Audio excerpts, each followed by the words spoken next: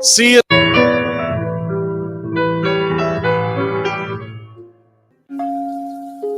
Lineup for yesterday by Ogden Ash. A is for Alex, the great Alexander. More goose eggs he pitched than a popular gander. B is for Bresnahan, back of the plate. The Cubs were his love and McGraw his hate. C is for Cobb, who grew spikes, not corn, and made all the basemen wish they weren't born. D is for Dean, the grammatical diz. When they asked who's the tops, said correctly I is.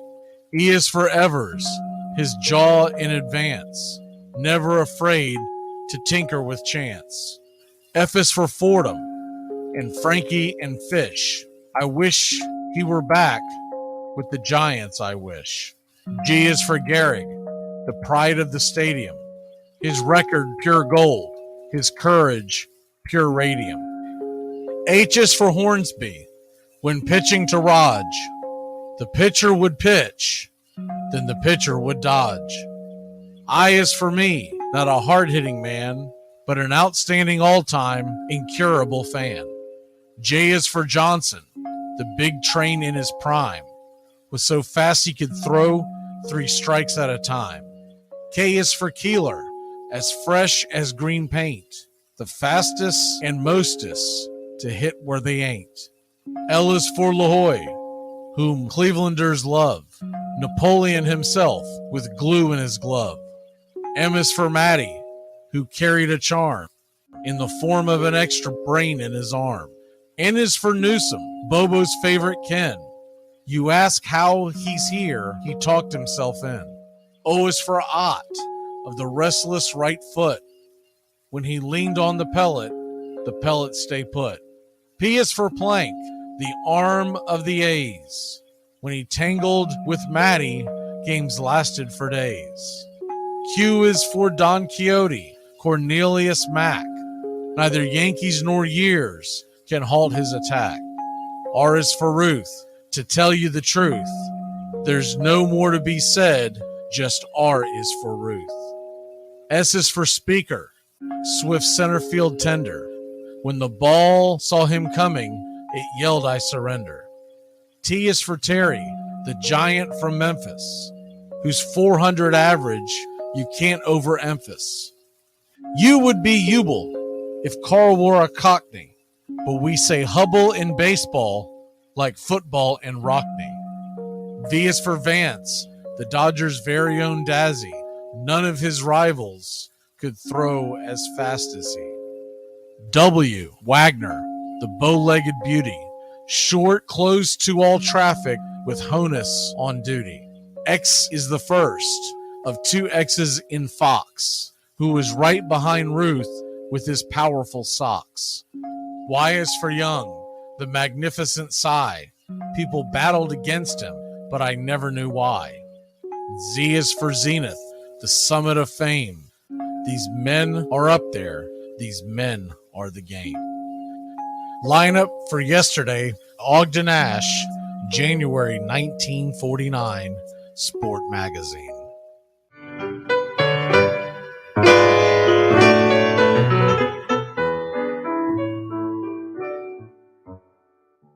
Armchair presents the world's first star in your own radio commercial.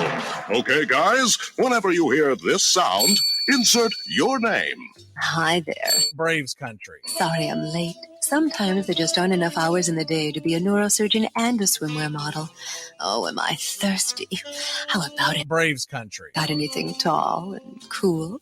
Oh, those. Braves country. You are so thoughtful. But of course, Braves country. the first choice for every occasion. You know, I have a confession to make. If I ever had a son, I'd want to name him Braves country. Oh, Braves country. come here. Now. Braves country. Braves country. Braves country. Well, you did very well in your first commercial. Braves country. Have a Braves country. You've earned it. Armchair.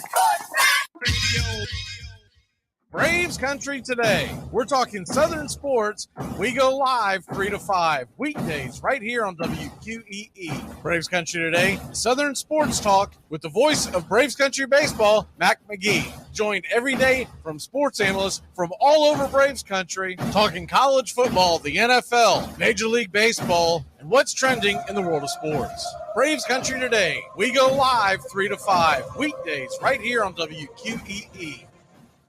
You're listening to Braves Country Baseball on Braves Country HD. Please like and subscribe today, youtube.com/@Braves Country. Braves Country Today. We're talking Southern sports.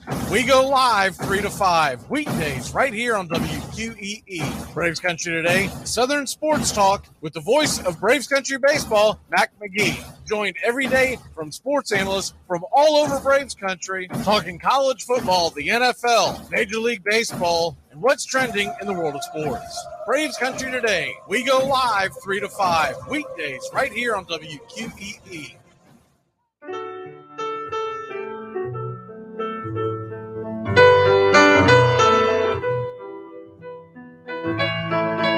Casey at the Bat by Ernest Lawrence Thayer.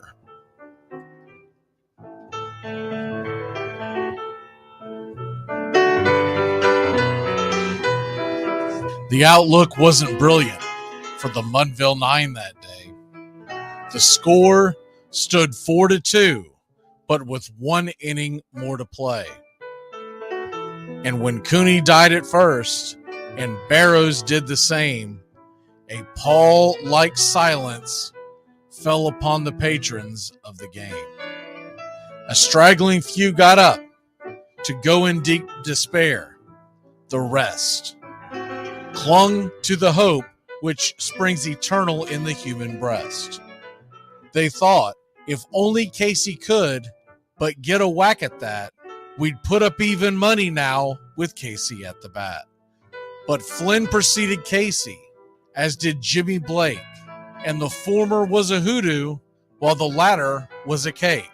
So upon that stricken multitude, grim, melancholy sat, for there seemed but little chance of Casey getting to the bat. But Flynn let drive a single, to the wonderment of all, and Blake, the much despised, tore the cover off the ball. And when the dust had lifted and men saw what had occurred, there was Jimmy safe at second and Flynn a hugging third. Then from 5,000 throats and more rose a lusty yell. It rumbled through the valley, it rattled in the dell. It pounded on the mountain and recoiled upon the flat, for Casey, mighty Casey, was advancing to the bat.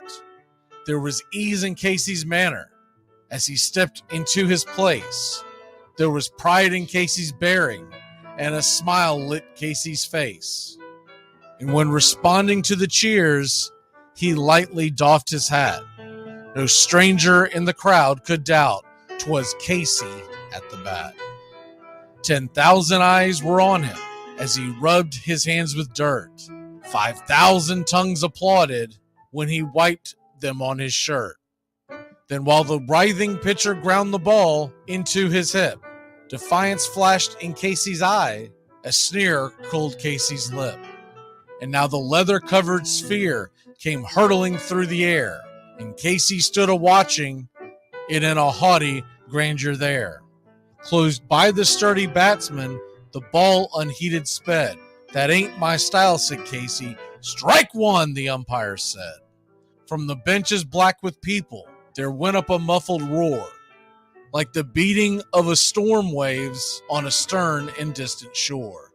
Kill him! Kill the umpire! Shouted someone on the stand, and it's likely they'd have killed him had not Casey raised his hand. With the smile of Christian charity, great Casey's visage shone. He stilled the rising tumult. He bade the game go on. He signaled to the pitcher, and once more the dun sphere flew. But Casey ignored it, and the umpire said, "Strike two!" "Fraud!" cried the maddened thousands, and echoed answered fraud. But one scornful look from Casey and the audience was awed. They saw his face grow stern and cold. They saw his muscles strain. And they knew that Casey wouldn't let that ball go by again. The sneer is from Casey's lip. His teeth are clenched in hate. He pounds with cruel violence, his bat upon the plate. And now the pitcher holds the ball. And now he lets it go. And now the air is shattered by the force of Casey's blow.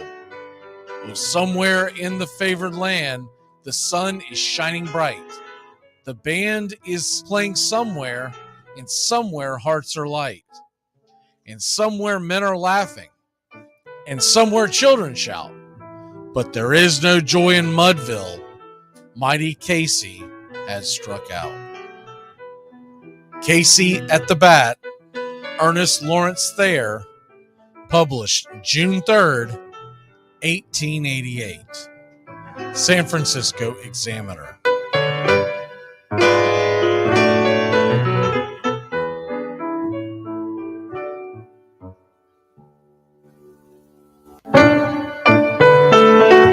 Hey, Braves Country! Braves Country HD is bringing you Braves Country Baseball. Braves Country comes to you every Tuesday night and Friday night, and 2 bonus games every week. Hi, I'm Mac Magee, and we'll be bringing you play-by-play, pitch-by-pitch of your Atlanta Braves. It's free to listen. Please like and subscribe. YouTube.com/@Braves Country. Braves Country Baseball for the fans, by the fans.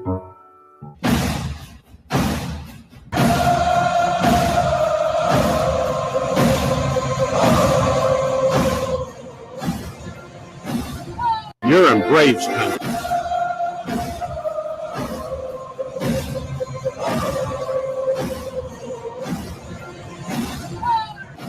Good morning, Braves Country. We're going to do a very quick pregame show for obvious reasons. Game starting at 12:35, so after the late game and a lot of stuff that has to be done production-wise pregame, here we go. You're ready? You're ready. Let's do it. First of all, I do want to mention they have announced the pitchers for the series starting tomorrow in New York. It's Charlie Morton, Spencer Strider. Charlie Morton on Friday, Spencer Strider on Saturday, and on Sunday it's Yanni Cheerios. Cheerios, right? And we're going to get another bowl of Cheerios Sunday night. Sunday, with Cheerios going, Saturday with Spencer going. Remember, we've got a doubleheader. My guess is Strider gets to pitch the night game. It is the nationally televised Fox game, but they normally leave that up to the player. So he may want to, and it really ends up being dealer's choice as far as the point that some guys like to go ahead and pitch the early game, get it over with, et cetera, et cetera. You get your downtime quicker, blah, blah, blah. Some guys don't feel like that they pitch as well when they have to get up earlier, and they wanted to do the night game. So regardless, the other game has not been announced, but this is according to several of the beat writers in the know. They believe it will be Michael Soroka or Alan Winans coming up and making that start. We probably won't know the answer until Friday night after the game. That's normally how they do it, because you're going to get to expand the roster, and you can't announce who you're going to bring up unless there's some kind of unforeseen injury and they go ahead and do it anyways. But the tea leaves will probably be read because you'll probably start getting announcements because they're going to have whoever it is fly into New York. And if you see Soroka, if you see Winans, if you see whoever, you're going to know, hey, what are you doing here in the Big Apple? Gwinnett's that way. So it'll be pretty obvious, but whether or not they'll leak it or who leaks it first, all that kind of stuff, we'll probably find out sometime on Friday. That's normally how they do it. They usually wait till the night after, but with it being an addition because you get the extra roster spot on a doubleheader. I've been saying this for a while. They need to add 2. One extra pitcher does not equate to what you may use in your bullpen. You need an extra bullpen guy along with an extra starter. That's something that I think the CBA needs to be addressed, and they need to do that in the future. Probably not a priority. You remember how the last one was going down with the lockout and all that nonsense. Well, this is something that's not going to get addressed anytime soon, but I do believe that that's the way it should be. I think a little of it's the owners being cheap, not wanting to pay the extra player. But when it's all said and done, it's going to save you money, you numbnuts, because you're not going to get a guy injured and then have to pay him along with whoever you got to bring up long term. So sometimes common sense isn't that common, right? Okay, today's game, the lineup is obviously out, and away we go with that. Good news, Kevin Pillar fans, and I am in that fan club. I'm not in the hate Eddie Rosario train either. I want to get that clear. I just would like to see Pillar get more at-bats. Not start over Eddie Rosario, but I'd like to see him get more at-bats. And there is a big difference. I do think Eddie still has a pretty darn good bat that you want in the lineup on most days. But when we get towards October, I love the idea of the platoon. That's all I've ever been saying. I've had a couple of people at me on different outlets that we do, and they think that I just am anti-Eddie Rosario. That is far from the case. One of my favorite calls I've ever done on Braves Country, bar none, was the Eddie Rosario home run against the Dodgers. That's why it pains me to admit, he shouldn't be in the lineup as much as he is. He shouldn't be in the lineup late in the games because Pillar's glove is better. Hilliard is close to coming back. They'll probably stretch that out where he doesn't come back until September. What's the rush, right? But we'll just see how they play that out. But any way you look at it, I'd like to see all these guys get a little more work down on the farm because we're going to hit October. You can't have all this rust on these bats. You just can't have it. And a couple other things did want to mention is, okay, we've got Bryce Elder on the bump. We know he's been really, really spotty recently, but he's been very good for us all year long. So I'm going in, the positive attitude, let's get it, right? With that being said, you got to win this game. Elder, you got to step up and make the Pirates miss the bat. You got to do Elder type things, which means locating that sinker. That's the key to the game for me, for Bryce Elder. Locating that sinker and making sure that pitch isn't drifting off the plate, running up your pitch count, drifting over the plate and getting hammered.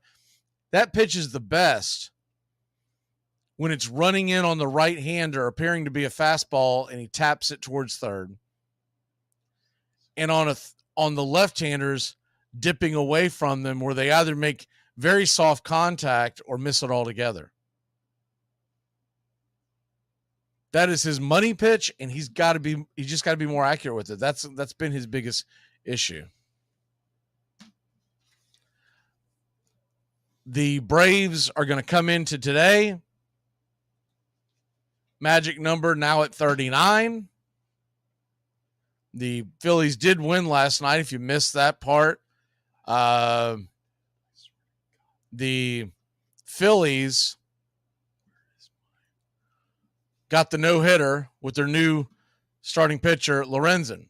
And I know a lot of Braves fans are thinking, well, we could have had him. Da-da-da-da-da-da-da. I will say this about Lorenzen, just following his career for the last few years. He's very up and down. He doesn't have dominating stuff, and they were playing the Nationals. He threw well over 120 pitches. I think I heard 125. I might be off by a couple, but somewhere in that neighborhood. And in today's baseball, 125 could be something that has long-term effects, because a lot of these guys come back after a long outing like that, and it takes them a few more. So was it worth leaving him in for the no-hitter when you're the Phillies and you're right in the thick of the wild card race trying to chase someone down?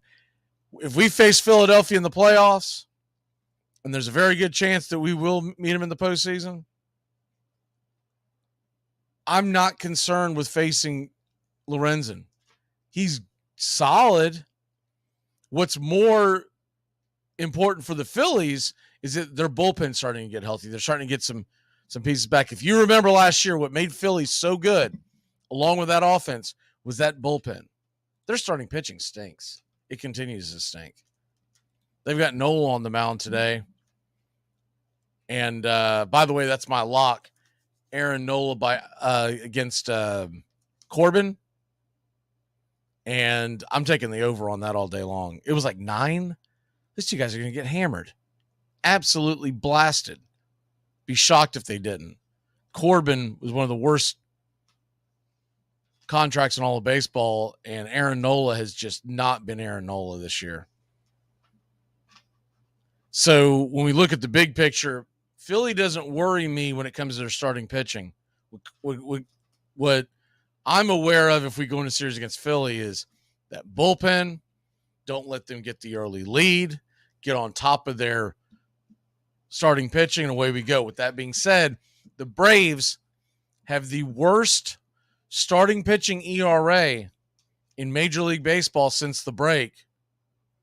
Or second worst. The only team with worse starting pitching since the break of the National League are these Pittsburgh Pirates. We got to fix that. We got to right that ship. And it's not going to happen overnight. These guys just have to go out there and pitch better. I think they've got to find a way to give these guys a little more rest. I've said it before. I'll say it again. I like the idea of going to a 6-man rotation down the stretch. Give these guys an extra day off. I think it would really pay dividends, at least for a few weeks, and then start to ramp it back up. But when we get the 28-man roster that you can field September 1st, which is now 3 weeks away, you can then get it back to a 9-man bullpen if you want at that point. You have an 8-man now with 5 starters. You could do a 9-man with 6 starters, and the numbers still crunch. That's the way I would like to see it. But what do I know other than the fact that we all sit here and watch these games in and out every day, and we're like, what the hell, man? You can't keep running these guys out there and expect something different. The weather today, little spotty for the early part. Do believe we're going to get the game in. It's supposed to be clear and beautiful later in the day, so if there is any kind of a delay, it won't be much of one, or shouldn't be much of one. Yesterday morning, I was thinking, my God, this game may not get played till 5 o'clock. Are they even going to play it? Because teams want to get on the plane. Yet last night, I noticed it was supposed to clear around the 2 to 3 hour. And then this morning, I woke up and checked, and I checked it again just a little while ago. It's supposed to be clearing out here even earlier. So the storm's moving a little faster than originally projected, which usually happens. So the Braves started at 6.03 ERA, by the way. 6.03 ERA since the All-Star break. Ouch. And the simple fact of the matter is they got to get better. They've got the talent. You're not going to convince me that when they're rolling and healthy and rested, that Max Fried, Spencer Strider, Elder when he's on, a healthy Kyle Wright, and for that matter, Charlie Morton when he's dealing is not enough. That's enough. Our bullpen's actually been pretty darn good. I know we had some doubts early in the year, but I see this with the Braves bullpen every single season, or at least for the last for this most recent run, right? 5 division championships. Our bullpen tends to really hit it in the second gear in the second half of the season. They start getting a little better around June and July. April and May are usually very spotty. That's the way it is with bullpen guys normally. Even the good ones, they usually struggle a little bit because they need more work to hone their craft every year. And they can't do a lot of throwing when they're not playing because then you're not going to be available. So it's always a weird dance. But Iglesias got out of a really tough spot last night. Minter, I thought, is looking better. He's still not quite the AJ Minter that we know and love, but I do believe he's getting better, and I believe that he's spotting his cutter, and his fastball is definitely back. I mean, he hit 97 twice last night. And as far as the other guys, I think they're doing a great job. I love what Pierce Johnson's doing. You're asking Pierce Johnson in the playoffs to be the 6th inning guy is what you're asking for. That's a pretty damn good 6th inning guy. Joe Jimenez, we know how well he's pitched, so I love the bullpen. I think the Braves are going to bang today. Going to go ahead and jump off here. My pick to click. With the lefty on the mound, Bailey Falter, we've seen him quite a bit, by the way. He came over from the Phillies. He's 0-7 with a 4.87 ERA, 1.47 whip. He's not as bad as his 0-7 record, but his whip, his ERA is pretty spot on. He doesn't realistically do a lot of things that wow you. If he did, the Phillies never would have gotten rid of him, right? You look at his most recent games. Now, he had a very good outing against Milwaukee, 6 days ago. He went 4 innings, 1 earned run, 2 strikeouts. They're not asking him to go more than about 4 innings usually. We go back to that was one outing, by the way. Prior to that, he had been pitching with Philly before the trade. Last time, other than last Saturday when he went 4 innings and 1 earned run, was he pitched back in May 15th, 4 innings and 6 runs against the Giants. 3 2/3 against Boston, 5 runs. So you see why they kind of gave up on him. Before that, in April, 4 innings, 4 runs, 6 innings, 3 runs. He's a lefty. He can be gotten to. I'm going to go with a high-scoring game today, even though it's a day game. I do believe the Braves are going to get to him. Give me the Braves to win this one. Because it's a day game, I'll take a little lower scoring of a high-scoring game. The over-under is, 10? So if we go off of that theory, give me the Braves to win this one 7-3. I believe Melder's going to pitch better. I mean, he's got to. If he pitches any worse, he's going to be down back on the farm. Pick to click, left-handed pitcher. I took Acuna yesterday because he's coming off. Let me go with I don't like going back-to-back on guys. Let me go with you know who's due? I like for today. This is a real dart throw because I think Ozuna's been swinging a better bat. But because of that, and they've been walking Olsen a lot, it's hard for me to pick him because are they going to walk him a ton? Give me Travis d'Arnaud. Travis d'Arnaud is due. He's had a couple of hits here recently, but I like to see Travis. Let's get him to that 10 home run mark. And there you have that. Did want to address one thing before we jump off here. Had a couple of people that were saying that they enjoyed the broadcast, and we do appreciate that, but that they don't like the sign that's put up there. I get that, but it's not going anywhere because I'm being told to put it on there. My producers are being told to put on there. It's coming from basically our bosses, because you don't make any money off the likes. What you do when you get the likes is that more people find the channel, and more people that find the channel gets us more views. And the more views that we get, the more games we're allowed to do, because if they don't get the increased viewership, I'll just put it that way, then these radio stations that are covering us and carrying us are more likely to say, hey, why don't we cover something else? And I want to do Braves games, y'all. I really don't want to do other games. So that's why we're doing it. That's kind of behind the scenes look of it. I want to do Braves games. I don't want to do other things during the Braves season. We are going to be doing football, don't get me wrong, but we're going to let the baseball season breathe, and I really don't want to be involved in that. But I get their reasoning. I'm with you. I don't like it either. It's a bigger pain for us than it is for anyone else, because we have to move the sign and do all this kind of stuff and yada yada yada, where everyone else just has to smash the like. Once we hit the 100, and I do have to say the 100 is starting to hit a lot quicker, so we can get rid of it, which is the whole point of this thing. So if you just smash the 100, get everyone else to smash the 100.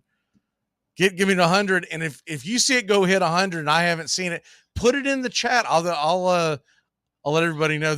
I think they're doing a pretty good job of pulling it down, but they may not see it immediately, and we'll definitely get it down as soon as it hits 100. So there you have that. All right, let's take a quick break.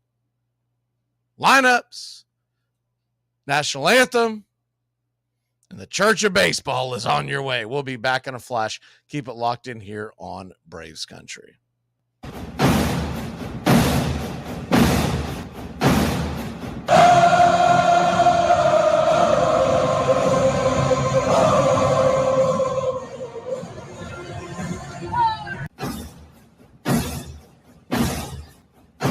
You can't drink like me. You can't smoke like me. So don't try and be like me. Let's party together. There's something kind of about a kid that's never played baseball. If baseball is about caring, about loyalty and rivalry. Baerga is 0 for 3. Left center field. Grissom on the run. The team of the 90s has its world championship. There's a very peaceful thing. It was created and played in pastures and meadows. There's grass, there's outdoors, there's everything that people thought was American and feel about America. You get in a ballpark, and it's the wonder of walking through that dark tunnel and seeing a huge open space where men play the little boy's game.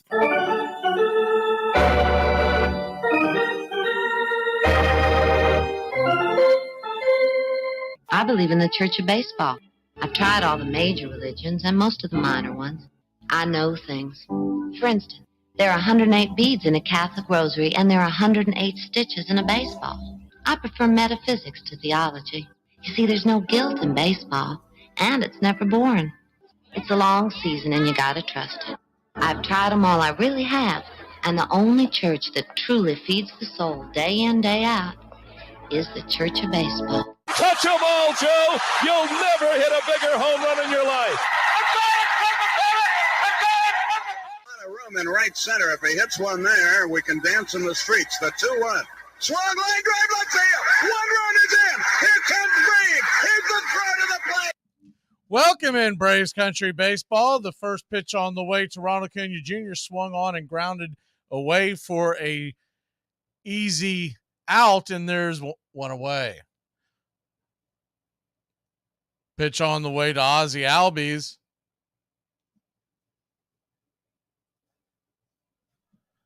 Swung on and fouled back. It's 0-1. Getting everything straightened up here. We apologize. The kind of running behind with this day game. The 0-1 pitch. Swung on and fouled straight back. It's 0-2. We'll get it straightened out here in just a second.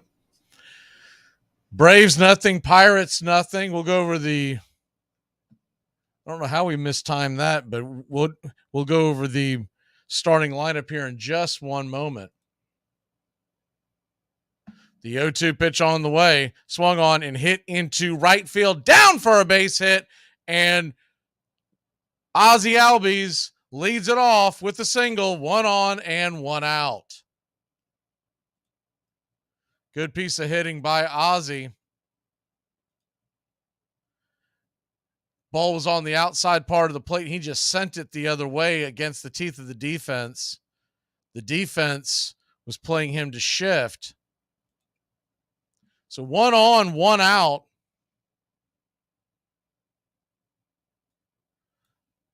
First pitch to Austin Riley. First pitch swinging for a strike. It's 0-1. Fouled away. Man, when it rains, it pours. Everything that could go wrong today has gone wrong. The 0-1 pitch. Swing and a miss at the curveball from Bailey Falter. It's 0-2.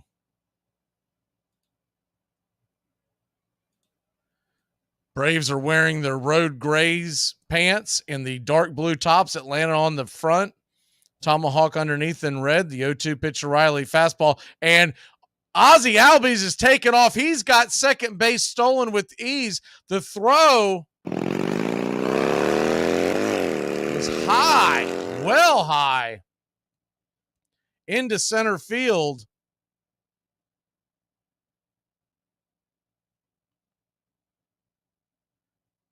Ozzie had already slid. Had he known the ball was going to go that poorly into center field, he might have been able to take third, but you got a runner on second. 1 out, the 1-2 swung on and grounded into the hole down to left field. Here comes Ozzie Albies. He's rounding third. He will be safe, and the Atlanta Braves take a 1-0 lead.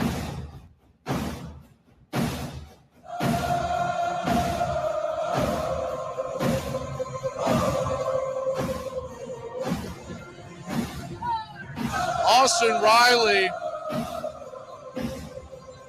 the base hit, RBI single.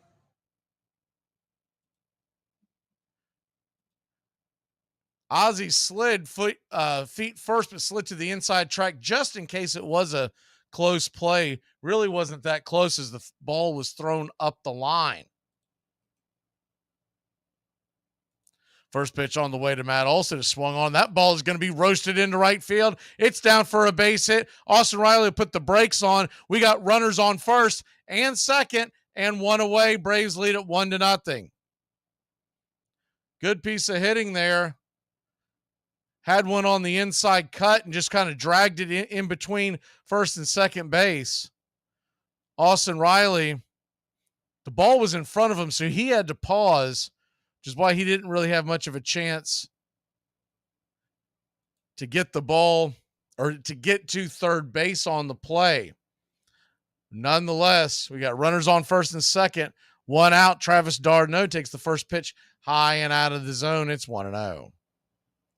Travis d'Arnaud behind home plate today, giving Sean Murphy the break on a night-day turnaround. The 1-0 pitch right there at the knees. 1-1.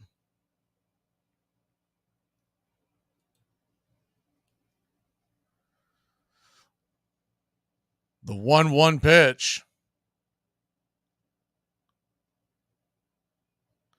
Lets it fly. High and inside, 2-1. Bailey Falter, the ex-Philadelphia Philly, came over to Pittsburgh. Has made one start since May. You may have heard in the pregame. The 2-1 to d'Arnaud. Pitch on the way. Swing, and that ball's lifted into left field. Will it get down? It will not. Making the catches, Palacios. And going back to the bags are Riley and Olson. There's 2 away. I think he got a pretty good pitch to hit. Just missed it. Marcell Ozuna will come to the plate.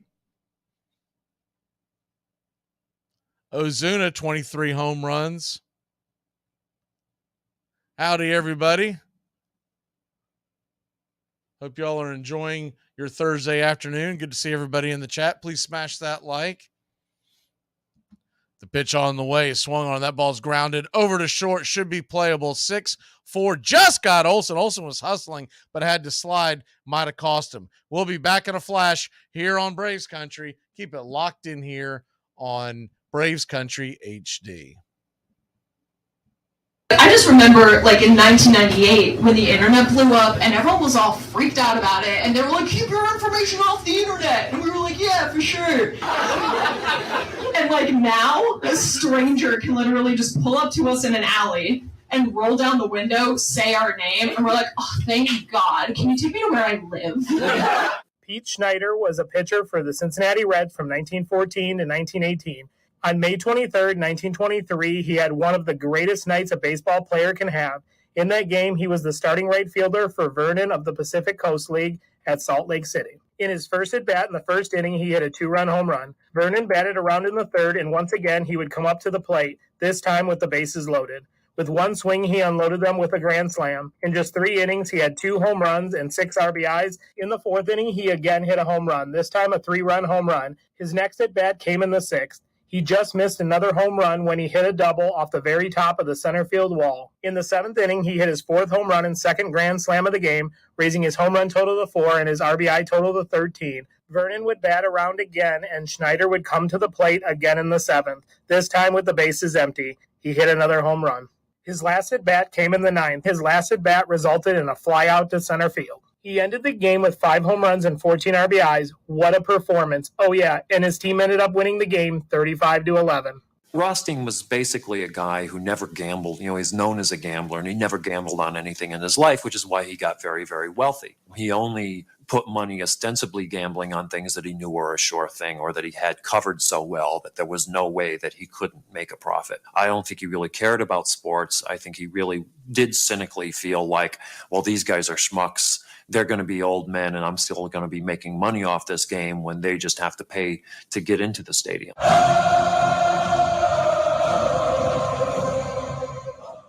Welcome back to Braves Country Baseball, your Atlanta Braves.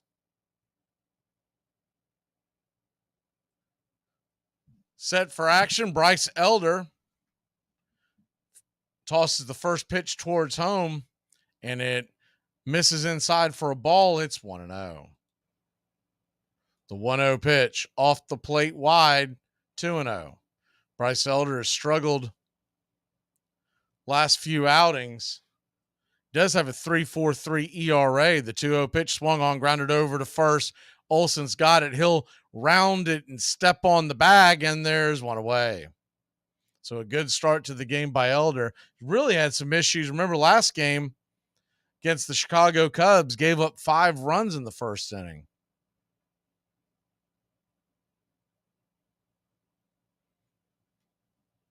Braves nothing. Braves 1, Pirates nothing. If you're just joining us, Ozzie Albies scored on a RBI single by Riley to start the first inning. First pitch on the way to Brian Reynolds, drifts down low for a ball. It's 1-0. The 1-0 pitch swung on. That ball's going to get dumped into left field, down for a base hit.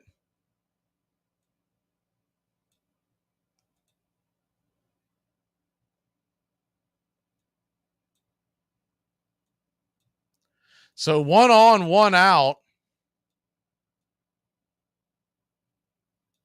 The number 3 hitter, Cabrian Hayes,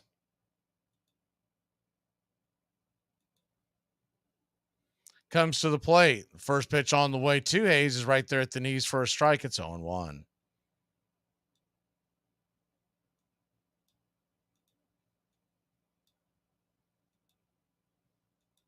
The 0-1 to Hayes.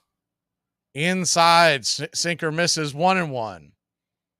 I think we'd love to see the Atlanta Braves be a little more consistent here, especially with Bryce Elder on the bump today, hitting the strike zone, not having such high pitch counts. Been really a big mess the last few weeks.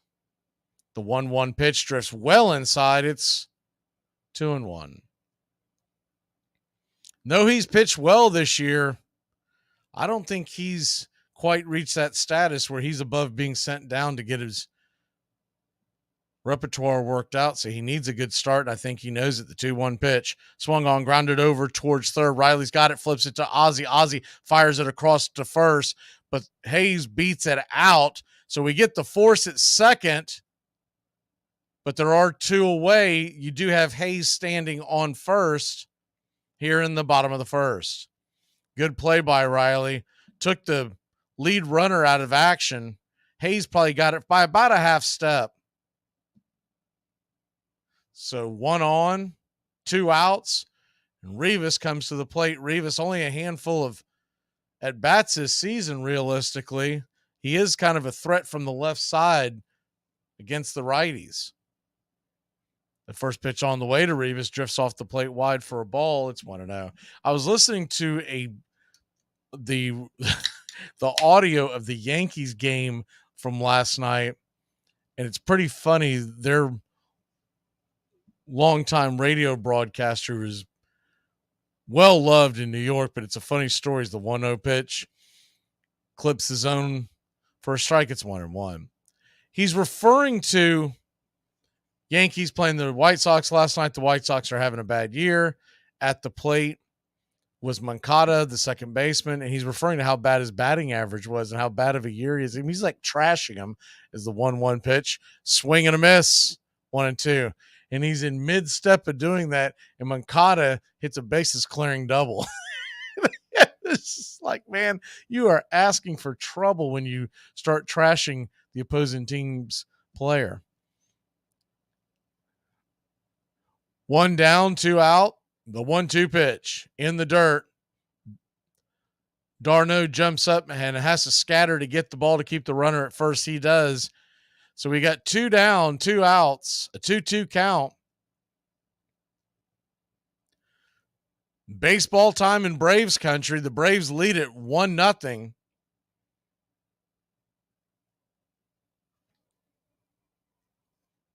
The 2-2 pitch swung on and fouled back out of play.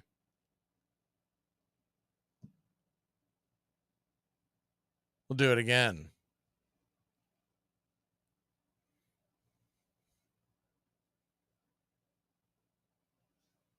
Looking at the lineup, we'll do those as the pregame got kind of messed up. We do apologize for that again. It was bad math as the 2-2 pitch swung on and tapped right back to the mound. Bryce Elder grabs it, flips it to first, and he's out of trouble. So the Pirates put 1 on, but fail to score. We'll be back in a flash here on Braves Country.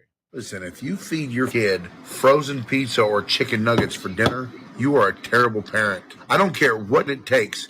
You take the time out and you put that in the microwave. Today we're going to talk about the career of Rod Carew. He made his major league debut April 11, 1967. He had a career-high 5 hits against Washington on May 8, 1967. On May 20th, 1967, he became the first Minnesota Twins player to hit for the cycle. All of these things happened in his first 2 months in the major leagues. He was an 18-time All-Star. He only missed 1 All-Star game in his career. In 1969, he stole home 7 times.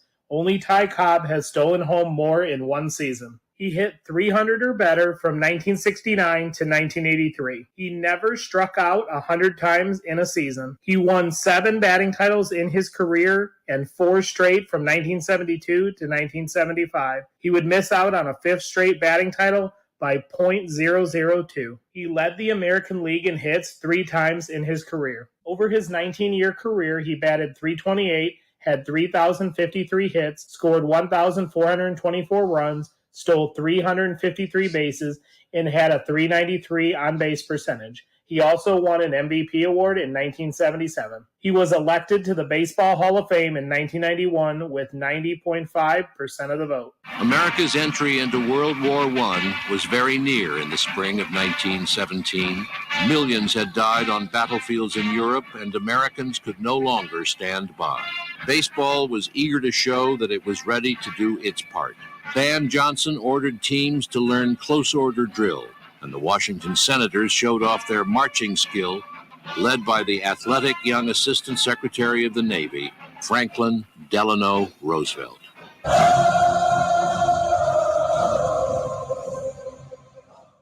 Welcome back to Braves Country Baseball. The Atlanta Braves lead it 1-0. We'll go back to work as coming to the plate to start the inning is Orlando Arcia. First pitch on the way from the left-hander Bailey Falter is a curveball way high out of the zone. It's 1-0. Arcia, batting .300 on the year, takes a hack at the 1-0 and fouls it straight back. It's 1-1. Braves lineup looks like this as we weren't able to squeeze that in. It's Acuna in right, Ozzie in second, Austin Riley third, hitting third, Olsen the cleanup spot, Darnode behind the plate. The 1-1 pitch fouls it straight back. It's 1-2. Ozuna batting sixth in the DH spot. Orlando Arcia is seventh, not eighth like he normally is because of the left-hander. He is in the number 7 hole playing short, and Pilar is in left batting eighth. The 1-2 pitch misses inside, 2-2. And, of course, Money Mike is in center batting ninth. We'll do the Pirates when they come back to bat. The 2-2 pitch swing, and that ball is hit hard and high and deep, going back on the track. Zip, boom, bam, it's gone. Ramalama ding dong. A solo shot makes it 2, not 3-0 in your Atlanta Braves. 407 happy feet off the bat, 101 mile an hour exit velocity. Orlando Arcia got all of that one, hammered it into the left center, into the Pirates bullpen, and the Braves lead it 2-0. That'll bring Kevin Pilar to the plate. Pilar takes the first pitch curveball right there about belt high. It's 0-1. Kevin Pilar, the hero from a couple of nights ago when he got the game-tying RBI in pinch hit roll. The 0-1 pitch, swing and a miss. Up top, it's 0-2. If you missed it in the pregame show from yesterday, he really had a heartfelt speech after the game on Tuesday where he was basically saying that what we all know, what we all have been saying, how hard it is to stay consistent as a hitter when you're getting very few at bats. The 0-2 pitch, down and in. Did he go around? They're going to check down Jim Wolf down the third base line. He says he did. Pilar doesn't like it. I don't know about that, but Pilar's got to realize Jim Wolf is blind as a bat. So we saw that when he was behind home plate the other day. He looks like he held up. That's a really ticky-tack. Jim Wolf, for those listening on radio that can't see him, is the first pitch on the way to Harris is inside for a ball. It's 1-0. Really jacked, like Ed Hockley kind of jacked. And I'm always thinking Jim Wolf is trying to speed the game along because he's got to get back to the gym. The 1-0 pitch, down and in, it's 2-0. He's always like really, really shady behind home plate. You never know if you're going to normally don't get a good game. In fact, Alan Porter's probably the best home plate umpire in this crew. The 2-0 pitch misses high. They're going to say that clipped the top of the zone. It's a really high strike. It's 2-1. The 2-1 on the way. Right inside, 3-1. It's Wolf at first. Jeremy Riggs is second. McClinsky is third, and Porter's behind home plate. Now, Porter's not perfect. He's, of the four that I've seen, he's probably the best of these four. The 3-1 pitch right there at the knees, called for a strike. It's 3-2. He's at least, the one thing I'll say about Porter, he's consistent in the fact that even if his zone, you don't like his zone, he's normally consistent where he calls it. So once he establishes it, you kind of have to realize that for the rest of the game. Wolf is all over the place, spotting dimes, eating onions. The 3-2 pitch. Swing and pops it up. Jam shot over towards left field, coming in, giving chases Palacios. He has to put on the brakes and make the catch. Almost looked like he might have had a almost near slip, but he caught his balance, and there's 2 away. Ronald Acuna Jr., 26 home runs, 53 steals. 8th player in MLB history with a 25-50. Of course, we expect him to get much higher, and I think he's going to become the first ever to do a lot of things with those numbers by the end of the year. First pitch on the way to Ronald is a high strike by Porter. It's 1-0. Porter normally calls north and south big, east and west a little more conservative. The 1-0 pitch, curveball, just misses below the knees, 1-1. Underwater, I was just thinking that same thing about Jim Wolf. Can't stand you. The 1-1 pitch. Swing, and that ball's hit hard on the ground, but right at the third baseman. Hayes flips it over to first, and that'll end the inning. So 3 up, 3 down.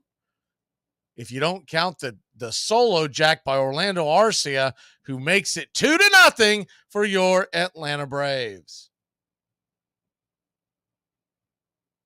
Introducing the only Triple Crown winner you've never heard of, Tip O'Neill. James Edward Tip O'Neill played Major League Baseball for 10 seasons as a left fielder and a pitcher for 4 Major League clubs. For one magical season in 1887, he put up numbers that will never be seen again. That season, he led the league in doubles, triples, and home runs, which no other player in the history of baseball has ever duplicated. His .435 batting average that season still ranks second on the all-time single-season batting average list. Originally, his batting average was .492 because bases on balls were counted as hits that season, but this was later adjusted in 1969. His 167 runs that season ranked 4th on the all-time single-season runs list. He not only led the league in batting average, home runs, and RBIs, he also led the league in on-base percentage, slugging percentage, runs, hits, doubles, and triples. Altogether, he led the league in 11 different categories that season. The only major category he didn't lead the league in that season was stolen bases, which the league leader had 138, and O'Neill only had 30 stolen bases that season. 2 out of every 5 hits by O'Neill that season were doubles, triples, or home runs. Between August 24th and September 5th, he set a record of 12 consecutive games with 1 or more extra base hits.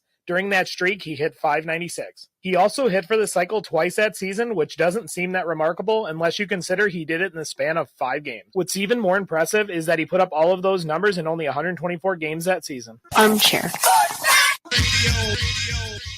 In 1866, at Vassar College, a group of freshmen, with the support of a female physician who thought exercise for women essential to good health, formed the Laurel and Abenakis Baseball Club. Other colleges soon followed suit. They did not play for long. One day, a student, while running between bases, fell with an injured leg. We attended her to the infirmary with the foreboding that this accident would end our play of baseball. The teams were soon forced to disband. The game was considered far too violent for young ladies to...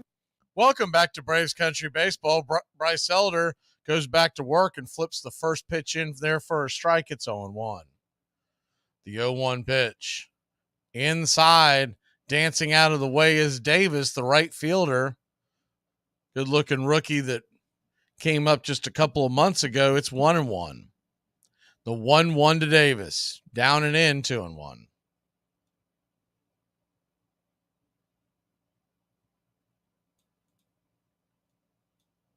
Braves 2, Pirates nothing. The 2-1 pitch swung on and bang foul into the first base dugout cage right in front. Near the camera well, really close, not too far from Max Fried. He had to duck. Geez Louise, don't get that man injured again.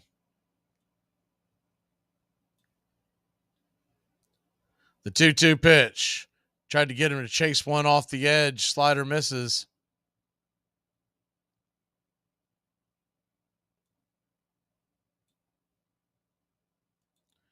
Two from Elder. Swing and a miss. Strike 3. Got him to chase one under his hands. That is his best pitch. When he can get that sinker on the right-hander to start over the dish and then dive in on the hands with 2 strikes, it is really hard to lay off, especially when you got 2 strikes on you.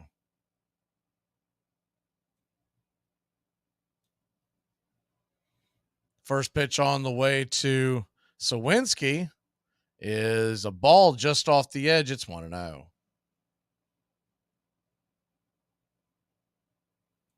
The 1-0 pitch swung on, lifted into left field. Should be an easy one. It is. Pilar's got it. And there's 2 away.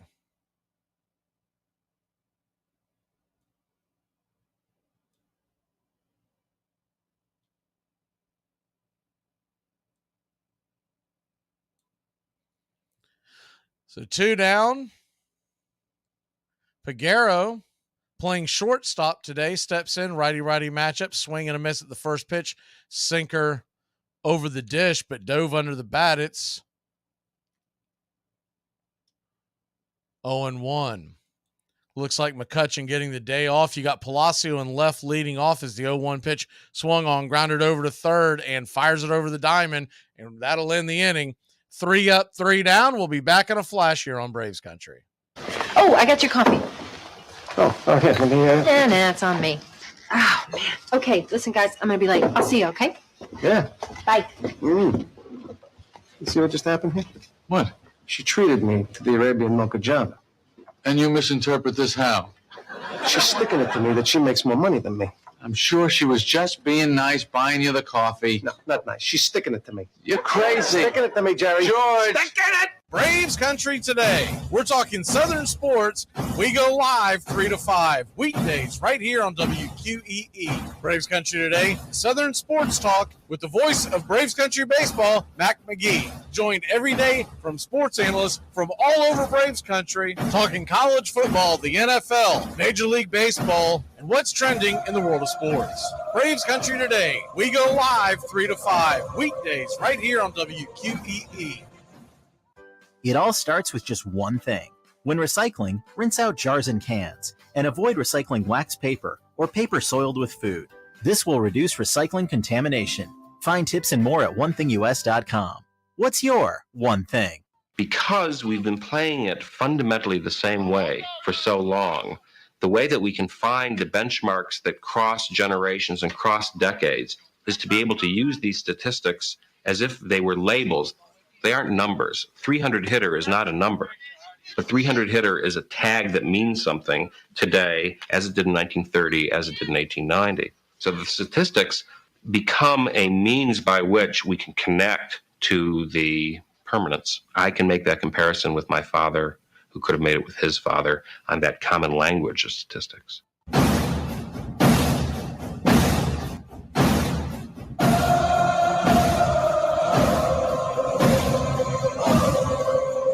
Welcome back to Braves Country Baseball. Atlanta Braves playing another early one here on a Thursday. The first pitch on the way to Ozzie Albies swung on, grounded softly over to third.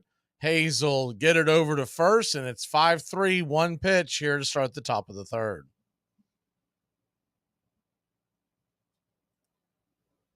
You know, in years past, Ozzie was always known as such a much better right-handed hitter. But we've seen so few lefties this year. I'm starting to wonder if maybe it's a hindrance for him to be on the right side. First pitch on the way to Riley is right there for a strike. It's 0-1. The 0-1 pitch, changeup, misses off the edge. Riley holds off. It's 1-1. In years past, that would have never been thought of, but you think about he normally first few at bats when he comes up from the right side facing the lefty starter are usually tough. The 1-1 pitch swung on, bang foul down the line. It's 1-2. Percentage wise, he still has more power, but he's definitely gotten much better from the left side this year. The 1-2 pitch, high and out of the zone, 2-2. If there are any Pirates fans in the chat, which I do see underwater. I'm curious what your thoughts are on the City Connect jerseys. They're not wearing them today, but a lot of fans have them on. The 2-2 pitch swung on and hit down the line. Foul. Just out of play. We'll do it again at 2-2. Those listening on radio, they're really bright yellow, and they have a black PGH. That's all they have on them. But they're evidently pretty popular because I see a lot of fans wearing them. The 2-2 pitch. Swing! Pops it up. Will it stay in play, drifting over towards first base dugout? He's going to make the catch in foul territory. Rivas, and there's 2 away. Thought it might land into the first base stands, but it looks like the wind just pushed it back. So 2 down, and the Ice House coming to the plate. Matt Olson, 1 for 1 with a single. Breaking news, they actually pitched to him with a runner on. The first pitch to Matty is a fastball high out of the zone. It's 1-0. Interestingly enough, that pitch was pretty well out of the zone. Porter has called that high strike a couple of times so far. The 1-0 pitch, swing and a miss off the plate. It's 1-1. Yeah, he's been stuck on 39 for a few days, but it's a good problem to have, I guess. The 1-1 pitch, high and inside, 2-1, close shave. Obviously, the Braves are not new to Falter, nor is he to the Braves as he pitched for Philadelphia. You'd expect probably about 4, maybe 5 innings from him today. The 2-1 pitch off the plate wide, 3-1. If he's really rolling, they might roll the dice, but typically it's an exaggerated bullpen game when Falter comes in. They're trying to develop it into an actual starter, legitimate starter. 3-1 pitch, fastball up high, 3-2, swing and a miss.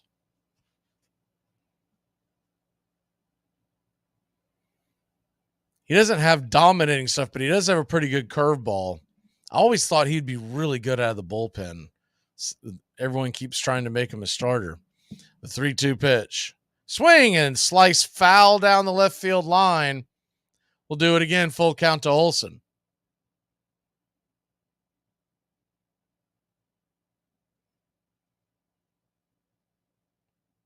Yeah, those sleeveless ones were pretty bad. I still love the old Pirates ball cap from the 70s. The 3-2 pitch, swung on and pops it back foul out of play, 3-2. I might be the minority on that, but I love those old painter-looking caps, the ones that are throwbacks from about a century before.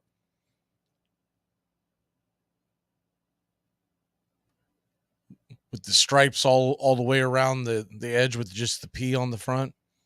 The 3-2 pitch, swung on and fouled down the line. We'll do it again at 3-2. Really making them work.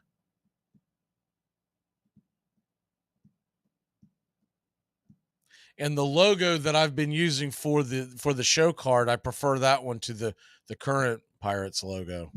The 3-2 pitch to Olson. Swing, and that ball's hit high and deep, going back on the track. That's it, baby. Number 40 has left the building. A solo blast. The Ice House. 40th home run of the year. 101st RBI. 427 happy feet. Your Atlanta Braves lead it 3-0. 1 run in the first, 1 run in the second, and 1 run in the third. I'll take a 9-0 game. That'll bring Travis d'Arnaud to the plate. Travis d'Arnaud, man, does he do? The first pitch on the way, swung on. That ball is rifled into right field, down for a base hit, and your Atlanta Braves got something going here. Maybe keep this thing going, 1 on, 2 away.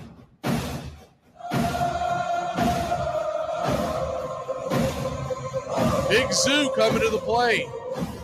Marcell Ozuna sitting on 23 for a while. They're going to go out there and talk to Marin. The pitching coach is going to go out there and talk to Falter. Conversation's probably something around I hope we didn't give up a whole lot to get you in this deal from Philly. Do you know your way to the bus station? Because you're heading back to AAA.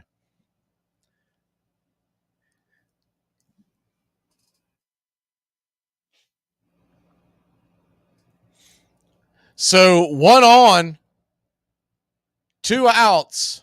Marcell Ozuna coming to the plate.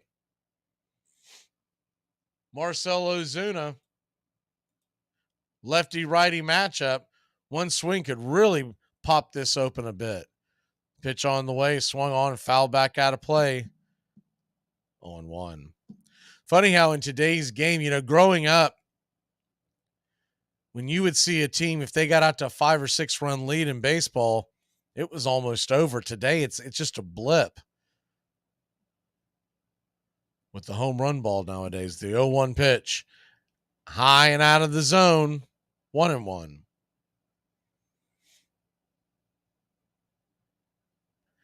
Yeah, Russell, I'll tell you what, the more dynamic player is Acuna, so he may get the votes, but the one who's producing the most at this point is 1-1 pitch, swung on. That ball's lifted high, deep into left field. It's going to get down where the green grass grows. Here comes Travis d'Arnaud. He's flying around third, and the Atlanta Braves have taken a 4-0 lead.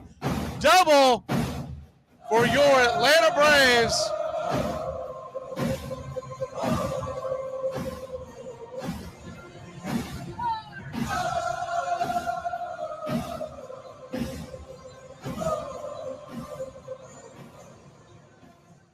Braves 4, Pirates nothing.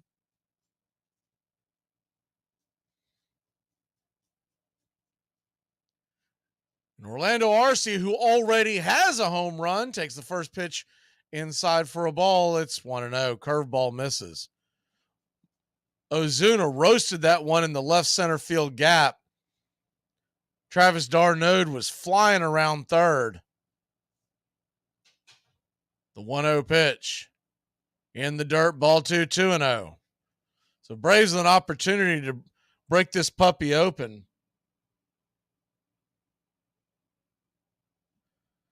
Marcell Ozuna did the 2 small when he got to second base as well. The 2-0 pitch inside for a strike. It's 2-1. Braves country baseball. The 2-1 pitch. Runner on second. Ozuna kind of inching towards third. The pitch on the way. Swing! And that ball's hit hard but foul down the third base line.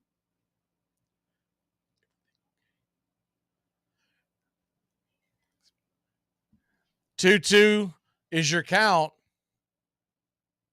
Falter, by the way, at 56 pitches. The southpaw lifts the glove and lets it go. In the dirt. Good take by Arcia. He thought about swinging for it, but held up at the last second, so we got a full count to Orlando.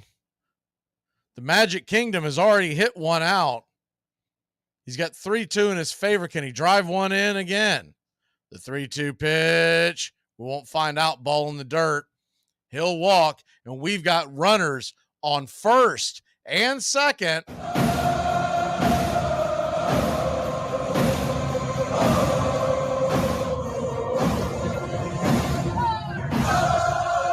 outs.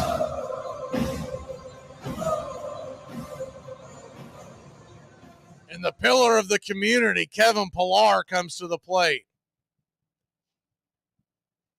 The first pitch on the way to Pillar is right inside there for a strike. Inner cut. It's 0-1. Good pitch.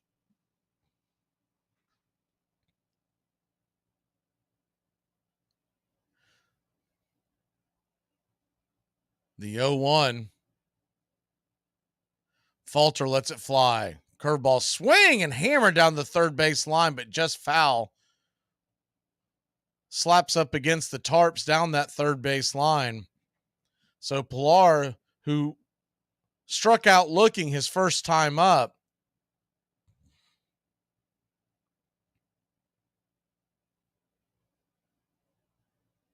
The 0-2 pitch, swung on, bang foul down the third base line. It's 0-2.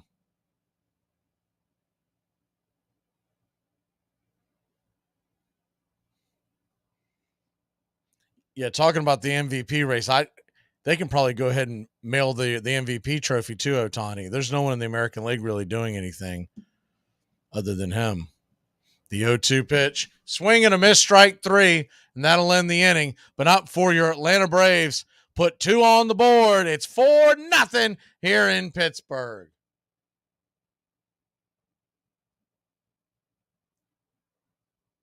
No, you don't drink. You're just acting. In fact, last night at the bar, he was acting so good they had to carry him to his room. Braves Country today. We're talking Southern sports.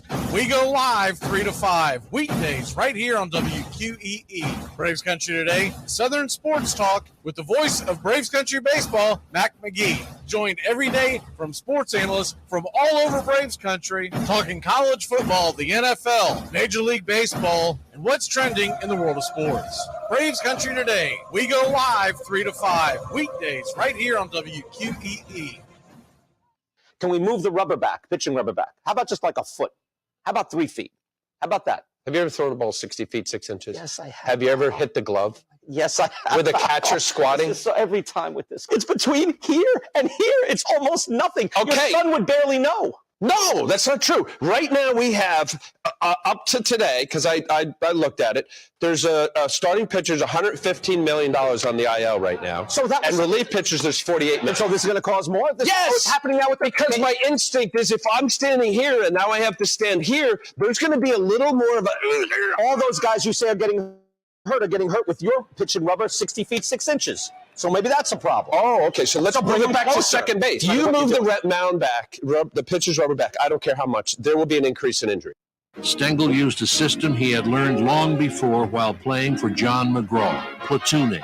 Left-handed hitters would often be benched against left-handed pitchers. Right-handed hitters went for weeks without facing a right-handed starter. He also relied heavily on relief pitching.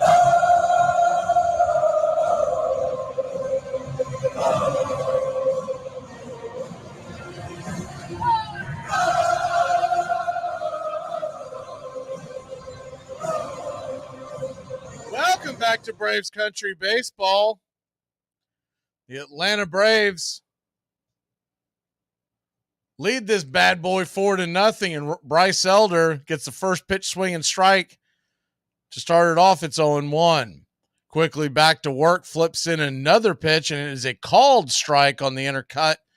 0-2. The 0-2 pitch to Triola, the number 8 hitter, 1-2. I don't think we ever got to the Pirates lineup. Things have been moving so fast here. It's the 1-2 pitch, swing and a miss, strike 3. I better get it in quick. Elder looks like he might be pitching well today. Palacios is the leadoff hitter playing left field for Pittsburgh. Reynolds, the designated hitter, getting the day off in the field, but he is batting second. Hayes at third, batting third. Rivas at first, cleanup. Davis in right field batting fifth. Sawinski, the center fielder, is the first pitch on the way, is swung on by delay, and that ball's going to get dropped down into right field for a 1-out single for the Pittsburgh Pirates. Sawinski, the center fielder, batting sixth. Piguero, shortstop, batting seventh. Triolo was second baseman, batting eighth, and delay, as you just saw, the hind catcher and batting ninth. So we're back to the top of the order. Palacios 0 for 1 on the day. Righty-lefty matchup. The pitch swung on and fouled back out of play. It's 0-2. Braves Country Baseball, please hit that like and please subscribe today. If you're listening on radio, jump on youtube.com/@Braves Country to join in on the chat. We usually have a lot of fun here on Braves Country Baseball. It's youtube.com/@Braves Country, Braves Country HD. The 0-1 pitch. High. They're going to say that hit Palacios. It hit the. All right, so at some point, The pitch hit the strike zone. So if the pitch hits the strike zone, what that tells me is that the batter is too far over the plate. And he did not make an effort. In fact, he dipped down. So a bad job by Porter. Porter knows that if the batter does not make an attempt to get out of the way of the ball, and if it's that close to the strike zone, you have the ability to not call a hit by batsman. First pitch on the way to Reynolds is off the plate wide for a ball. It's 1-0. You don't really see the umpires have the guts anymore to make that call. Used to, they would do it. And if you didn't make an honest attempt to get out of the way, they would not award you the base. The 1-0 pitch. Down and away, 1-1. So if you're listening on radio, that pitch, if it wasn't in the strike zone, it was borderline, and the batter actually dipped down to get just the piece of his elbow pad that was sticking out to barely clip it, because all the umpire hears is what an umpire is looking for is the 2-0 pitch misses outside, 3-0. He's looking for hearing the ball hit something and then hit the mitt, so the double hit. So now runners on first and second, 1 out. The 3-0 pitch called for a wide strike. It's 3-1.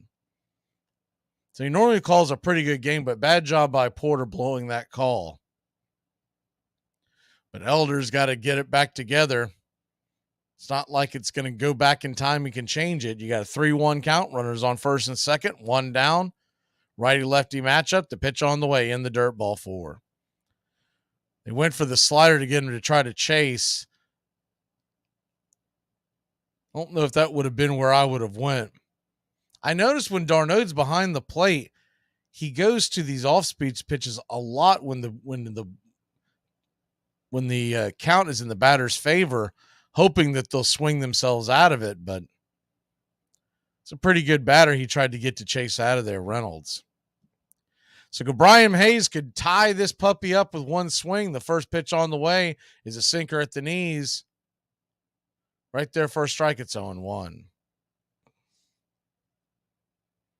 And Elder's got to realize, too, what's going to get you sent back down, it's not the hit by batsman, it's those bases on balls. The 0-1 pitch off the plate wide, 1-1. He's walked a lot of batters here recently.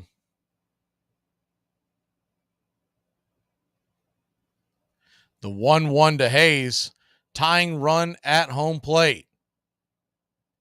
Elder lets it go. Swing, and that ball's fouled back out of play.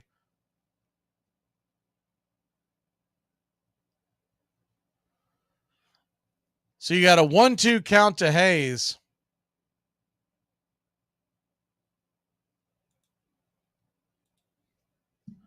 Bases loaded. Could use a strikeout, but more importantly, a double play, a ground ball. The 1-2 pitch. Swung on, just got a piece of that. Swung out of the zone at the slider, 1-2.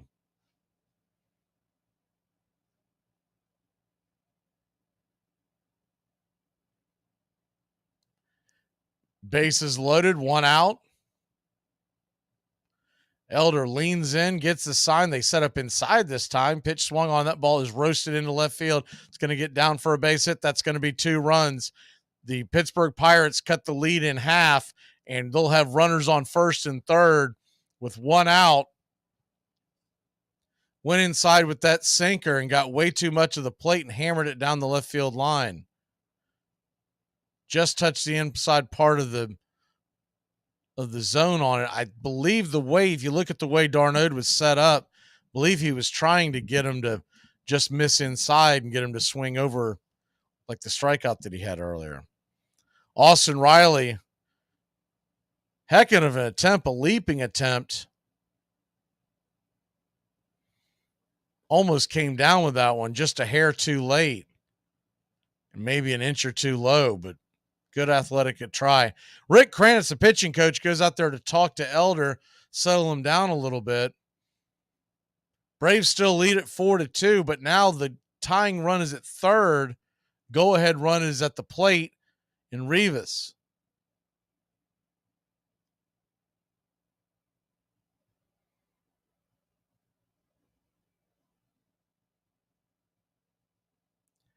Runners on the corners, one out. Pitch on the way, down and away. It's 1-0.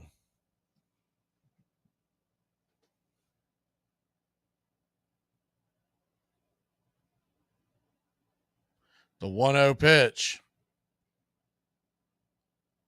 just misses. 2-0.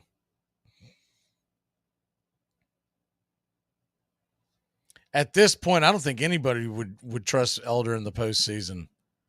He's really struggled his last 4 outings. The 2-0 delivery.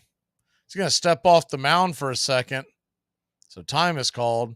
You got a 2-0 count, runners on the corners, 1 out. But at the same token, I don't know how well you trust Charlie Morton to go deep into a game. The 2-0 pitch right there at the knees for a strike, 2-1. What was most disappointing when you look at this offense, you look at this bullpen, and you look at the front of the rotation. This team has all the pieces to win the World Series. As Elder turns around and flips it over to first. And that is considered his second move over there. And I hope Elder understands that, because he stepped off the mound a second ago. Whether you make the offering or not, he goes over there again, it'll be a balk. The 2-1 pitch. Swing and a miss. It's 2-2. With all that being said, the front of the rotation, the bullpen, the best offense in baseball, I just would have liked to have seen them bring in one more starter. I understand that they expect Kyle Wright back, but that's a big expectation considering how little he's pitched. The 2-2 pitch just misses down and away, 3-2. So a full count. You see what Lorenzen did last night for Philadelphia. They got him in a trade with the Tigers. He's one of the guys that I had targeted, although I don't believe he's going to be a big-time pitcher in the postseason. If you've seen Lorenzen pitch, the 3-2 pitch, swung on and hits it high and deep down the left field line. Coming in, making the catch is Pilar, and he'll gun it towards home. Here's the throw to the plate, and he is out, baby! Down for the count. That'll end the inning. A double play.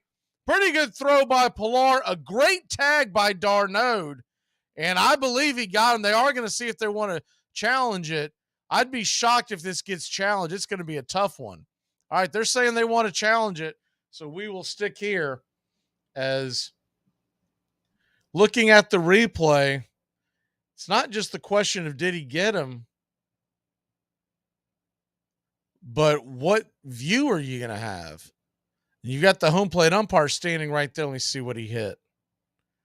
I don't think he touched the plate. I think he touched the ground, and then and Darnode had the plate blocked with his glove. We'll see what they see. The two views that I've seen, one on Atlanta and one on Pittsburgh's cast,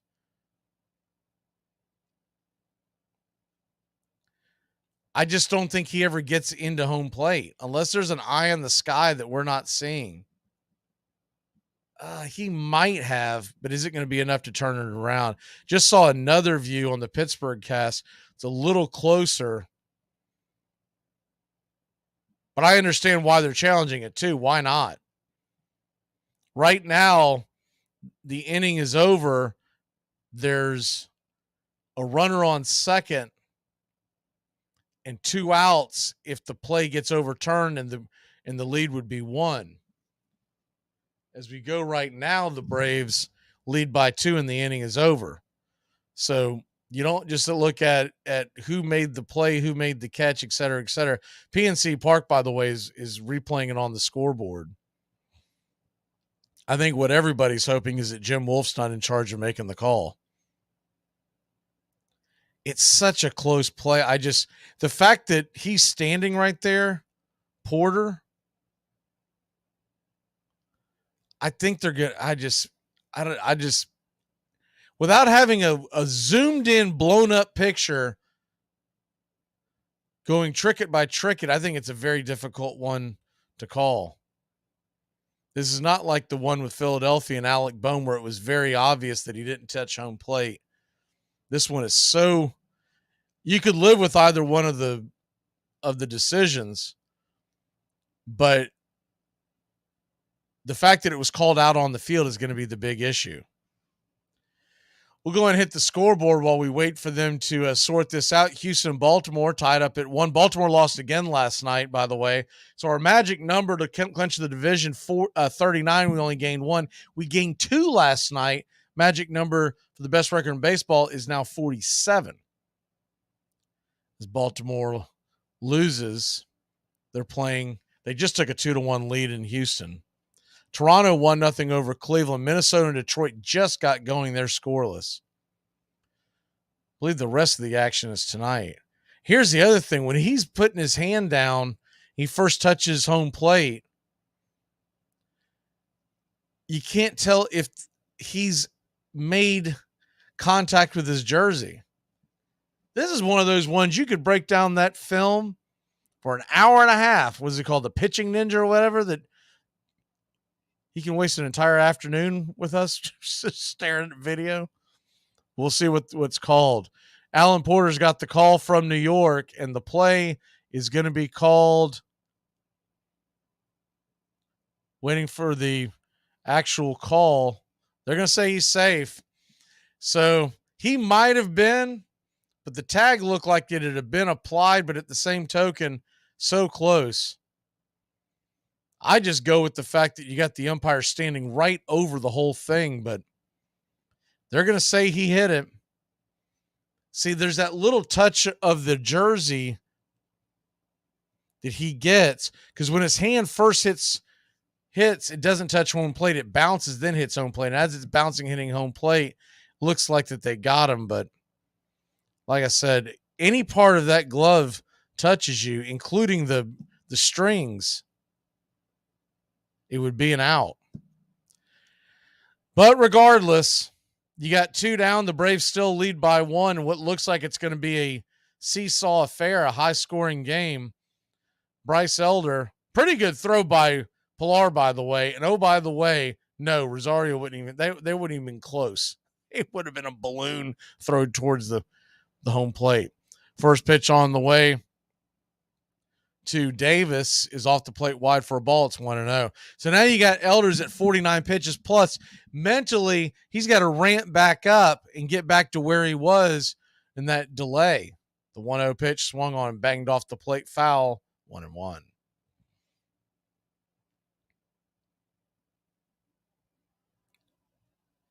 Henry Davis, 0 for 1. Strikeout in the second inning.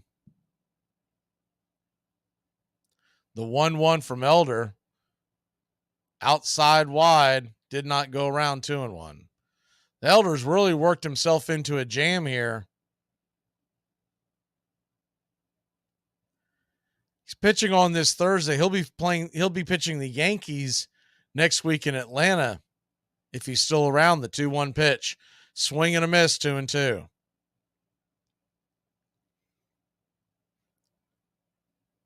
You could see a phantom IL coming for Elder if he continues to struggle today.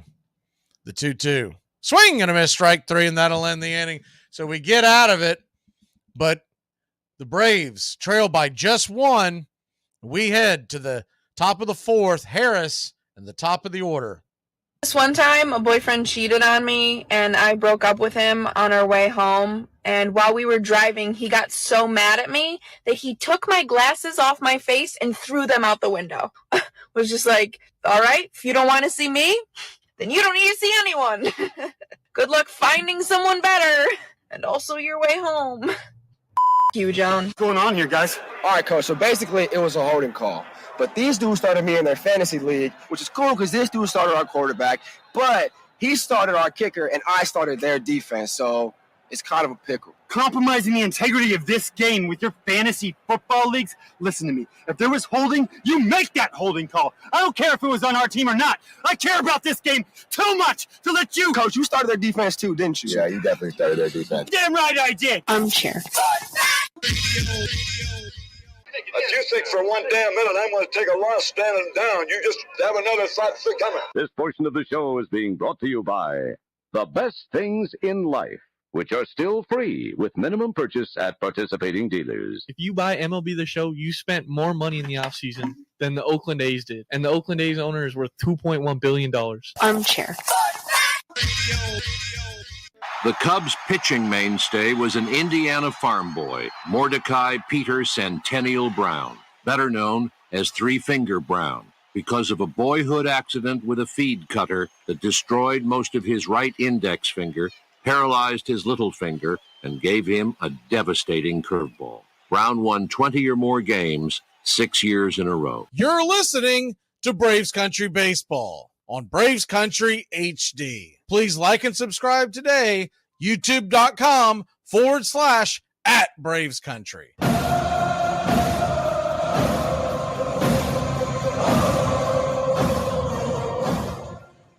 Welcome back to Braves Country Baseball. I swear every time that there is a replay or anything in the hitch, the scoreboard just goes bananas. We have to go and reset the whole thing. First pitch on the way to Michael Harris II is high over his head, a little inside, and he's got to dance back out of the way, kind of loses his balance, falling back towards first base. Dugout, and it's 1-0. Braves lead it 4-3. The 1-0 pitch.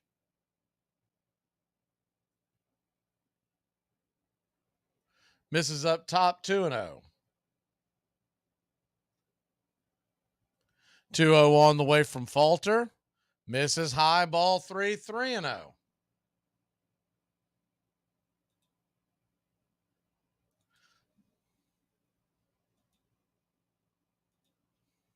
The 3-0 pitch just clips the top of the zone, 3-1.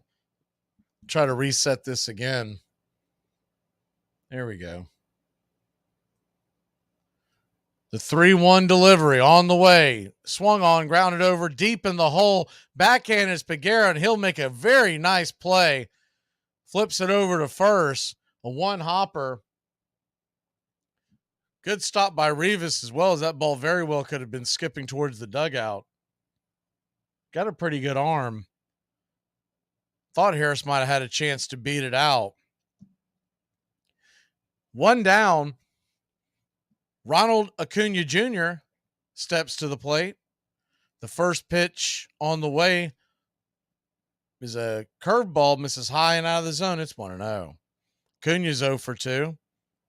It's interesting that they are going to let Falter see the lineup the third time through. It's got to make him feel better. The 1-0 pitch swung on and tapped into his instep. It's 1-1. Glad to see everyone in the chat today. Howdy, y'all, from Braves Country Baseball Studios. Today, after the game, make sure to stick around for the post-game show. We're going to talk about the Braves. We'll also talk about the NFL, doing a couple of fun things that were with college football and the NFL here on the Braves Country Today post-game shows. We talk all sports. The 1-1 pitch misses high, 1-1. Immediately after the game, though, it's all Braves, and then for those who might be new to the station, is the 2-1 pitch, swung on and taps that foul, 2-2. Starting Saturday, September 9th, the Armchair Quarterback Kickoff Show is back. We used to be known as Armchair Quarterback Radio, but when we were picked up by the radio station in Atlanta, we changed the name to Braves Country. The 2-2 pitch drifts inside, 3-2. So there's a bunch of contributors that we have that have been talking college and pro football for many years. They'll all be back September 9th, 9:30 till about 2, as long as the Braves aren't on at the same time. The 3-2 pitch swung on and bangs it foul down the line. Do it again. there's a Saturday in September, excuse me. I can't remember which one it is, but we play right now. It's scheduled for the Washington Nationals at 1:00. And if that stays pet, we'll obviously cover the Washington game. The 3-2 pitch on the way. Swing and fouls it straight back. Do it again. Braves 4, Pirates 3, full count to Ronald Acuna Jr. Really battling here. It's going to be the 8th pitch of the at-bat. 75th for Falter all day long. The 3-2 pitch. High and inside, ball 4. And Ronald Acuna Jr. heads down to first. 1 on, 1 out.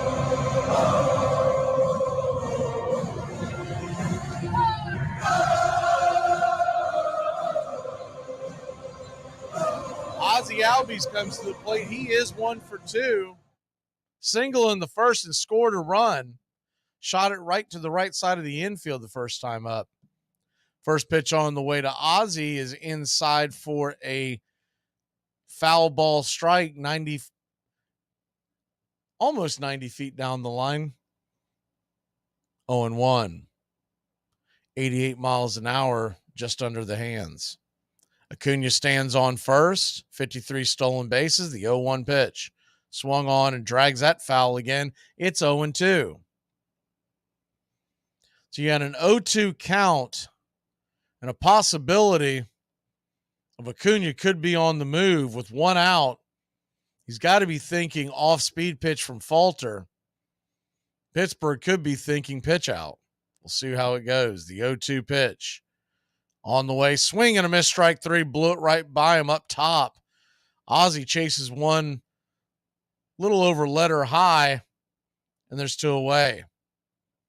So now with 2 down, wheels are really turning.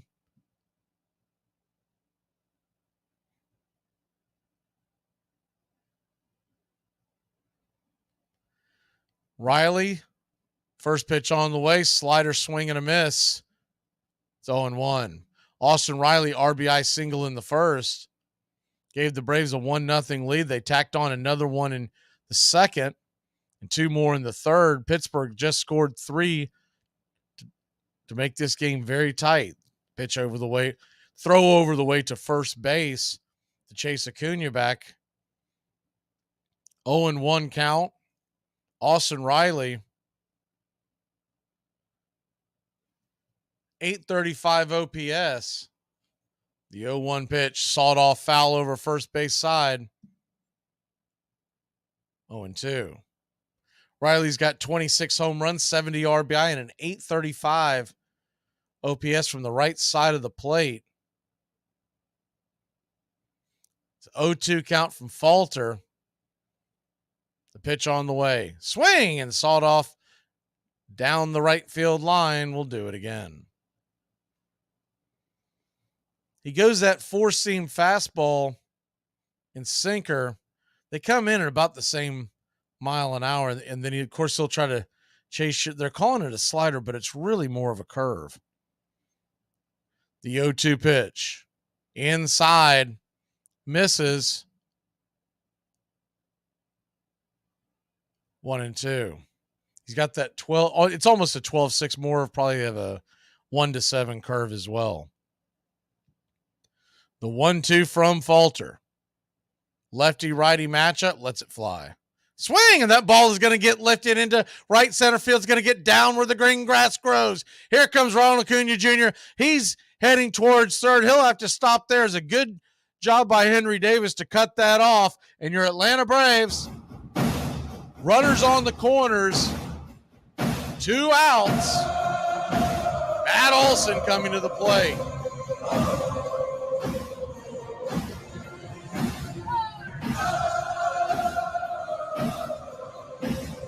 Big Matt Olson stands in.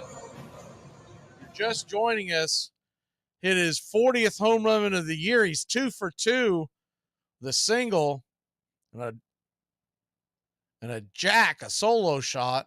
First pitch on the way is off the plate wide for a ball. It's 1-0. 0. Standing on deck, of course, is Darnode. what could be going through the minds of Pittsburgh is pitch around Olsen. If they lose him, Darnold on deck with the right-hander in the pen. The 1-0 pitch right there at the knees for a strike. It's 1-1. Falter's got to know that if he doesn't get out of this jam, this at bat may be his last. Might be the last batter he faces. The 1-1 swing and pops it up. Just got out in front of it, and that should do it. Going underneath it and making the catch is the center fielder Sawinski. That'll end the inning. Braves threaten but fail to score. We'll be back in a flash here on Braves Country. I have never said that you aren't good at what you do. It's just that what you do is not worth doing. It all starts with just one thing. When recycling, rinse out jars and cans, and avoid recycling wax paper or paper soiled with food. This will reduce recycling contamination. Find tips and more at onethingus.com. What's your one thing? Here are some baseball facts that you might not have known. Before he retired, Kyle Seager was the active leader in games played without being in the postseason with 1,480 games. The new active leader is now Gene Segura with 1,230 games. The Oakland Athletics mascot is somewhat randomly an elephant, but there is a reason for that. In the early 1900s, New York Giants manager John McGraw told the Athletics owner that he had a white elephant on his hands. A white elephant is something that's not as valuable as the effort needed for it. Athletics manager Connie Mack heard this and decided to make an elephant the team's logo. Choose a yogurt that's right for you. With 2 grams of sugar per 5.3 ounce serving, Too Good Greek yogurt is too good to be true. So delicious dairy-free yogurt and Silk yogurt alternatives are delicious plant-based swaps you can enjoy by the spoon or add to recipes. Oikos 000 yogurt and Light and Fit yogurt are tasty, non-fat yogurt options. So many flavors, varieties, and possibilities. Elevate any recipe and your everyday with yogurt. The greatest ball player of all time? I pick the Detroit man because he is, in my judgment, the most expert man of his profession and is able to respond better than any other ball player to any demand made upon him. He plays ball with his whole anatomy, his head, his arms, his hands, his legs, his feet. I have never seen a man who had his heart more centered in the sport than Cobb has when he's playing. I believe Cobb would continue to play ball if he were charged something for the privilege, and if the only spectator were the groundskeeper. Charles Comiskey. Braves Country HD. Please like and subscribe today. YouTube.com @Braves Country. Welcome back to Braves Country Baseball. The Atlanta Braves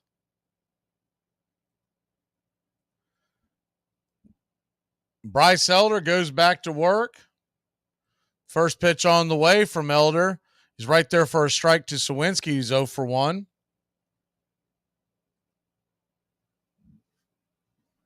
The 0-1 pitch off the plate wide. 1-1.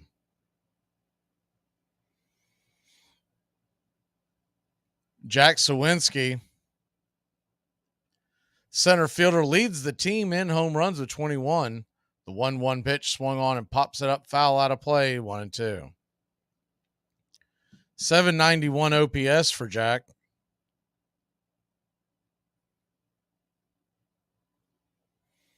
Bit of an open stance from the left-hand side. Elder, the right-hander, fires the pitch, and it's off the plate well wide of the mark, 2-2. Notice here the last few pitches, Elder's really digging in on the mound, almost like he doesn't like his landing spot. The 2-2 pitch, inside ball 3-2. You never know sometimes if that's an actual issue or if it's more just it's in his head. The 3-2 pitch off the plate wide, ball 4. Second walk of the day. Third free pass as he technically hit a batter earlier.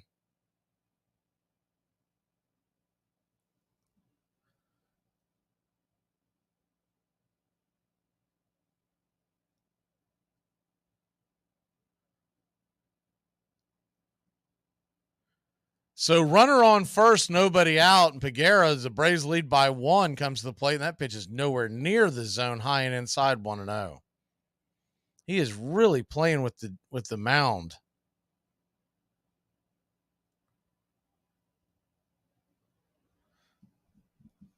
Elder toes the rubber. Looks in, lets it go. Right there for a strike. It's 1-1. Pregame 0 for 1 with the ground out in the second. Could use one of those here for a double play. Elder could use a quick inning after that last inning in the third. He's sitting at 61 pitches, the 1-1 pitch. Right there for a strike. It's 1-2. You'd love a double play. You're going to be a little difficult to double up Sawinski and Pregame. Standing on deck is Triola, and he's got pretty good wheels as well. The 1-2 pitch. Got him looking, strike 3. Slider on the bottom edge. Time for some pine, and there's one away.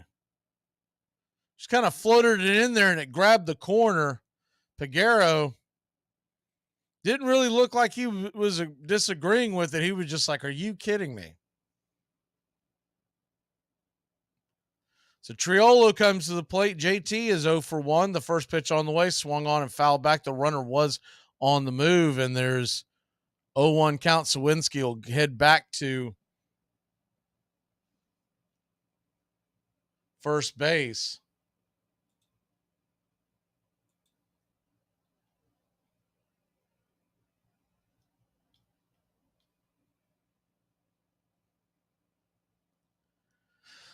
The 0-1 pitch. On the way, right there for a strike. Good slider.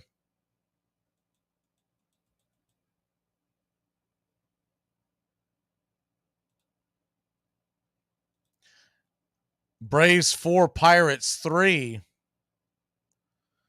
Bryce Elder, now 4 strikeouts on the day, flips the ball over to first to keep the runner close by.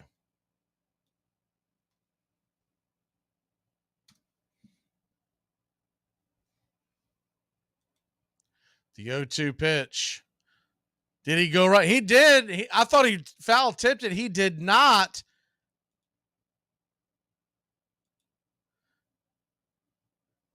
Swing and a miss strike, and there's 2 away.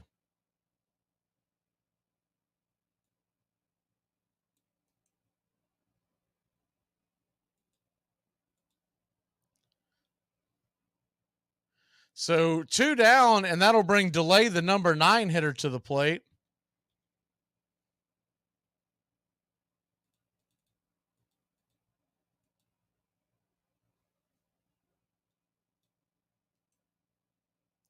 The 1-0 pitch swung on and fouled back out of play. 1-1.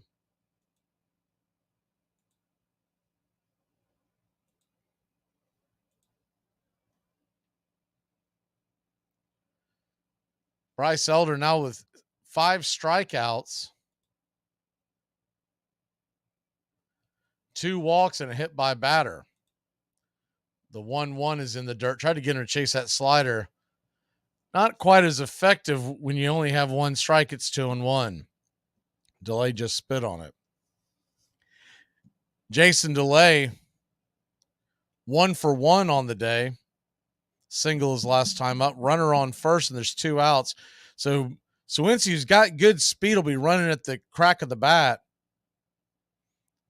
if he doesn't try to attempt to steal second again. The 2-1 pitch. Swung on, that ball is going to get lifted and dumped into left field. Cutting it off is Pilar. Sawinski is rounding second, heading to third. The Pirates have runners on the corners and 2 away.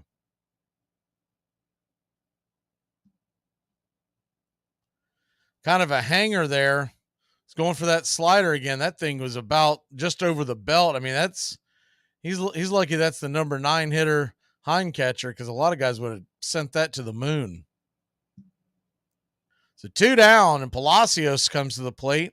Righty-lefty matchup. Josh Palacios. He's the one that was technically hit by a pitch in the third, though he was kind of leaning over and leaning into it and Alan Porter just missed the call. The first pitch on the way, swung on and lifted high and deep into left field, going back on the track. Making the catch is Kevin Pillar, and that'll end the inning. Pirates threatened, but the Braves shut him down. We'll grab the bats. Darnode, Ozuna, and Arcia come to the plate. Well, I have a date too. Who is it? What's his name? His name is not important. What's important is he's better than you in every conceivable way.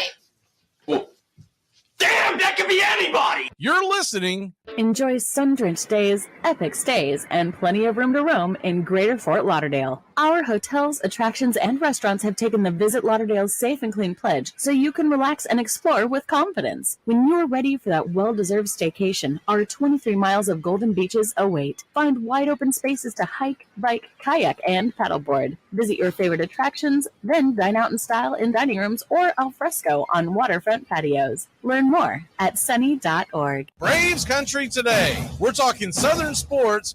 We go live 3 to 5 weekdays right here on WQEE. Braves Country today. Southern sports talk with the voice of Braves Country baseball, Mac Magee. Joined every day from sports analysts from all over Braves Country, talking college football, the NFL, Major League Baseball, and what's trending in the world of sports. Braves Country today. We go live 3 to 5 weekdays right here on WQEE. The famous Baltimore chop. They would intentionally hit down on the ball, hoping to get a large bounce, which would give the runner time to make it all the way to first base before the shortstop or second baseman could even field it. They would, opposing teams to combat this would flood the area in front of home plate so that when they hit down for the Baltimore chop, the ball would just stop there and the catcher would pick it up and throw the guy out at first. It was an entire set of strategies, tactics, and most importantly, attitudes, which I think that story reveals, that really defined baseball at the time. You're listening to Braves Country Baseball on Braves Country HD.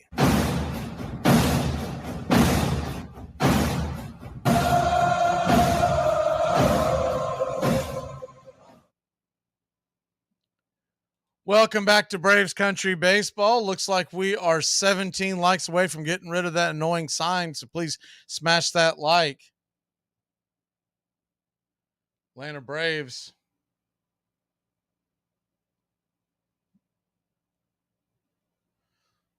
We'll see Travis d'Arnaud to start this off. Thomas Hatch is in, the right-hander.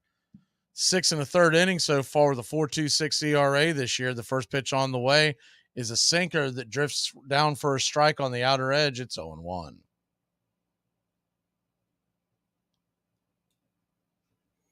The 0-1 pitch.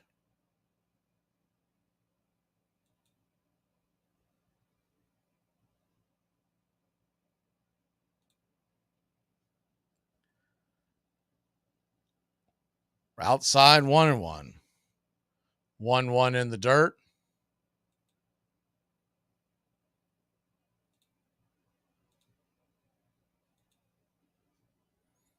The 2-1 delivery. Swing, and that ball's rifled into left field off the diving glove of the third baseman, Hayes. It trickles into left field. Palacio grabs it, but the Atlanta Braves have something cooking here in the top of the 5th inning.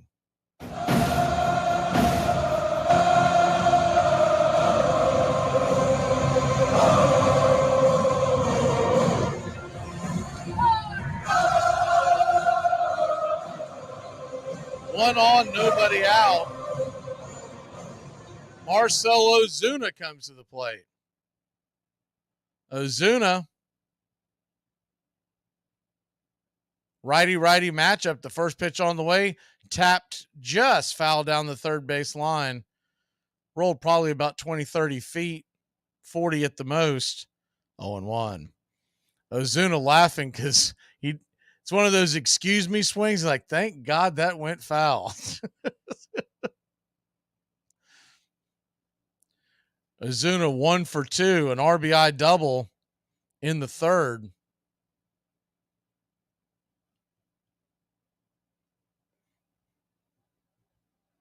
Righty-righty matchup. Pitch on the way, swing and a miss, and it's 0-2. Pitch on the outer edge.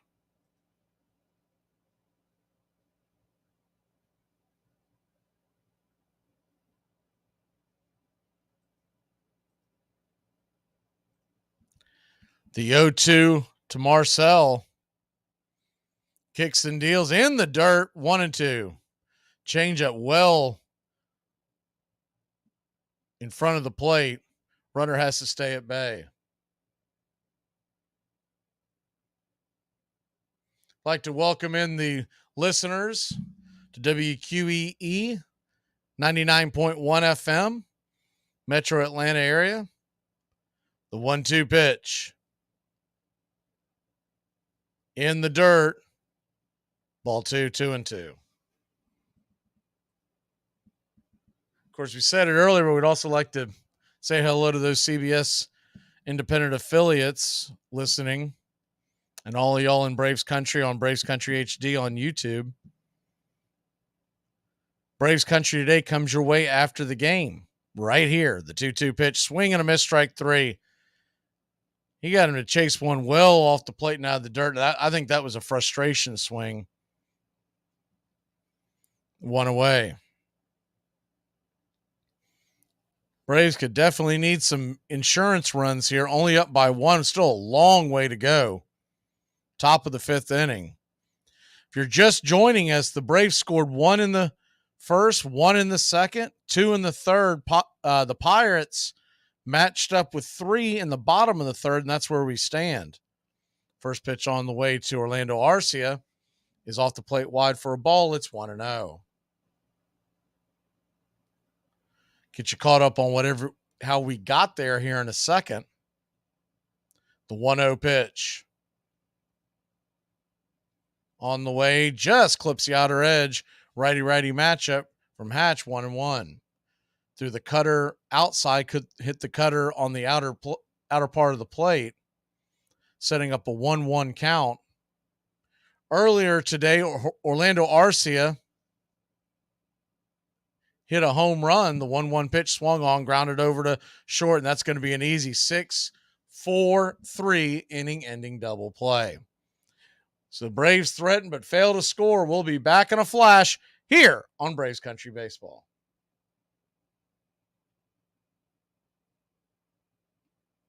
Usually when somebody invites me over to their house and I drive by and see more than 3 cars, I just usually go on home because I kind of feel like it could be an intervention. MLB teams are required to apply a small dab of mud to the 13 dozen baseballs used during a standard MLB game. Every team has been muddying baseballs since the 1950s, and they've used only one special type of mud, magic mud, found on the Delaware River in New Jersey, that provides the perfect grip. That mud has been harvested by one family for nearly 80 years. The mud takes 6 weeks to harvest and process. And the best part, only the Bentliff family knows the exact location of the magic mud.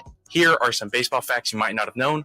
On Clayton Kershaw's first start of the season, he threw 7 perfect innings before being pulled by manager Dave Roberts. It was the first time in MLB history that a starter was pulled from a perfect game after 7 innings while throwing 80 or fewer pitches. I mentioned that Joey Votto had never popped up to the pitcher over his entire career. But on April 7th, Votto swung at an up-and-in fastball and popped up to the pitcher for the very first time. Nico Horner didn't hit a home run in 2020 or 2021. Corbin Burns didn't allow an extra base hit on a slider at all in 2021. But the first homer of 2022 was by Nico Horner off of Corbin Burns' slider. Soldiers played ball in camps and on battleships, on fields in Flanders, and in hastily constructed ballparks throughout France. Grover Cleveland Alexander served in the trenches with an artillery unit and emerged from the fighting shell-shocked, his hearing damaged, drinking more heavily than ever to forget the horrors he had seen.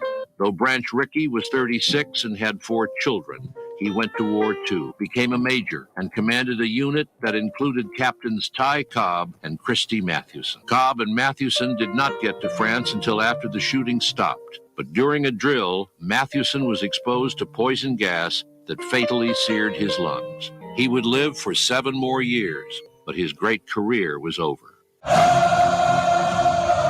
Welcome back to Braves Country Baseball. Atlanta Braves lead the Pittsburgh Pirates by a score of 4-3. Bryce Elder's going to try to go out there and get one more inning to qualify for the win. Elder steps off the mound.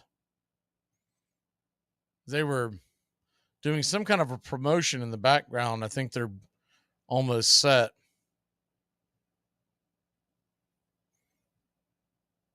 some kind of a mascot race. I don't recognize the players in the game. First pitch on the way to Reynolds is swung on and fouled back out of play. It's 0-1. Very much like the one they do in Atlanta with the Home Depot tools race they've been doing for years. Something like that, but it's got something to do with hot dogs. I think that's what they were. The 0-1 pitch swung on and fouled straight back. 0-2. In fact, I'm pretty sure it is, because now on the back of the screen behind home plate, there's pictures of hot dogs. So whatever it is they're trying to sell, they were selling it there and they were selling it on the TV. So there you go. The 0-2 pitch on the way, swung on and lifted high, deep into center field, drifting back just before the warning track is Michael Harris II, and the amendment puts one away. Braves, if they can hold on here, can win the series. We'll be heading to New York next. All 4 games right here on Braves Country HD. Find us on YouTube today. First pitch on the way.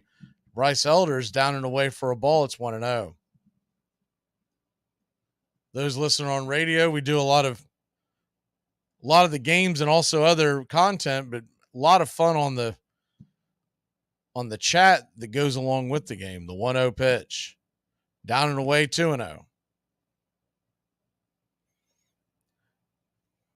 Charlie Hayes' son, Cabrian Hayes, 1 for 2. 2-run single. He's had a good series against the Braves. Is it a home run? The 2-0 pitch. Swung on, grounded over towards short. Arceus got it. Fires it across the diamond, and there's quickly 2 away. So 2 down here in the bottom of the 5th. Elder, if he could get this in short order, he could be possibly sent back out there for the 6th inning, which could also have him in line for a quality start. He's only given up 3. 3 earned in a really bumpy 3rd inning. Other than that, it's pitched a pretty good game. First pitch on the way. Slow slider drops there at the knees for a strike to Rivas. It's 0-1. Fonzo Rivas, 0 for 1, the first baseman. The 0-1 pitch swung on and pops it up high. Coming in, making the play is Kevin Pillar in left field, and that'll end the inning. 1, 2, 3. You like the sounds of that? We'll be back in a flash with Pillar, Harris, and Acuna Matata. Being alone isn't that bad. It's a great opportunity to get to know yourself and be comfortable with who you are. Tana, I already love myself. I just want to French someone.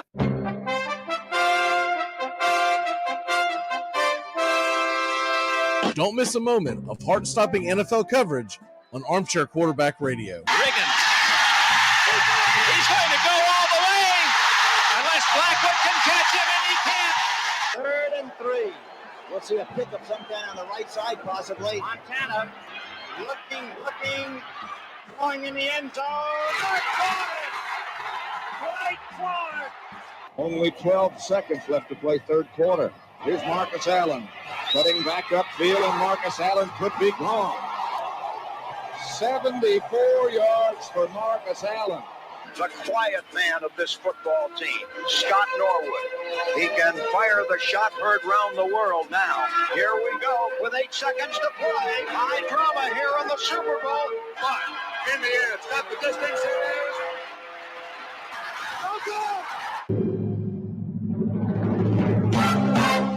You know how I feel.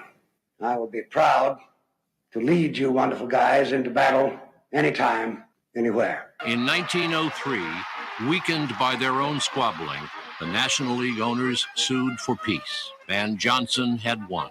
A new national agreement was negotiated. Now there would be 2 major leagues, separate but equal, honoring one another's contracts, both retaining the reserve clause that kept players bound to their owners for life. A 3-man national commission was appointed to settle disputes and see that the regulations were enforced. Power was supposed to be shared equally, but Van Johnson saw to it that he was really in charge. The players were not represented. Welcome back to Braves Country Baseball. The first pitch on the way to Kevin Pillar, who's 0 for 2, but has made a couple of good plays in the outfield. Swing and fouls it back out of play. It's 0-1.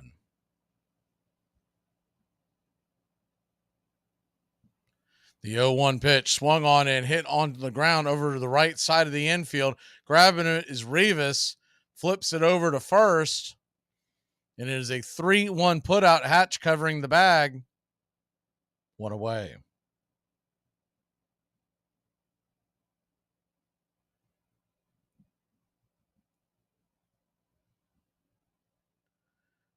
Michael Harris, the second, steps in. Righty-lefty matchup. Harris is 0 for 2. The first one on the way to Hatch is inside, 95-mile-an-hour fastball. Probably one of his faster fastballs that I've seen from Hatch today. Misses inside. It's 1-0. He's been low 90s, 93-ish. The 1-0 pitch swung on and kind of dragged that one across the first baseline. 1-1.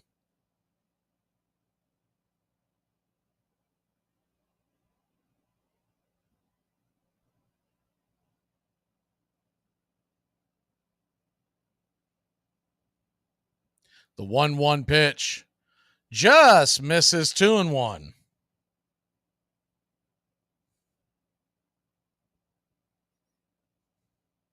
Braves 4, Pirates 3. The 2-1 pitch. Swing and pops it up, back foul. 2-2.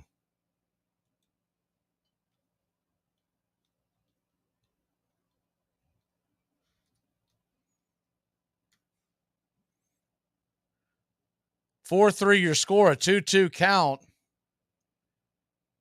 Righty-lefty matchup, the pitch on the way. Swung on and dragged foul towards the first base line. Pretty well hit, but well out in front of it as well. Couldn't keep that one straight. It's 2-2.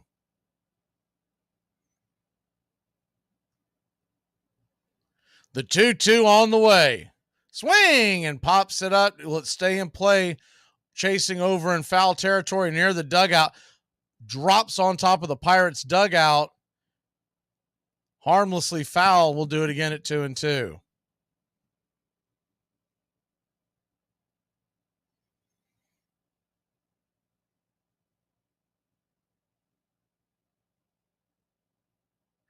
Braves lead it by 1. Harris trying to get on to get something going here. 1 down, the 2-2 pitch in the dirt. Good take by Money Mike.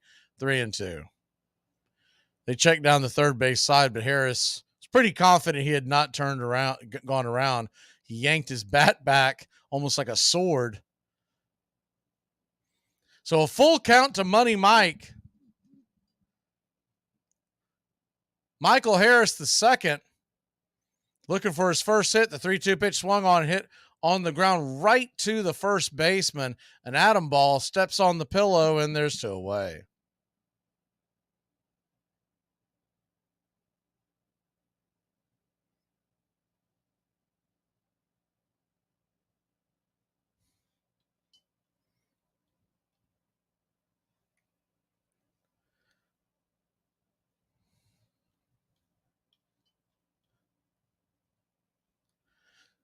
So 2 down, and Ronald Acuna Jr.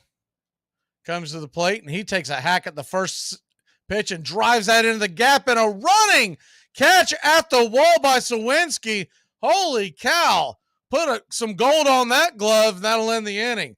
Acuna drilled it into the gap, but Sawinski on full tilt makes the catch, almost hits the wall, and that'll end the inning. We'll be back in a flash. Uh-oh. What uh-oh? Did you see that? Yeah, I saw it. What? It's a tell. You got to tell. What tell? What's a tell? When you ask someone about their relationship and they touch their face, you know it's not going too well. And the higher up on the face you go, the worse the relationship is getting. You know, it's like, pretty good, not bad. I got to get out. The Armchair Quarterbacks are covering America's pastime from spring training all the way to the Fall Classic. 5-2 Dodgers in the ninth. Got him. They've done it. Like the 1969 Mets, it's the impossible dream revisited. And Myers bringing it. And the pitch is hit in the air. Foul off first. Benzinger backing and calling. And the 1990 World Championship belongs to the Cincinnati Reds. Bell, left field, way back. Blue Jays win it. The Blue Jays are World Series champions as Joe Carter hits a 3-run home run in the 9th inning, and the Blue Jays have repeated as World Series champions. Armchair. When the National League dropped 4 of its less profitable teams, Johnson saw his chance. He established new clubs in Boston, Philadelphia, Baltimore, and Washington, snapped up newly unemployed players, then began raiding active National League rosters. Lured by an average of $500 more per season, 111 National League players jumped to Ban Johnson's brand new American League, including the great pitchers Cy Young and Rube Waddell and the notorious John McGraw. The National League owners complained, threatened, mounted lawsuits, quarreled among themselves, but they could do nothing. Ban Johnson was not going to go away.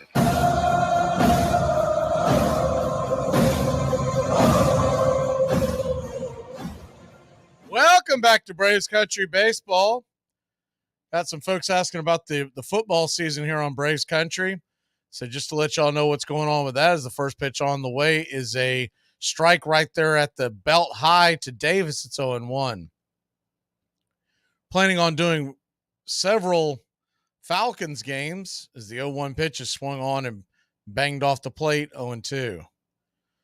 We'll have a better idea of what's going on with that when the MLB postseason schedule comes out.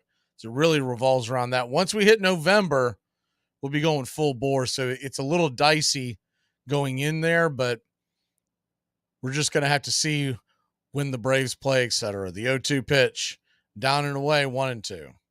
We're also planning on doing, starting in November, the Monday night and Thursday night Amazon and ESPN Monday Night Football, Thursday Night Football NFL games right here on this same channel. The 1-2 pitch swung on, grounded into the hole. They were playing guarding the lines, and that cost him as Davis dragged it over in between third and short. Arcia could only cover so much ground. They had Riley basically standing on the third base line, so he didn't have the range to get over there and get it. Where he would normally be standing, he probably could have gotten to it. So a leadoff runner on, a little early to be guarding the lines, but leadoff runner on. Braves lead by just 1. Darno's going to go out there and talk to him. And we have an update. We have hit the 100 likes, so we can go ahead and get that goofy sign down for you. And thank you, Braves Country, for hitting that 100 likes.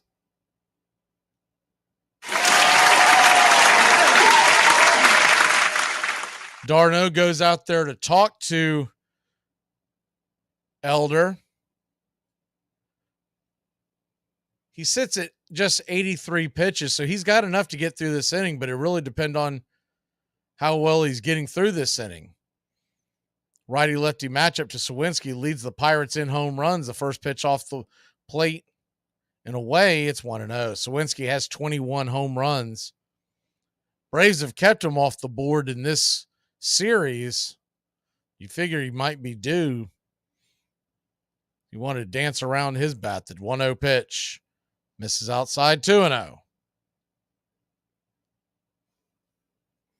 As far as the college football season goes, as I see the questions in the chat, we're doing the pregame show that will also extend into, so it'll be 9:30 a.m. to 2 p.m. is the 2-0 pitch, right there at the knees for a strike, 2-1.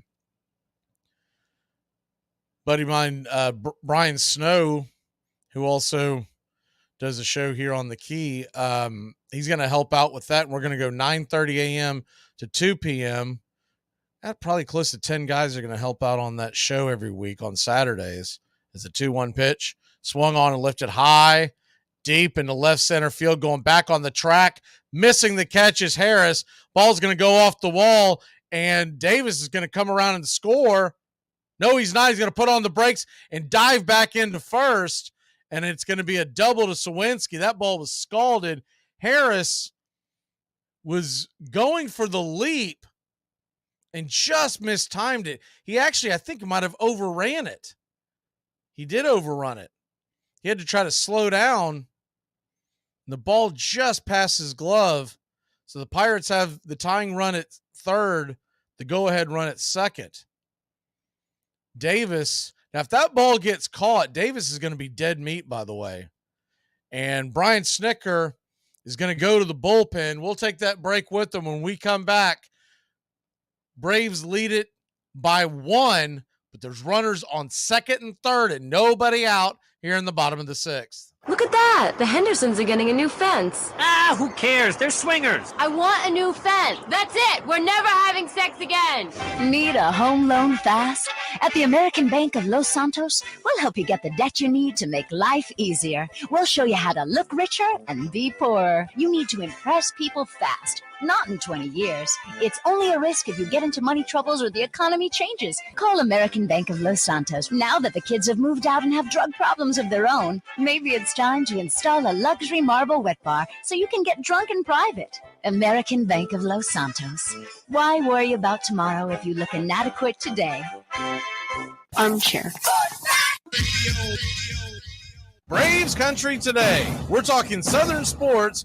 We go live 3 to 5 weekdays right here on WQEE. Braves country today. Southern sports talk with the voice of Braves country baseball, Mac Magee. Joined every day from sports analysts from all over Braves country, talking college football, the NFL, Major League Baseball, and what's trending in the world of sports. Braves country today. We go live 3 to 5 weekdays right here on WQEE. Oh, come on, Quigley. Will you don't give me that? Look at me, 92, and I still enjoy swimming and golfing, and biking, all sports. Whoopee. That too. Come on, after all, at your age, must be down to a handshake, huh? Yep, before and after. There's a lot of wonderful stillness in baseball that I love. Many seconds of stillness. When the pitcher has got the sign, the batter is crouched, the ball players all lean forward with their hands on their knees, and then very shortly the ball is delivered. But in that tiny period when the pitch and the fever of the crowd is tangible, there's a moment of absolute stillness that I treasure.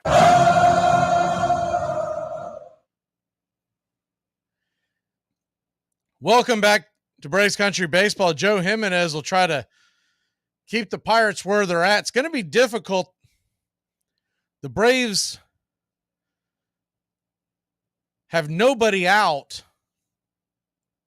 The number 7 here hitter, Peguero, is coming to the plate. If you're just joining us, Pirates, runner on second and third, nobody out. Joe Jimenez comes in. The first pitch on the way, swung on and pops it up out of play. It's 0-1. Braves lead by 1. With nobody out, of course, all they need is a fly ball to tie the game. The Braves infield is playing back as the 0-1 pitch. Fastball on the edge. Got him right there. It's 0-2. You definitely can't play the infield in with a runner on second. You don't want to give up the lead. The Braves still have 3 more innings to come to the plate. The 0-2 pitch. Down below the knees, 95 just below the caps on the outer edge. 1-2.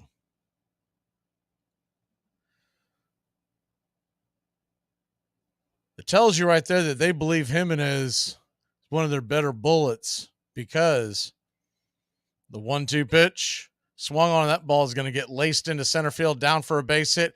Harris comes up firing. The run will score, but the runner from second to third has to put on the brakes. So the game is tied at 4-4, but the go-ahead run has to stop at third base. So you hate giving up the lead, but Harris getting the ball back in quickly And accurately, I'm a little surprised that they did not send Sawinski. Center fielder can run well. But I think they're looking at it with nobody out, no sense of testing it. Pitch on the way to Triolo. JT, the number 8 hitter, swings at the first pitch and drags it foul. It's 0-1. Elder still responsible for the runner at third as well, as he's given up 4 earned so far. Jimenez turns and flips it over to first. Chase the runner back. So as far as, I don't know where the comment went, but I know I saw it. As far as the question about Saturdays in the fall, we're going 9:30 a.m. to 2 p.m. on the tailgating show to get you ready for college football. Is the 0-1 pitch right there, called for a strike on the outer edge. 95 dots the side of the plate. It's 0-2. So on most Saturdays, what we'll do is we'll start the show off. We joke around, start off at 9:30 with what we call old man radio, where we talk a little baseball to get your morning going, and then we go into college football as the 0-2 pitch. Swing and a miss. Strike 3.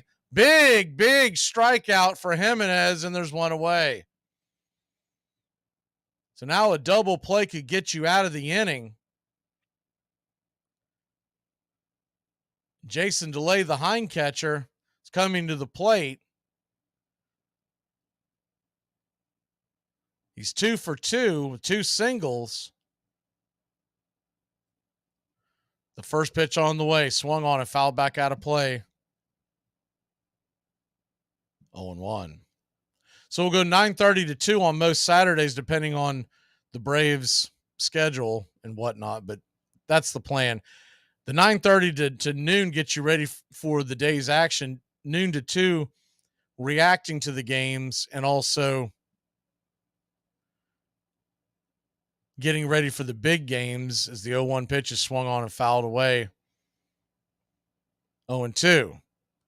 That'll get you set for, the big 3:30 SEC game, etc. So we hope you join us for that as well. We'll be doing the Braves all September and October, obviously. And regardless, we will carry the NLCS and World Series no matter how deep the Braves go. The 0-2 pitch, runner on the move, and he's going to steal second. Travis d'Arnaud fakes the throw down to second base to see if he could catch Sawinski heading towards home, but no dice. I don't think he could have gotten him anyway. It was a really good jump, and d'Arnaud would have been throwing from his knees. So now runners on second and third and 1 out. The 1-2 count, the pitch on the way. Swing and grounds it over to third. Riley had thought about coming home, but he goes ahead and fires it over to first, and it's a 5-3 putout. The Pirates have taken a 1-run lead. You're just joining us. The Braves scored 4 runs, 1 in the first, 1 in the second, and 2 in the third, and have threatened almost every inning, but they've just failed to tack on more runs. So Atlanta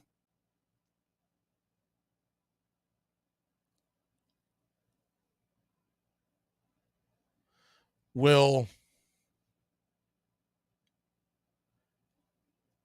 now go back to work, trailing by 1 run, runner on second, 2 outs. The first pitch, fastball misses inside, 1-0. Palacios 0 for 2, the leadoff hitter.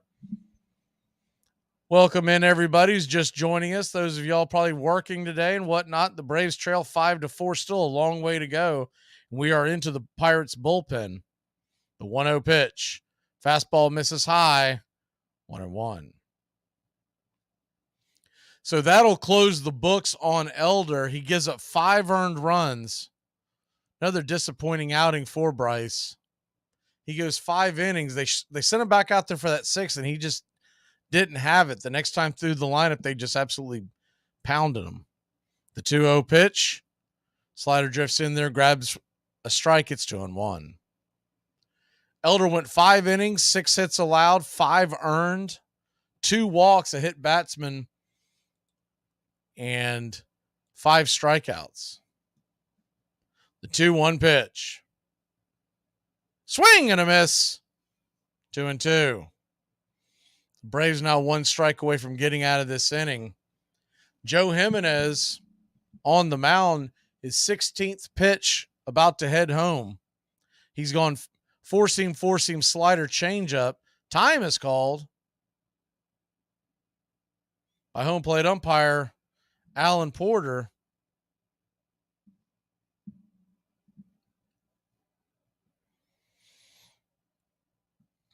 We'll go back to work now.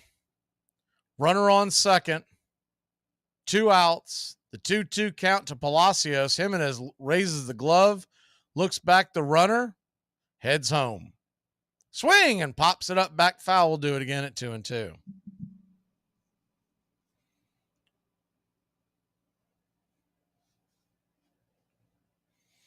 So yeah, we won't be doing many college football games, although I do believe that we'll probably be putting up the thread.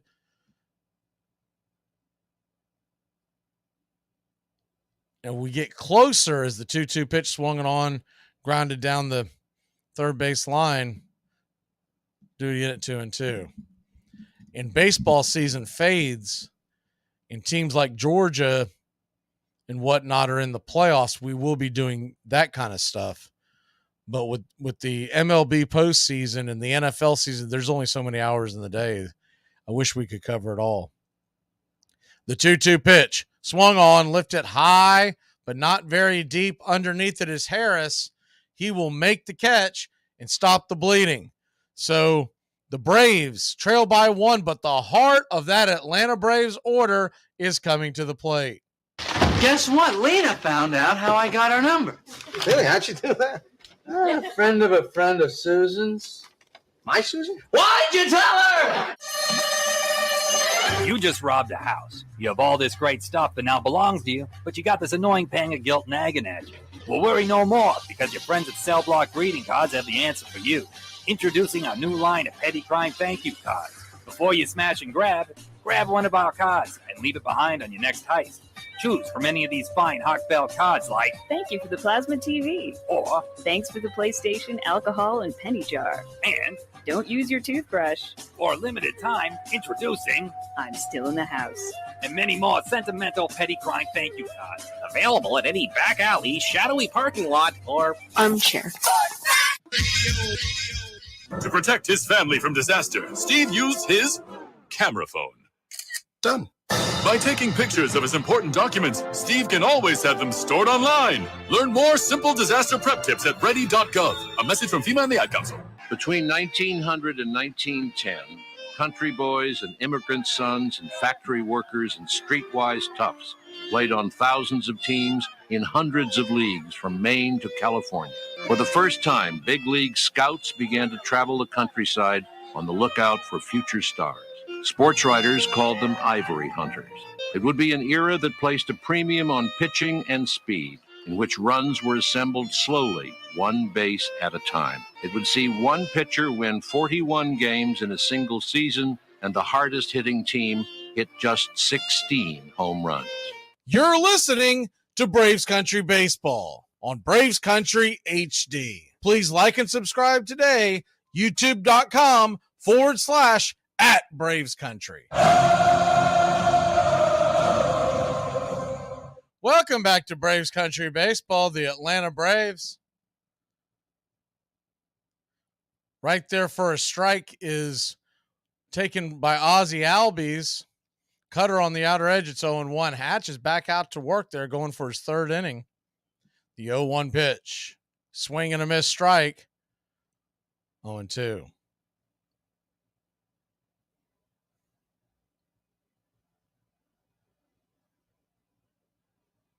The 0-2 pitch. Lets it fly. Swung on, grounded over to second. It's going to be an easy 4-3 put out.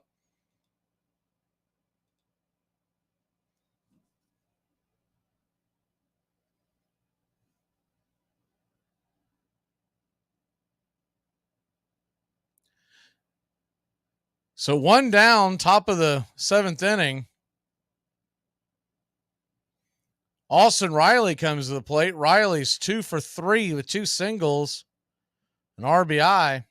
The first pitch on the way to Riley, swing and a miss, strike just out of the zone, up and in. It's 0-1. Standing on deck, Matt Olson. If you're just joining us, he hit his 40th home run of the year earlier. The 0-1 pitch swung on. That ball is going to get roasted into right field. It is down for a base hit. 1 on, 1 out, and Matt Olson coming to the plate.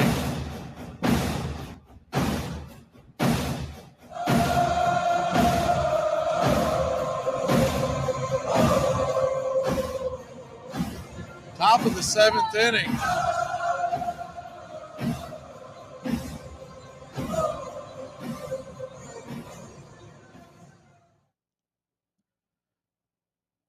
Braves trail by 1. Matt Olson, righty-lefty matchup. The first pitch on the way, taken for a strike at the knees on the outer edge. It's 0-1. It's about that time to turn back time. We'll squeeze these in as we go along for this date in Major League Baseball history, August 10th. The 0-1 pitch. Swing, and that ball is hit hard down the right field line. Making a leaping catch is Davis. Holy cow, in the corner. Riley has to come back and tag up, and there's 2 away. Second great defensive play by these outfielders for the Pittsburgh Pirates today. He roasted that one. It looked like it was going to get over his head. Off the bat of 107 miles an hour, was heading towards the corner. If it tips off his glove, we might have a tie game, but instead, Travis d'Arnaud comes to the plate. Righty-righty matchup. 1 down, 2 out. Pitch on the way. Swung on and lifted up, pops it up. Now we're close to being a base hit. That'll be a shallow F8 to end the inning. So the Braves put 1 on, and that's about it. We'll be back in a flash. Bottom of the 7th.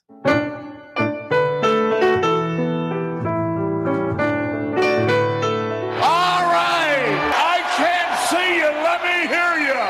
A 1, a 2, a 3. We out to the ball. We out to the find me something up right down. I don't care if I am yes, I go root for the it's a shame, for it's 1, 2, 3, stretch around and be home again. Take me out to the ball game. Take me out with the crowd. Buy me some peanuts and cracker jacks. I don't care if I ever get back. Let me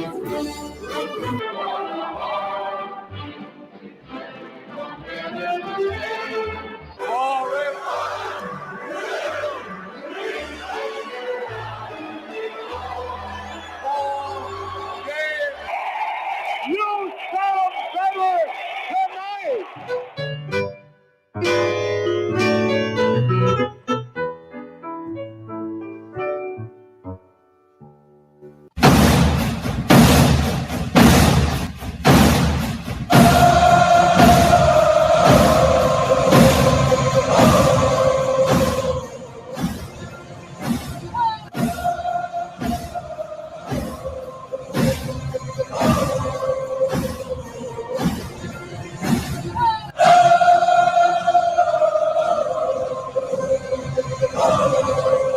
Welcome back, Braves Country Baseball. The Braves trail 5-4 to Pittsburgh in the bottom of the 7th. Brad Hand, the left-hander that came over right at the trading deadline, the day of the trading deadline, will come in to pitch. On this date in 1944 in Braves history at Crosley Field in Cincinnati, Braves hurler Charles Red Barrett throws only 58 pitches, beating the Reds 2-0. The 9-inning game, Night game takes only 75 minutes to play. First pitch on the way. Check swing and a strike, says first base umpire Wolf, and there's one away. 0-1, excuse me. You believe that? 75? That was long before television commercials, right? The 0-1 pitch. Swung on and fouls it back. 0-2. On this date, 1957, Mickey Mantle becomes the first player to clear the center fielder hedge at Memorial Stadium with his 460-foot bomb in Yankees' 6-3 victory over the Orioles. The 0-2 pitch swung on. That ball's going to get dumped into right field, down for a base hit. And Reynolds from the right side of the plate gets a leadoff single for the Pittsburgh Pirates. Baltimore's Boog Powell in 1962 and the Twins' Harmon Killebrew in 1964 will also clear the hedges, matching the feat of Mantle from 1957. Speaking of Boog Powell, lefty-righty matchup. Hayes takes the first pitch upstairs for a strike. It's 0-1.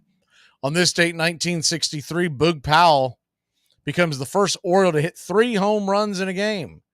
The Baltimore first baseman counts for half of the Birds' 6-5 victory in D.C. over the Senators. The 0-1 pitch. Down and away, 1-1. And one more. Former Brave, but at this point he was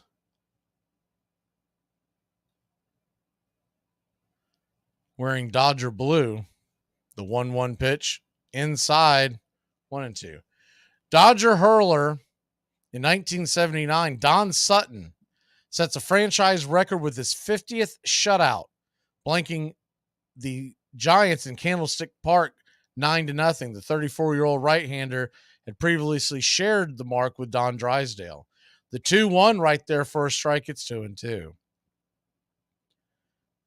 Things that'll never happen again. Alex, we'll take that.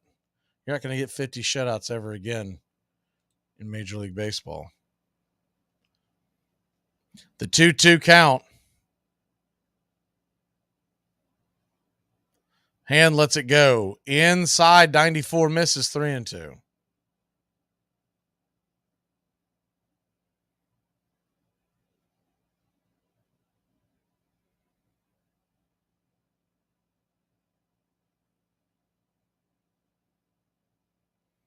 The 3-2 pitch. Swing, and that ball's lifted into center field. Will he get to it? Harris dives, and it's going to roll to the wall underneath his glove, over his glove. Acuna backs him up, gets it in. But the Pittsburgh Pirates have put another one on the board at 6-4, and Hayes gets an RBI triple. Harris was kind of in no man's land. He's running for it. And if he doesn't knock it down, it's going to get past him. So where he was playing, his only other option would be to head back and not go for the ball at all. And maybe you hold Hayes to a double, but that would have been it because the runner was moving. He would have scored for sure. They were playing him to pull, but they had Acuna down the right field line, so there was a big gap, and that's where the ball was hit in right center. So Rivas will come to the plate. He's 0 for 2. Runner on third. Really important run there because you don't want to – you go down 3, it becomes much more difficult to come back. Pirates lead at 6-4. The first pitch on the way from hand to Rivas is up top for a ball. It's 1-0. Braves infield is in. Might as well try to stop that third run from scoring. The 1-0 pitch swung on, pops it up high in the sky into center field. Here comes Harris. He fires it into the infield, and the ball is in. Plenty of time. Hayes keeps it at third. The threat of Harris's arm kept him from wanting to advance. So 1 out and runner stays on third. Pretty good throw by Harris. With Hayes' speed, if he goes, it would have been really close. He would have had to have a really good, excellent slide towards the inside part of the base paths. So Davis will come to the plate, the number 5 hitter. He's 1 for 3. Lefty-righty matchup. Pitch on the way, Whale outside wide. 1-0. If you're wondering if this was a situation where the Braves absolutely needed the win, this is October, et cetera, I don't think Hand would still be in there. I think they would have went to a right-hander. But they want to see what Brad's got versus righties for their own eyes. The 1-0 pitch. Inside, fastball. Misses, 2-0. Not that they don't want to win the game, but you're also in the process of not just that, but you look at what we've got in store for us. And they're going to go ahead and send Davis down to first base.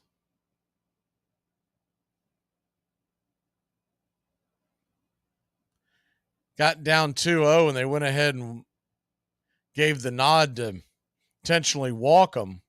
So Sawinski's going to come to the plate. Jack Sawinski, 1 for 2, lefty-lefty matchup. Sets up the double play, but Sawinski can fly, so I don't know how well it sets up the double play. First pitch on the way, drifts inside, almost clips him. 1-0.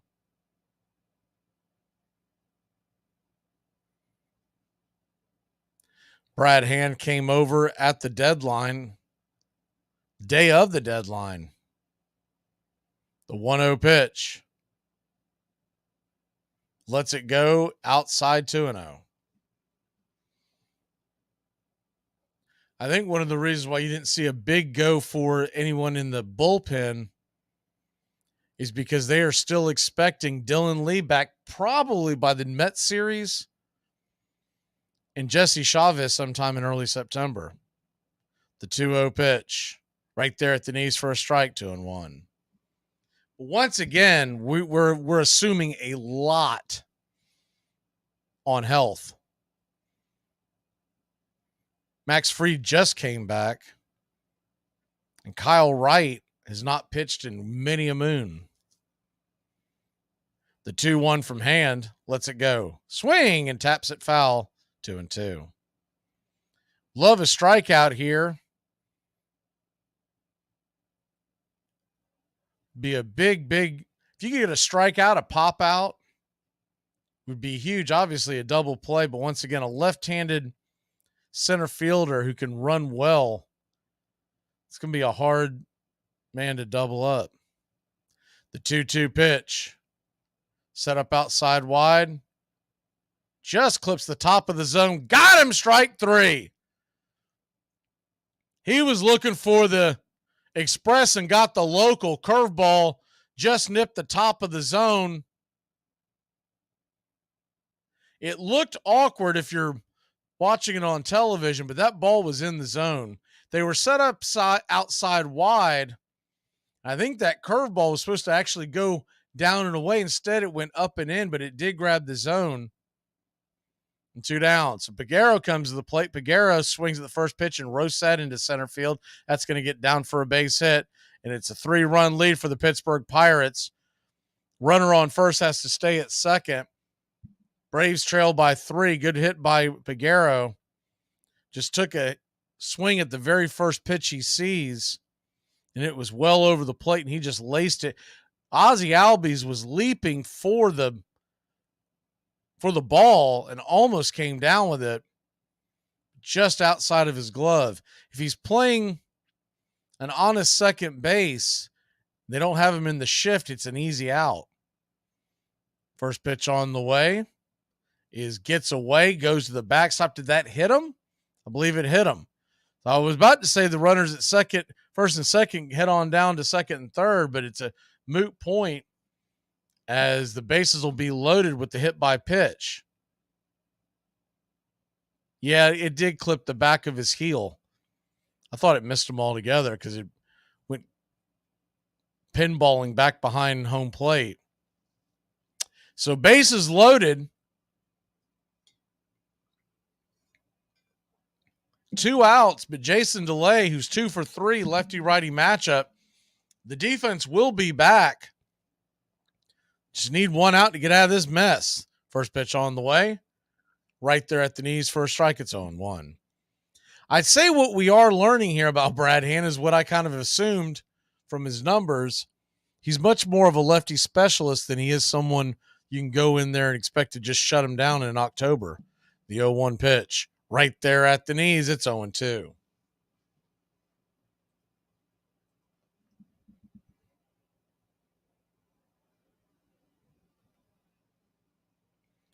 Jason DeLay, his second start here in this series.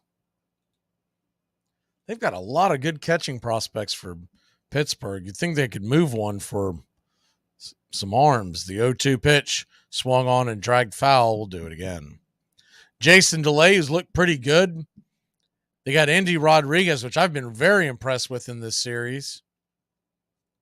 And then, of course, Henry Davis, who's been playing right field, but he is originally a catcher.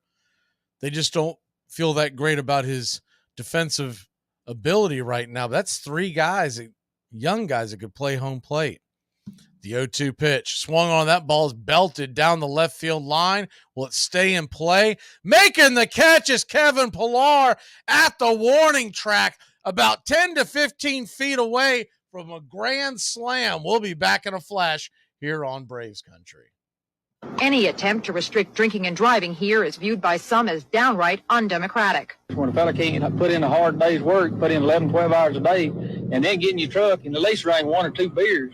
They're making it laws where you can't drink when you want to. You have to wear a seatbelt when you're driving. And pretty soon we're going to become this country. Armchair. One of the biggest scandals in baseball history is the throwing of the 1919 World Series by the Chicago White Sox. Even though all 8 players who were accused were acquitted in 1921, Judge Kennesaw Mountain Landis handed down a lifetime ban that included the Hall of Fame. Shoeless Joe Jackson should be reinstated and put in the Hall of Fame. Reason number 1, his stats during the series. His 12 base hits set a series record that wasn't broken until 1964. He led both teams with a .375 batting average in the series. He committed no errors and threw out a runner at home plate. He also hit the only home run by either team in the series. Reason number 2, he never took any money. On 2 different occasions, he refused a $5,000 bribe, even though it would have almost doubled his salary at the time. Reason number 3, he tried to tell White Sox owner Charles Comiskey, but Comiskey refused to meet him. Reason number 4, years after the scandal, the other 7 players confirmed that Jackson was never present at any of the meetings, and his name was mentioned only to give them more credibility to the gamblers. Reason number 5, a lawyer manipulated him into signing a document he didn't fully understand. Jackson never learned to read or write, so there was no way he knew what he was signing at the time. All tied up in the 8th, Mickey Mantle facing Preacher Roll. The Oklahoma kid parked it in the left field seats. Watching it on TV in New York with Willie, Mickey, and the Duke, and the arguments on the corner, and that was it.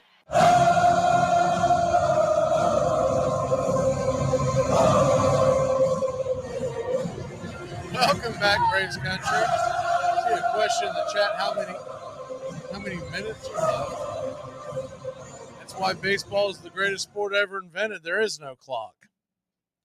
You got to throw the ball over the plate and give the man a chance to hit the ball. So you can't knee on the ball, can't run out the clock.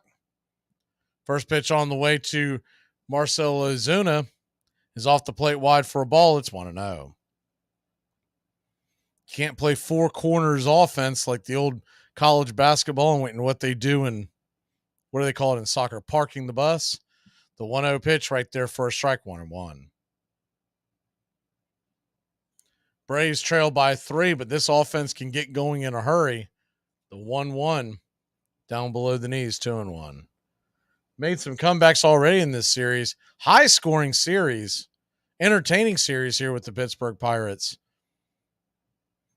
The 2-1 pitch. Swing, and that ball is hit in towards the hole off his back foot. Ozuna is out by a half step. Good stretch by Rivas.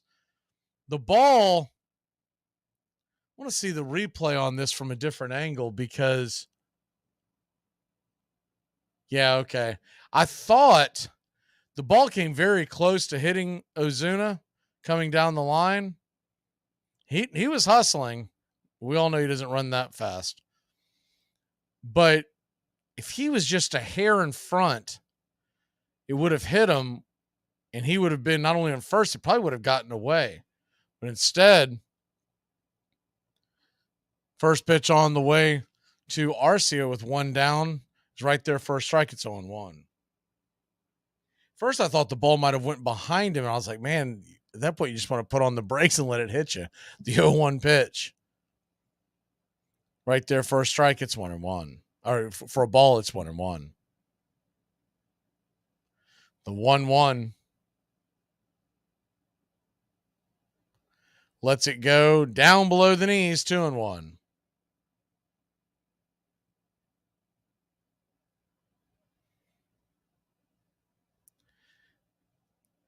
Game 4, Braves won the first 2 of the series. So a series split would be in order if they can't rally. The 2-1 pitch swung on, and that ball is hit hard into left field, making a diving catch.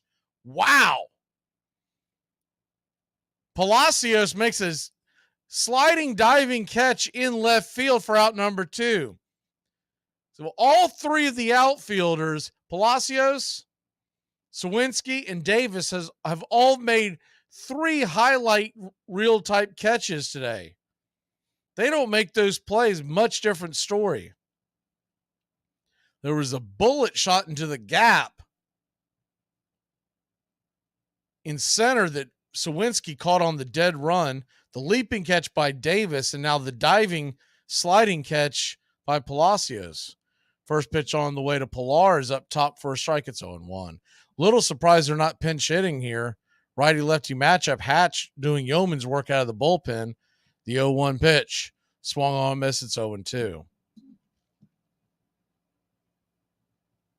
They may be saving Rosario's bat for a different situation if they need it in the 9th. But I'm a little surprised that they're not bringing him in to bat with the righty-lefty matchup late in the game trailing.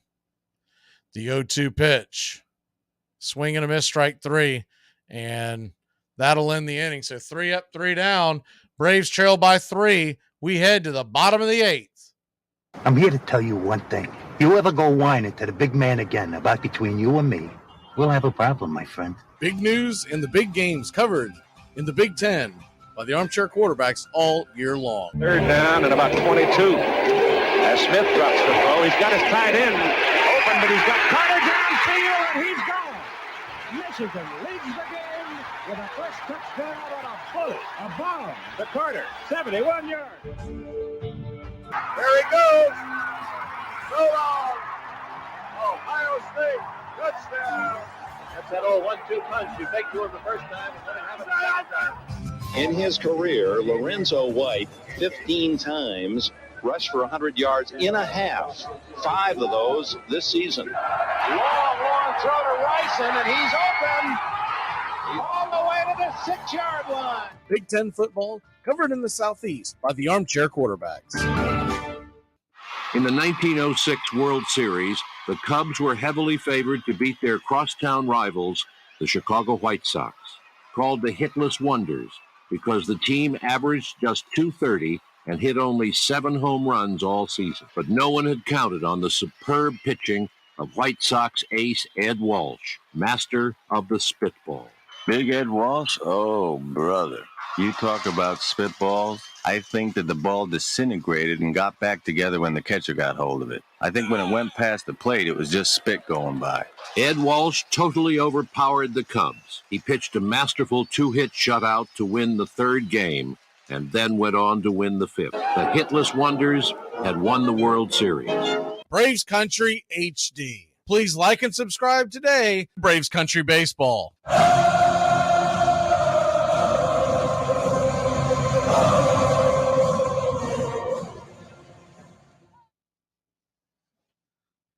Welcome back to Braves Country Baseball. Michael Tonkin will come in.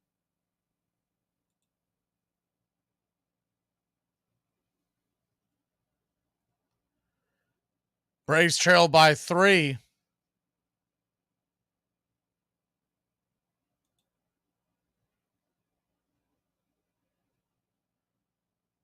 Brad Hand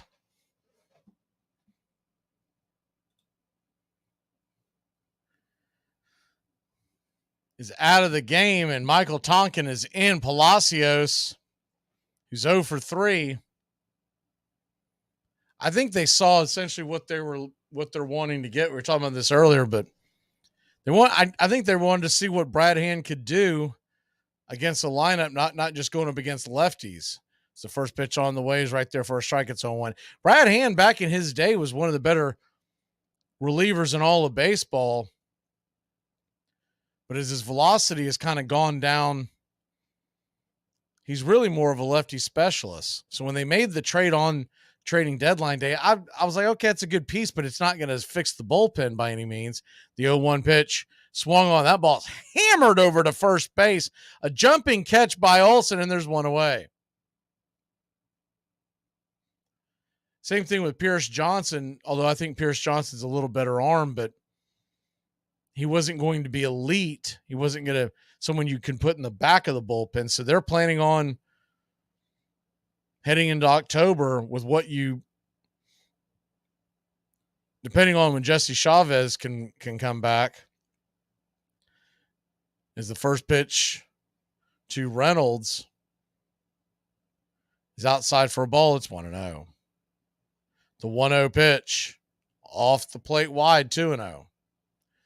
Working backwards, if you're looking at trying to close a game down in October, Iglesias, and then for my money, it's Jimenez and Mentor, depending on the lefty-righty matchup. The 2-0 pitch. Time is called. Alan Porter calls time. Not sure what's going on here. Have to wait for a...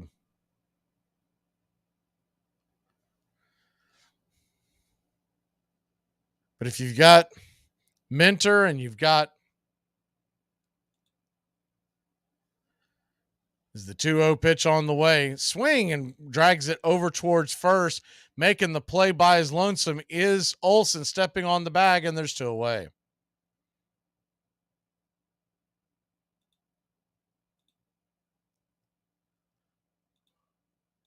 So 2 down.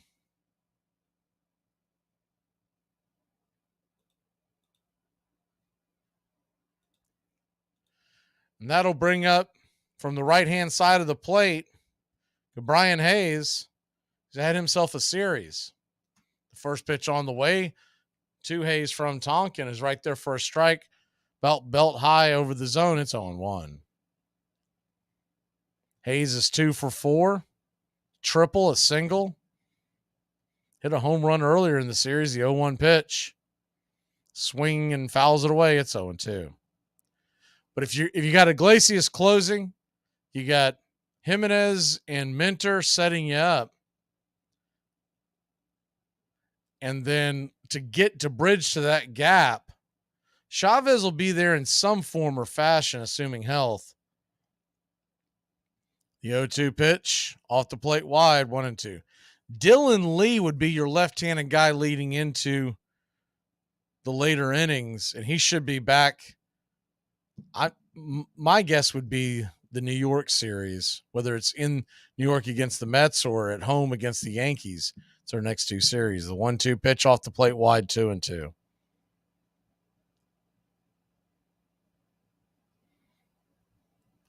So they've got one of the better bullpens in baseball. The biggest question has been the rotation. Struggled again today. The 2-2 pitch swung on, pops it up high in the sky. Can of corn. Matt Olson makes the catch, and that'll end the inning. So 3 up, 3 down. One last chance for your Atlanta Braves. We trail by 3. Be back in a flash. Is Gen X okay? No, seriously, are you guys okay? What kind of stupid question is that? We're fine. This is a cakewalk. We got like 900 TV channels and Prozac. Our kids are grown or almost grown, and our parents are either dead or too old to threaten to kill us every day. I brought you into this world. I could take you out of it. We didn't have anti-bullying campaigns. Our parents bullied us. The school had to take our pictures and fingerprint us in case we got kidnapped. We were like 30 years old when we were 12. already smoking cigarettes, drinking our parents' liquor. We are older than Google, and no one had to tell us not to eat laundry detergent. So yeah, I mean, we're okay. We're okay. There's a drive, deep right center field. That ball's got a chance. It's out of here. Murph goes out and gets an outside pitch low and drives it over the right center field wall. Braves Country today. We're talking Southern sports. We go live 3 to 5 weekdays right here on WQEE. Braves Country today, Southern sports talk with the voice of Braves Country baseball, Mac Magee. Joined every day from sports analysts from all over Braves Country, talking college football, the NFL, Major League Baseball, and what's trending in the world of sports. Braves Country today. We go live 3 to 5 weekdays right here on WQEE. You can't imagine what it's like. And it was this grass that just went on forever. And the clay, the infield, the dirt of the infield was so brown, and the bases were so white. And the scoreboard with all of that news, what was happening in Detroit, and all the news. It was the news center. It was this big, gigantic place, and it was 461 feet to the center field fence. Then they had monuments, and I thought Babe Ruth was buried out there. They were like big tombstones. There was a great deal of respect in that building for the past.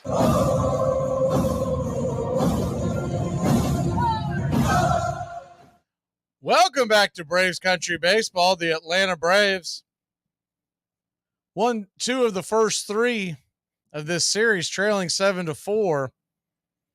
Well, Bryce Elder gave up 5 earned runs. He'll be due up for the loss if the Braves can't come back and at least tie here. Michael Harris II will start the inning. Colin Holderman, this is interesting, will be asked to close the game. And remember, he's the one that hit Acuna, and Acuna is due up next. The first pitch on the way, cutter inside for a ball. It's 1-0. So we might find out if it's the big zoo that goes out there and rushes the mound for Acuna. The 1-0 pitch, sinker, swing and a miss. It's 1-1.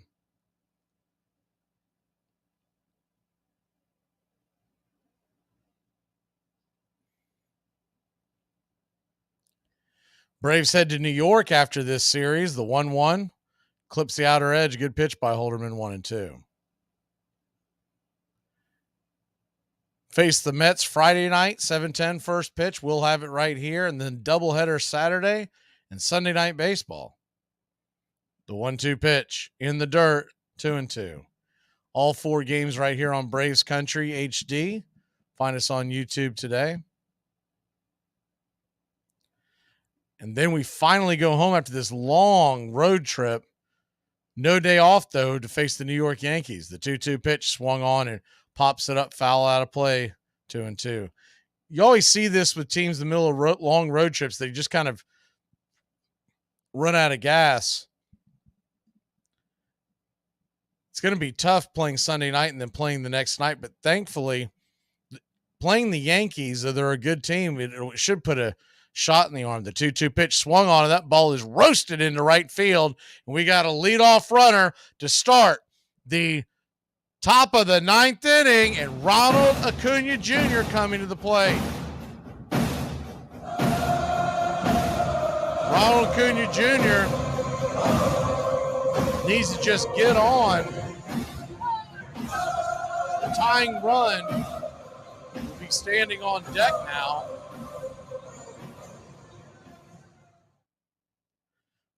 Acuna 0 for 3. The first pitch on the way is outside for a ball. It's 1-0. Ronald Acuna Jr. last night had 3 hits after being hit and pulled out of the game the night before by this very pitcher, Holderman. The 1-0 pitch.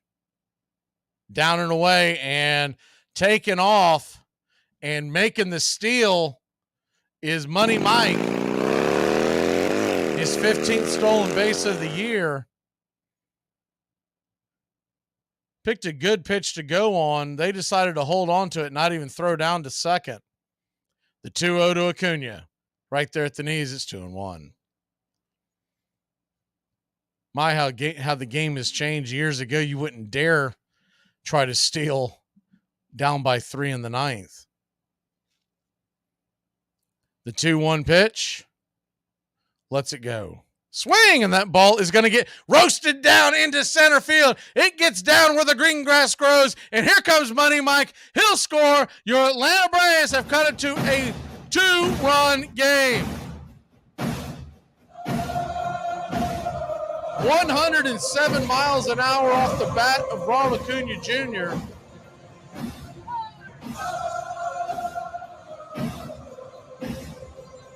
RBI single for Acuna. And it's 7-5, nobody out. Ozzie Albies will come to the plate now. Marin, the pitching coach, coming out there to talk to Holderman. Harris had to wait on to make sure the ball wasn't going to get caught. So when the ball was heading towards center field, it actually went over the head of Harris. Then he took off really close to second base, and that just tells you how fast he can run, because there wasn't even a play to be made at the plate. Runner on first, nobody out. Ozzie Albies coming to the plate. 1 for 4, a single in the first. Run scored, stolen base. Open stance from the left side. Holderman, righty-lefty matchup, lifts the glove and lets it go. Swing and pops it back foul. It's 0-1.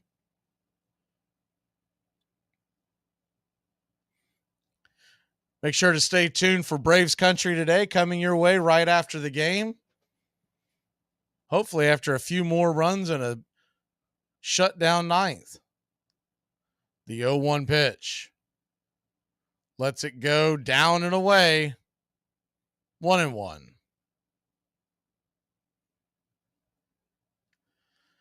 So Ronald Acuna Jr. leading off of first base with nobody out.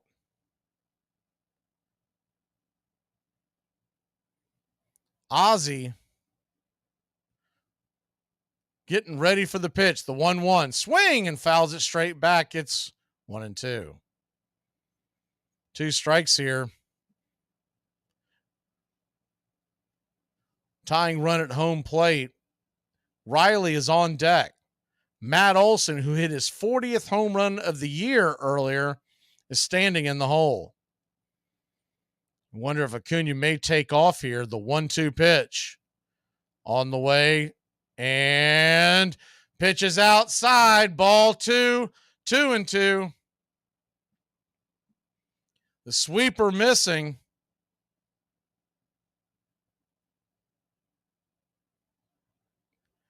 The 2-2 count. Pitch on the way, high and out of the zone. Ball 3, 3-2. So a full count. Ronald Acuna Jr. with 53 stolen bases at first base. But the game right now is at the plate. The pitch on the way, swing, and that ball's lifted high, deep, but well out of play into the upper deck, right field side here at PNC Park, where the sun has come out. Started overcast with a threat of rain today. Beautiful day now. That Golden Bridge in the background. The 3-2 pitch. Swing and a miss, strike 3. Chase 95, well off the edge. Chase won pitch out territory, and there's one away. Ozzie Albies down on strikes. But Austin Riley coming to the plate. He's 3 for 4, 3 singles and an RBI.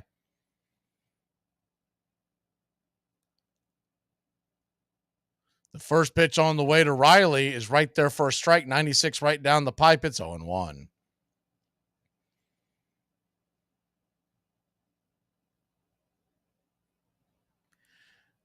Acuna on first. The 0-1 pitch. Swung on, pops it up. Back out of play, 0-2. Riley down to his last strike.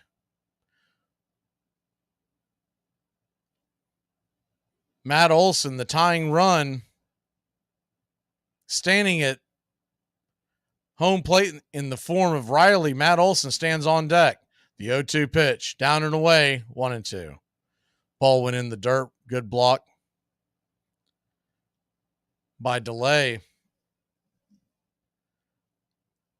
Got a 1-2 count. Austin Riley, 3 for 4. If he puts one in the gap, Acuna would score. The 1-2 pitch. Down and in. Did he go around? Jim Wolf, blind as a bat, says that he did, and it's a strikeout number 2. So Jim Wolf at it again. He must have updated his gold membership there in Pittsburgh. He wants to get out of this game. So 2 down. Matt Olson, it's up to him. 2 for 4, a single, a solo shot. If he puts one in the seats, it's a tie game.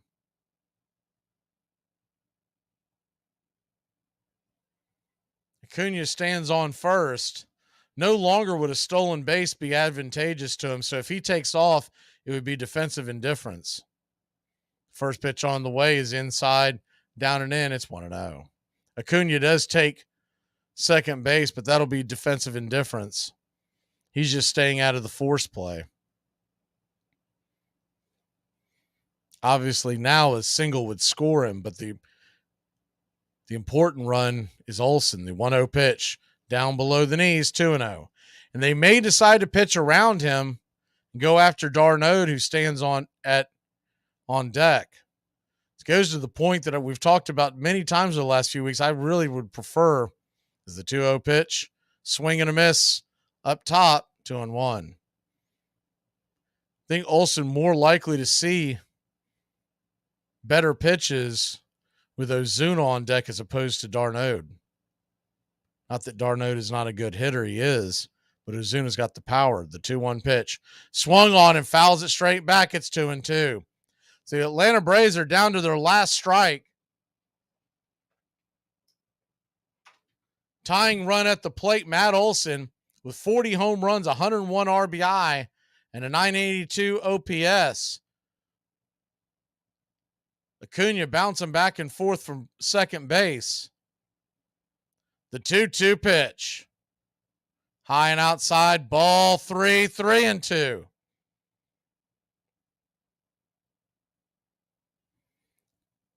Acuna scattered down to third on the pitch. Heck, he might be able to take home at this rate. The 3-2 pitch. Swing and fouls it straight back. He just missed that one. That thing was a bullet straight back. 3-2. Braves once again down to their last strike.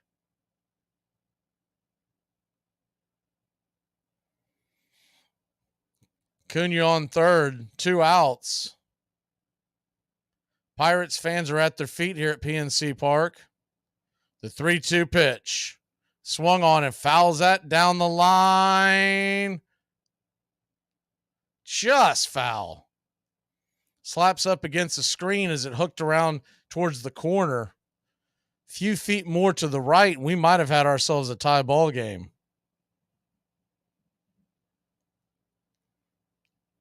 So a 3-2 count. The pitch on the way.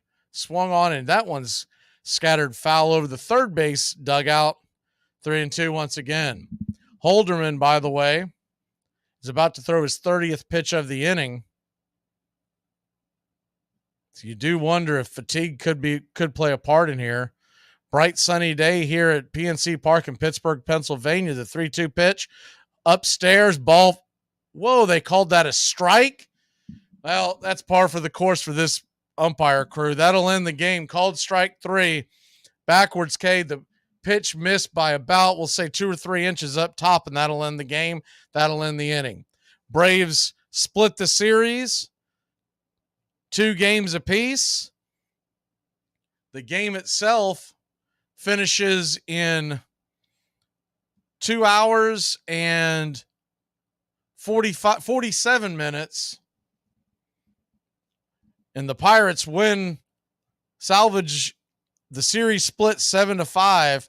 5 runs, 12 hits, no errors for Atlanta. 7 runs, 10 hits, no errors. You know, we always give a game ball on. I guess we have to give it to the umpires for the series because they absolutely dictated the series on both sides. Pittsburgh got a lot of bad calls as well. We will take a quick break. When we come back, Braves country today. Doug and Steven are in the bullpen. We'll talk Atlanta Braves baseball, and we'll also get into some football. We'll be back in a flash here on Braves country. Keep it locked in here on WQEE 99.1 FM, CBS affiliates, and Braves Country HD.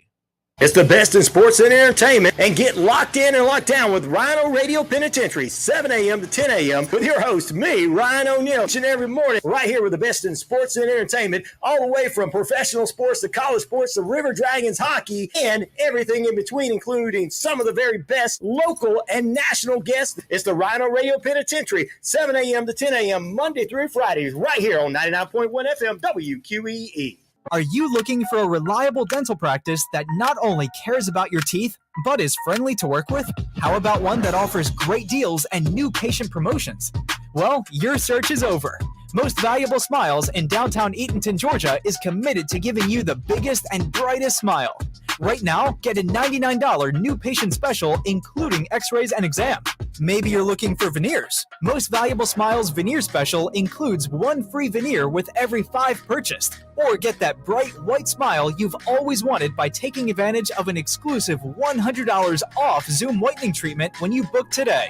And don't forget that 2022 is almost over. That means most insurance policies will reset by the new year, and to avoid losing that extra money, you need to use it or lose it. Book an appointment today with Most Valuable Smiles in downtown Eatonton to lock in these exclusive deals. Call 706-623-0318 or visit mostvaluablesmiles.com. Hey, Braves Country. Braves Country HD is bringing you Braves Country Baseball. Braves Country comes to you every Tuesday night and Friday night, and 2 bonus games every week. Hi, I'm Mac Magee, and we'll be bringing you play-by-play, pitch-by-pitch of your Atlanta Braves. It's free to listen. Please like and subscribe. YouTube.com/@Braves Country. Braves Country Baseball for the fans, by the fans. Here's good news. There's still a need for hundreds of thousands of cybersecurity professionals in the U.S. right now. And My Computer Career is training people to help meet the demand. No IT experience? No problem. Take the free career evaluation today. Start your new life as an IT pro in as little as 4 months. Grants covering up to 53% of the cost are available to those who qualify. It's not rocket science. It's mycomputercareer.edu. Enjoy sun-drenched days, epic stays, and plenty of room to roam in Greater Fort Lauderdale. Our hotels, attractions, and restaurants have taken the Visit Lauderdale's Safe and Clean pledge, so you can relax and explore with confidence. When you're ready for that well-deserved staycation, our 23 miles of golden beaches await. Find wide-open spaces to hike, bike, kayak, and paddleboard. Visit your favorite attractions, then dine out in style in dining rooms or al fresco on waterfront patios. Learn more at sunny.org. Braves Country today. We're talking Southern sports. We go live 3 to 5 weekdays right here on WQEE. Braves Country today, Southern sports talk with the voice of Braves Country baseball, Mac Magee. Joined every day from sports analysts from all over Braves Country, talking college football, the NFL, Major League Baseball, and what's trending in the world of sports. Braves Country today. We go live 3 to 5 weekdays right here on WQEE. It all starts with just one thing. When recycling, rinse out jars and cans, and avoid recycling wax paper or paper soiled with food. This will reduce recycling contamination. Find tips and more at onethingus.com. What's your one thing? Hey, sports fans, it's Rod Peterson here, host of The Rod Peterson Show, inviting you to join us daily for 2 hours of Atlanta's funnest sports talk right here on WQEE. I say fun because it is. You've never heard a show like it because we make the listeners a part of the show every day between noon and 2 p.m. Eastern. You'll hear plenty of the best sports talk, including the latest on the Falcons, the Braves, and more. And who knows, you might even hear you. That's The Rod Peterson Show, daily at noon, right here on WQEE 99.1 FM.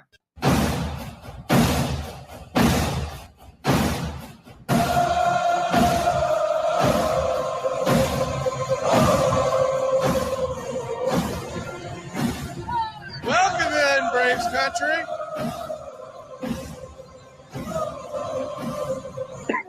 Well, that sucked.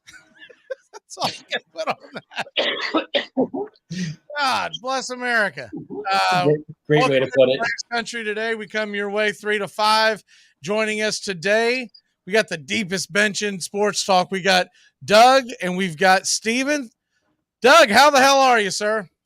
Doing all right. Doing okay. Steven, how about yourself? And I'm doing great. I mean, that loss was rough. It was Braves almost came back, but good game at least.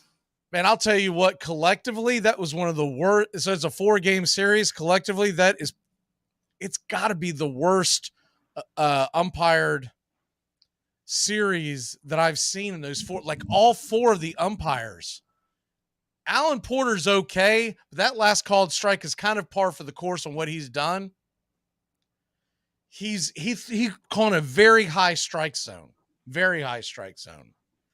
And you can't, I'm sorry, but you can't call that as the last strike of the game. But anyways, we move on. The Braves magic number remains at, was it 39? And we'll be 10 games in front of Philly. They do play tonight, so if Washington can go out there and beat them. I mentioned it earlier in the pregame show, but I'll go ahead and reiterate. My lock of the day is the over in the Washington-Philly game. Corbin versus Nola, those two are going to get pounded into sand. And anyways, let me get all the junk off me that I have to wear when I'm doing the games to keep my carpal tunnel under control. It's ridiculous. How are you guys doing, man? Are y'all ready for football to start? Well, I guess it started last week, but who the hell's watching the Browns and the Jets play their 4th string, right? I mean, like I was at Ale House and that game was on, and I intentionally didn't watch it. That's how much people don't care. I thought it was interesting that one of the New York guys said that he was in Texas at, like, I guess the most popular sports bar. And say, I can't remember if he was in Houston or if he was in Dallas, because his story, he pretty much went to all of Texas, right? So he was either in Houston or Dallas. I believe this was the Dallas night, because he was actually at the damn no-hitter for Framber Valdez, which is crazy. But he said that last Thursday night that the game was on, and even though it got good ratings nationwide, don't get me wrong, he said it was on one little TV in the corner. All the other TVs with sound and everyone paying attention to it was split between Astros and Rangers. So they are ate up with baseball this year in Texas, and rightfully so. Yeah. It'd be really cool to see those end up in the ALCS, wouldn't it? With the Rangers finally knocking the Astros out. I mean, either way, just to see that matchup would be awesome. Oh, for sure. Because I don't think we're gonna get. Any of y'all giving the Yankees any chance of doing anything? No. Losing a lot. Yeah. If you were picking the ALCS right now, right, who would you go with? Because I think I want to say Baltimore, but I feel like their starting pitching is not going to get them there. Right? So they're putting up all these runs, but I don't think their starting pitching is going to get them there. So I'm kind of leaning Texas versus Houston, depending on how it lines up and who, will they have to play each other before then? But those two right now seem like the favorites to me. I mean, like the injury to Josh Young yesterday, really hurts Texas. But I'm still good. I'm going to go Texas and Tampa. How long is he out? Who? Young? Yeah. Have they updated that? 4 to 6 weeks, I think. It's a broken. I think he had surgery.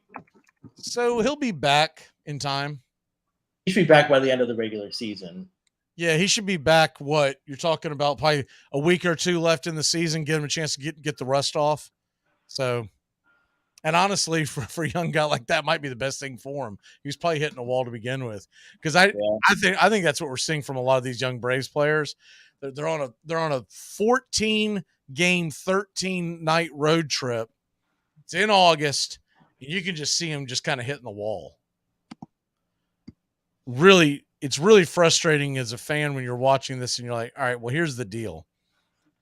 I feel like we should have at some point brought in another arm, because it's not so much that there was some elite arm out there. It's the number of innings you're putting on these young guys. Bryce Elder to me just looks like a guy who's run out of gas. Yeah.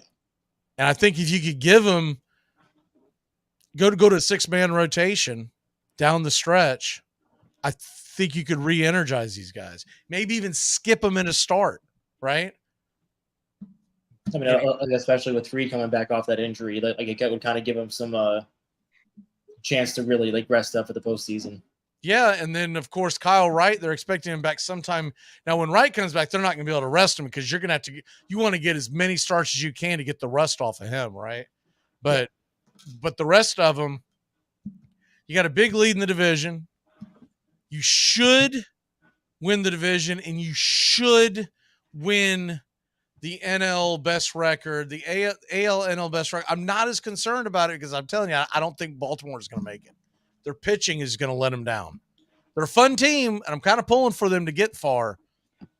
But that is going to be a tough ask for that starting pitching to go deep into the postseason. Yeah. They're going to be fun to watch, though. But I think they're going to be very Toronto Blue Jay-like, where you're like, man, they can score, but the problem is they don't stop anyone from scoring. All the pitching seems to be in Texas. All right, so let's go ahead and turn the page a little bit and get into some football talk. We got the NFL. The preseason, the first real week of preseason starting tonight. 2 games tonight. And then you've got, New England and Houston.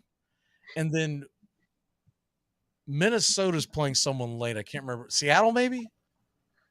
Anyways, there's 2 games tonight. The Falcons, I believe, play tomorrow night. And it is the first game of preseason, so I don't go too crazy worrying about it.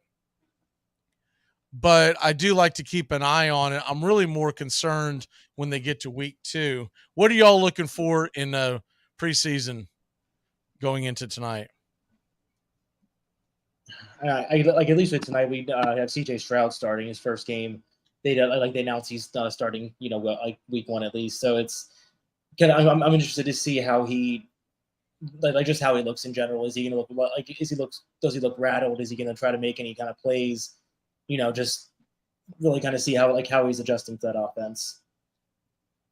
What about you, Doug? Yeah, it's pretty much the same thing. That's the only really thing I'm really interested in is Stroud tonight. Well, going into the weekend, since y'all aren't going to, be here to chat that up, is anything that you, for instance, the Dolphins and the Raiders. Steven's a Dolphin fan. Doug is a Raider fan. What are you looking at for your teams? For me, I want to see how the defense plays. I want to see how that defensive backfield plays. It's supposed to, in practice so far, they said that they've been playing outstanding. So I want to see how they, if they're going to play against Miami's first string for at least a couple of plays, I want to see how that works. I want to see how they work. What about you, Steven? Yeah, I mean, for me, it's really going to be the cornerback rotation. That's going to be the main thing. With Jalen Ramsey being out for a while, there's really going to be there's a big competition now to see who's going to fill that hole.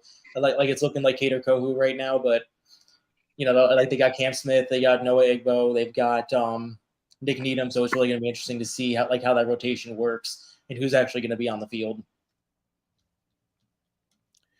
Yeah, I'll tell you what. So for the Falcons, and I don't know how much he'll play in the first game, but by the second game, I'm really interested to see. I want to see Ritter. I want to see what Ritter can do. I want to see what he's going to bring to the table. For the Titans, I'll be interested in that second game. See, the first game is so difficult to get into, but the second game, I'm really more interested to see some of the guys that'll be. I don't expect D-Hop to be in a whole lot, but I want to see how they're going to mesh in with some of the young guys that they've added. And for the Jaguars, I want to see some kind of a pass rush, because I think that'll make the difference between Jacksonville being here and being just kind of middling and barely making the playoffs. Yeah. All right, so looking at the new NFL season. So we're doing something in the college football world with the other guys, but it'd be too confusing to do it all with every guy with the college football. So I decided to do this with the NFL because these are my NFL guys with Doug and Steven. As far as, we talk a lot of fantasy football. I thought this would be kind of a fun thing to do. And the idea is we are doing a league for the National Football League, where we're going to rebuild the leagues. We're going to draft off those leagues. Everybody in the league is getting their team. So Doug will have the Raiders already on his league. Steven will have the Dolphins. And I spent a lot of time in Middle Tennessee. I'm going to go ahead and take the Titans. And so with the Dolphins and the Dolphins and the Raiders taken, and obviously the Titans taken. So my idea was, Doug, your league is going to be called the Autumn Winds. Steven's South Beach, and I'm Dixie. Okay. So that way, because you can't go American and national conferences, because then what do you put in the other one? You put the middle, the guy left out because you're in the Central Conference. So that's how we'll do that. And we're gonna. This is gonna be a snake draft, by the way. This won't be a typical draft like you would in the NFL. This is more fantasy wise. And the idea is, at the end of the year, we're going to be kicking teams out of the league. You're going to be able to relegate, and we'll do another draft based on your overall performance. Do another draft, and we're going to compete for something silly like a cup or a trophy or something fun. Something to keep it interesting for people who are watching the show or listening to the show Monday through Friday. We're doing this college football. We went down to 4 conferences, and it's Joey and Tones and I and Bobby, and we're going to 64 college football teams, and we're doing the same kind of thing where it's going to be based on your overall wins. You can do it. Look, you can go, hey, I want to win the trophy this year, so I'm going to worry about taking all the elite teams. Or you can say, man, I really like something that's going on in whatever city, and I might grab me a sleeper to build on. So it's however you want to do it. But the point is, there's 32 teams in the National Football League. It's too damn many because we get some sloppy games. College football, we basically cut it in half because, we're getting rid of all that crap, right? You're not going to have Marshall versus MTSU, going, oh, let's put this. No. That's a different conference. So, with all that being said, got to come up with one of y'all who is going to pick first. How do I? All right. Tell you what, I got a red ball and a white ball here. All right. One in each hand. And I'll just raise them. Doug, I'll give you first guess. The red ball will take the number 1 pick, right? So are you going right or left hand? Left. So that's a white ball. So Steven, you have the number 1 pick. I guess I'll take third because I came up with this goofy idea, so I guess I should sit and like. Give me 1 second. I swear, man, I'm telling you right now, when y'all wonder why I go off camera sometimes, there's one reason and one reason only. This stupid chair. I got to get a new chair. But Steven, who's your first pick? If the goal here is to pick the best teams, how can I not pick the Kansas City Chiefs? That just feels like the most obvious pick. As long as Patrick Mahomes is the quarterbback of that franchise, I'm listening. Is there. Let me adjust my chair so I wouldn't start sinking down. All I see is my eyeballs. During the radio games, because I don't have a camera on me, a lot of times, man, in the middle of the inning, I'm like, just turning the mic towards me lower and lower so I don't miss the action. Anyways, y'all ever want to go, what in the hell is he doing? That's what I'm doing. Been doing this for 2. This is a fairly new chair. We got rid of the old chair because it was just bad for your back, that kind of thing. This thing sucks. Anyways, and end of the Snickers doing his post-game interview. What do you say? Well, we dropped 2-4 to the Pirates, so maybe we should have made a trade at the trade deadline. After dropping 2 or 3 of the Cubs, maybe things aren't going to turn out the way Anthopoulos thought it was going to. I still say it's too early to panic. Don't feel bad. After being swept by the Nationals, maybe we should have made a pick or two. Yeah, but at the same token, when you've got the best record in baseball, I want to be a little more aggressive. If I'm sitting in the middle of the pack, I know, do I want to dump out my farm system? No, that'd be stupid. When you've got the best record in baseball, I'd like to see let's put the chips in, right? Gotcha. Not every year. And no, I wouldn't want to give up one of our elite players, but I'd be okay with going, Soroka's only under contract 1 more year. What the hell? Let's trade him, right? Something to be able to go get something. Because I guarantee you couldn't have gotten a pretty good reliever for Soroka. I guarantee it. Because with 1 more year of control, someone would have said, well, he can eat innings for us next year. We'll give him this dude who's only coming in 1 inning. Because an elite reliever is only important to a team that's winning. If you're middle of the pack, what the hell, what does a closer do for you? All right. So let me pull this back up so I'm typing it in. I'll have to text y'all later and email and go, what the hell? What did you pick? So Steven Troche takes the Chiefs. I like it. Makes a lot of sense. It's not like Patrick Mahomes going anywhere. Plus, I don't think you took Doug's pick being a Raider fan. Exactly. He was going all Chiefs about it. Doug, where are you going on the first pick of this draft? I guess I'm going to follow suit from last year's Super Bowl. I'll take the Eagles. I have no reason not to. I like it. That's a good pick. And that's it's interesting because you know the one question I have about the Eagles? They lost 2 of their offensive coaches. That's true. I wonder, I think they'll have it figured out by the end of the season, right? But what's the learning curve? And where I'm going with this is I'm thinking about banging the under on Eagles games early in the season because I think the expectation is going to be here. Instead, what you're going to get is a bunch of going back to the side going, what the hell, man? Are you going to call the play or not? So anyways, all right. So I'm going to go, well, I think I'd be in trouble. I'd probably have to sleep on the couch if I don't do this one. So I'm going to go ahead and draft the Jaguars with my first pick. They're a good young team. They should have a good season. At the same token, they should be able to build for the future. So I'll go ahead and take the Jaguars. Then my second pick, I hadn't really thought that part out because I was hoping the Eagles may be there.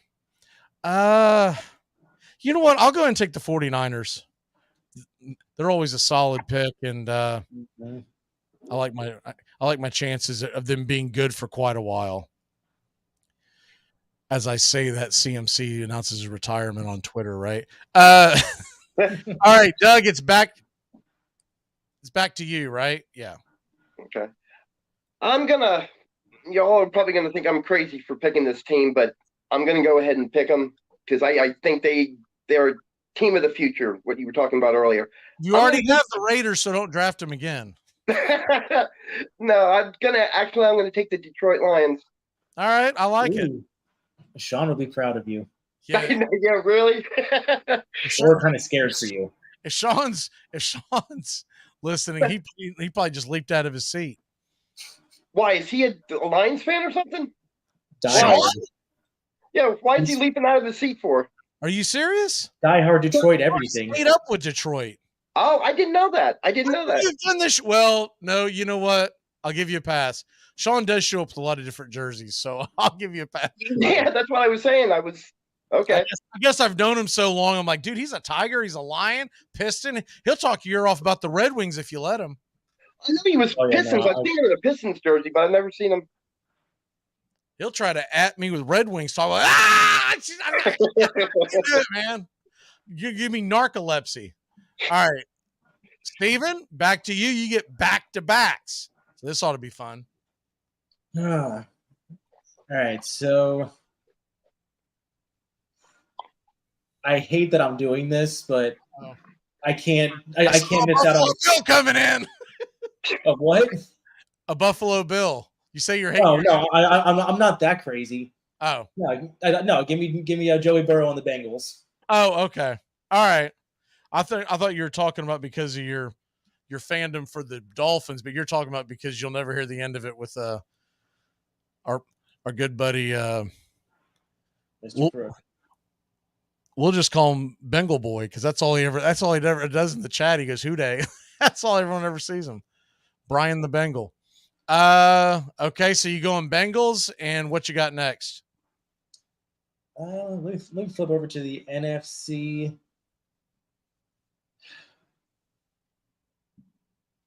Man, so many. It's like once you get those good teams, every other team just feels like they suck. Very true. Well, you're also going to be looking at the core and what they could build. But yeah, I do want to try to win every year too. I'm not trying to just punt till next year. I'm going to stick with the proven coaching and the money. Give me the Los Angeles Rams. If you're going to go proven coaching and the money, I mean, are you not going to go with the Colts? With the ownership, Irsay? Come on. Let's go. Oh. So you're going Rams? Yep. Oh, wow. I did not expect that this early on. I feel like there'd be a good floor team.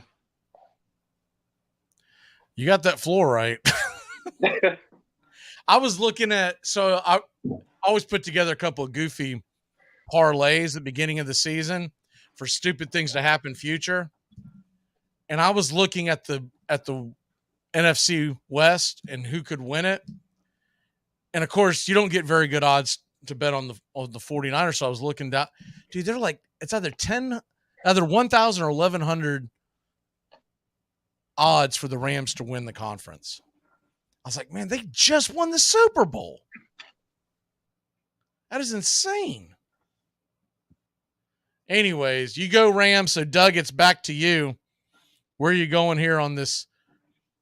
I got to come up with a better name. I don't know what to call this draft, this league, but we'll figure out something. If y'all got any ideas, shoot them at me. I'm going to have to hold my nose, and I'm going to go ahead and take the not San Diego Chargers, but the Los Angeles Chargers. The Chargers. All right. Not going to let Russ cook.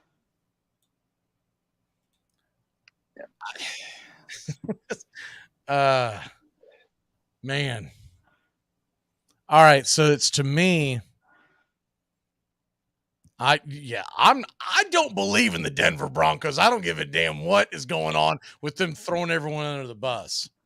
So I'm going to grab one team that I think is just going to be fun to follow, so I might as well do it. Give me the Jets. I think they'll be good for at least a couple of years. And then I'm going to go ahead and go homer pick. Give me the Atlanta Falcons. So I know I'm going to be covering. I know I'm going to be watching. I might as well be all in. And I did take them on a couple of parlays to win the West. I mean, the South. I think they got a decent chance. The Saints are the favorite right now. And then it's the Falcons. And then there's a big drop-off when you get to Panthers and Bucks. So I'm all in. So I got Titans, Jags, 49ers, Jets, and Falcons.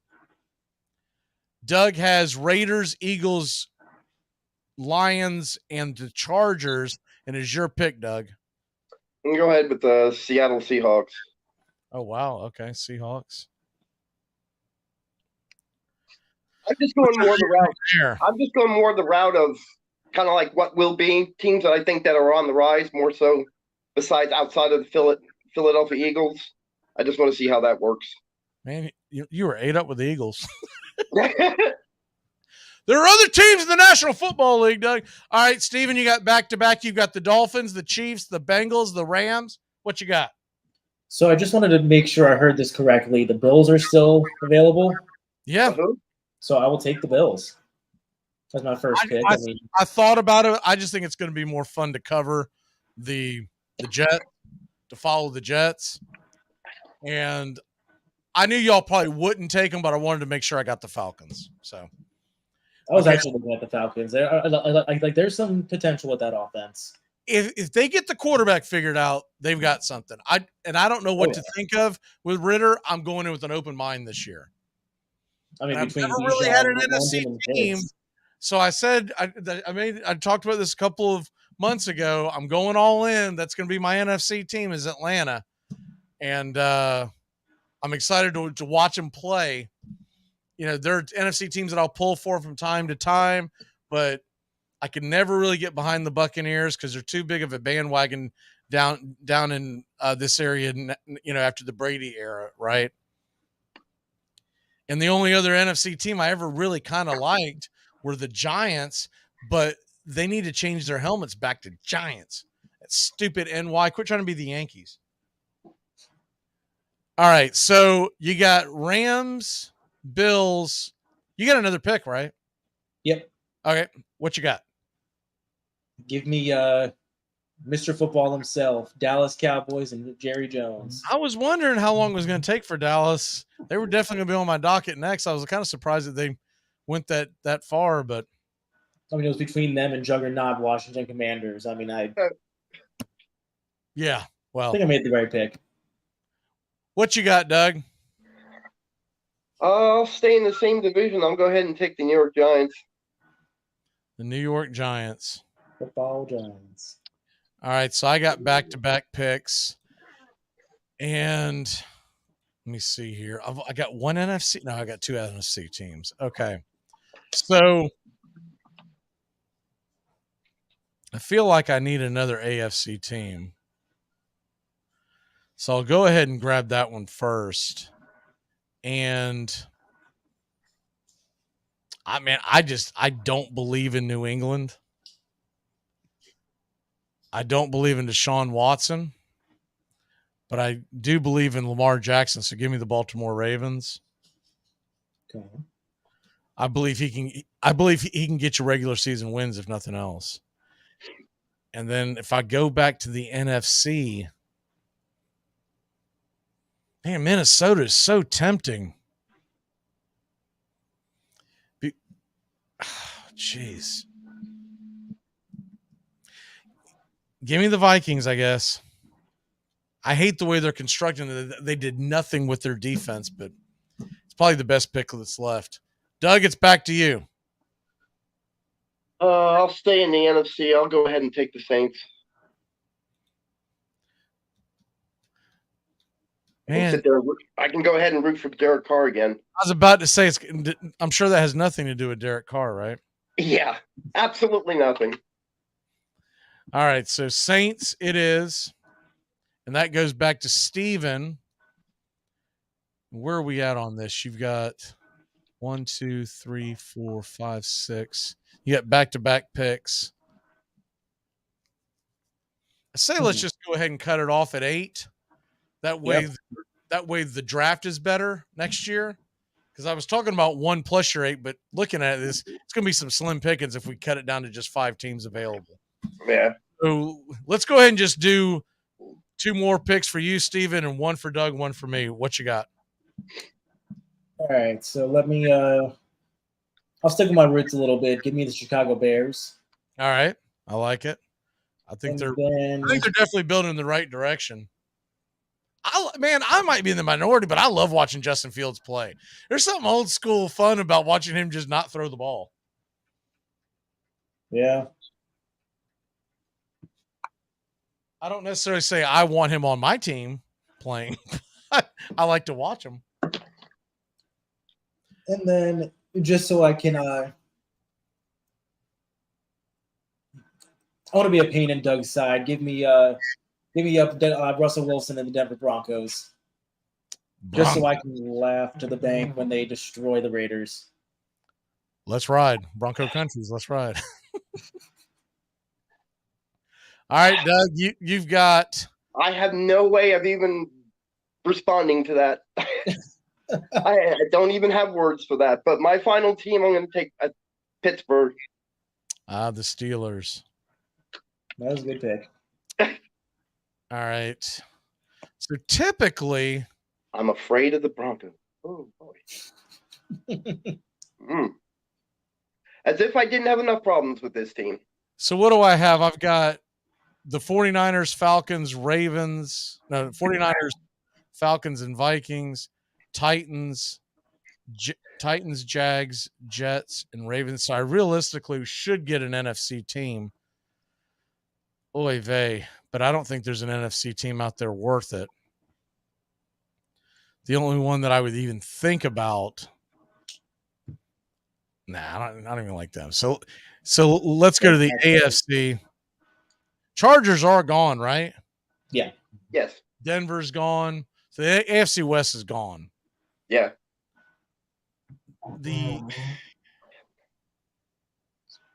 I just don't believe in the Cleveland Browns. I'm not going to. There's no way I can believe in them.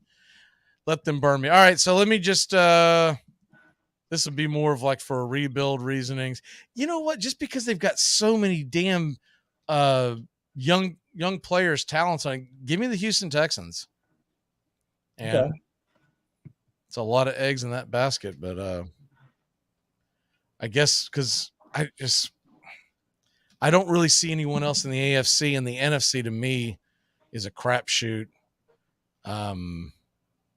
You do feel like that you got a better chance of getting to the Super Bowl if you pick an NFC team. But I mean, who are we going with that's left out there? Tampa Bay, they're a full rebuild. Carolina, same. Yeah, I guess I'll go with Texans and hope for the best. So here we have that. Real quick, you got a lock and a walk-off, Steven? Yeah, give me Tampa Bay is at home tonight. They are money line is -195, but you can give me even the run line is at -1.5 is even value. And what about you, Doug? I just got my walk-off Sunday night watching Tim Anderson get knocked the blank out. For the rest of his career, is he ever going to be known for being a good baseball player, or just like Robin Ventura, all he's going to be known for getting knocked out by Jose Ramirez? Yeah, I think he's going to be known as the guy that shot his mouth off, F around and found out, right? Yeah. What he's more going to be known for now is the psychotic rants that he put on social media afterwards. Yep. I mean, he's AB 2.0 right now. Uh-huh. If AB and Ventura, you know what? Because honestly, Ventura didn't get knocked out or anything like that, right? I mean, he took it like a man, but everybody stood his ground. Just every time you think of Robin Ventura, you think of him being in the Nolan Ryan's headlock, getting pounded. I think more. You know what? It's basically if AB and Bautista had a baby, because that punch is right. The only reason why Rognan Odor is not as good as Ramirez is because A, Anderson started it, and B, he took a shot to the jaw and actually kept his legs about him. I think he took a stronger punch, to be honest with you. Yeah. He just got him. Tim Anderson ain't ever been in a fight before, not a real fight, and he found out what it was. And maybe he goes, you know what? Maybe I'll just be a millionaire. How about that? Y'all have a good one. See you next week. Joey is on the way. We'll be back in a flash here Denver Broncos country. Keep it locked in here on 99.1 FM WQEE. Stupid Broncos. You're listening to WQEE 99.1 FM, The Key in Noonan, Georgia, home of Braves country with Mac Magee and the Armchair Quarterbacks, weekdays, 3 p.m. Eastern to 5 p.m. Eastern, right here on The Key and YouTube.com at Braves Country. It's the best in sports and entertainment, and get locked in and locked down with Rhino Radio Penitentiary, 7 a.m. to 10 a.m. with your host, me, Ryan O'Neill, each and every morning, right here with the best in sports and entertainment, all the way from professional sports to college sports to River Dragons hockey and everything in between, including some of the very best local and national guests. It's the Rhino Radio Penitentiary, 7 a.m. to 10 a.m. Monday through Fridays, right here on 99.1 FM WQEE. Are you looking for a reliable dental practice that not only cares about your teeth, but is friendly to work with? How about one that offers great deals and new patient promotions? Well, your search is over. Most Valuable Smiles in downtown Eatonton, Georgia is committed to giving you the biggest and brightest smile. Right now, get a $99 new patient special, including x-rays and exam. Maybe you're looking for veneers. Most Valuable Smiles veneer special includes 1 free veneer with every 5 purchased. Or get that bright white smile you've always wanted by taking advantage of an exclusive $100 off Zoom whitening treatment when you book today. And don't forget that 2022 is almost over. That means most insurance policies will reset by the new year, and to avoid losing that extra money, you need to use it or lose it. Book an appointment today with Most Valuable Smiles in downtown Eatonton to lock in these exclusive deals. Call 706-623-0318 or visit mostvaluablesmiles.com. Hey, Braves Country! Braves Country HD is bringing you Braves Country Baseball. Braves Country comes to you every Tuesday night and Friday night, and 2 bonus games every week. Hi, I'm Mac Magee, and we'll be bringing you play-by-play, pitch-by-pitch of your Atlanta Braves. It's free to listen. Please like and subscribe. YouTube.com/@Braves Country. Braves Country Baseball, for the fans, by the fans. Here's good news. There's still a need for hundreds of thousands of cybersecurity professionals in the U.S. right now. And My Computer Career is training people to help meet the demand. No IT experience? No problem. Take the free career evaluation today. Start your new life as an IT pro in as little as 4 months. Grants covering up to 53% of the cost are available to those who qualify. It's not rocket science. It's mycomputercareer.edu. Enjoy sun-drenched days, epic stays, and plenty of room to roam in Greater Fort Lauderdale. Our hotels, attractions, and restaurants have taken the Visit Lauderdale's Safe and Clean pledge, so you can relax and explore with confidence. When you're ready for that well-deserved staycation, our 23 miles of golden beaches await. Find wide-open spaces to hike, bike, kayak, and paddleboard. Visit your favorite attractions, then dine out in style in dining rooms or al fresco on waterfront patios. Learn more at sunny.org. Braves Country today. We're talking Southern sports. We go live 3 to 5 weekdays right here on WQEE. Braves Country today. Southern sports talk with the voice of Braves Country baseball, Mac Magee. Joined every day from sports analysts from all over Braves Country, talking college football, the NFL, Major League Baseball, and what's trending in the world of sports. Braves Country today. We go live 3 to 5 weekdays right here on WQEE. It all starts with just one thing. When recycling, rinse out jars and cans, and avoid recycling wax paper or paper soiled with food. This will reduce recycling contamination. Find tips and more at onethingus.com. What's your one thing? Well, the season's finally here, and the players hit. The Armchair Quarterbacks are back. Saturday, September 9th, 10 a.m. to 2 p.m., you'll be tailgating with the Armchair Quarterbacks. Mac Magee, Brian Snow, Joey and Tones, and the rest of the Armchair Quarterbacks live, 10 a.m. to 2 p.m., Saturdays this fall, talking college football, SEC, ACC, Big Ten, the NFL, fantasy football advice, and our picks against the spread. It all begins September 9th, right here on Braves Country HD, 99.1 FM, WQEE. Yeah, the Armchair Quarterback, the All-American man.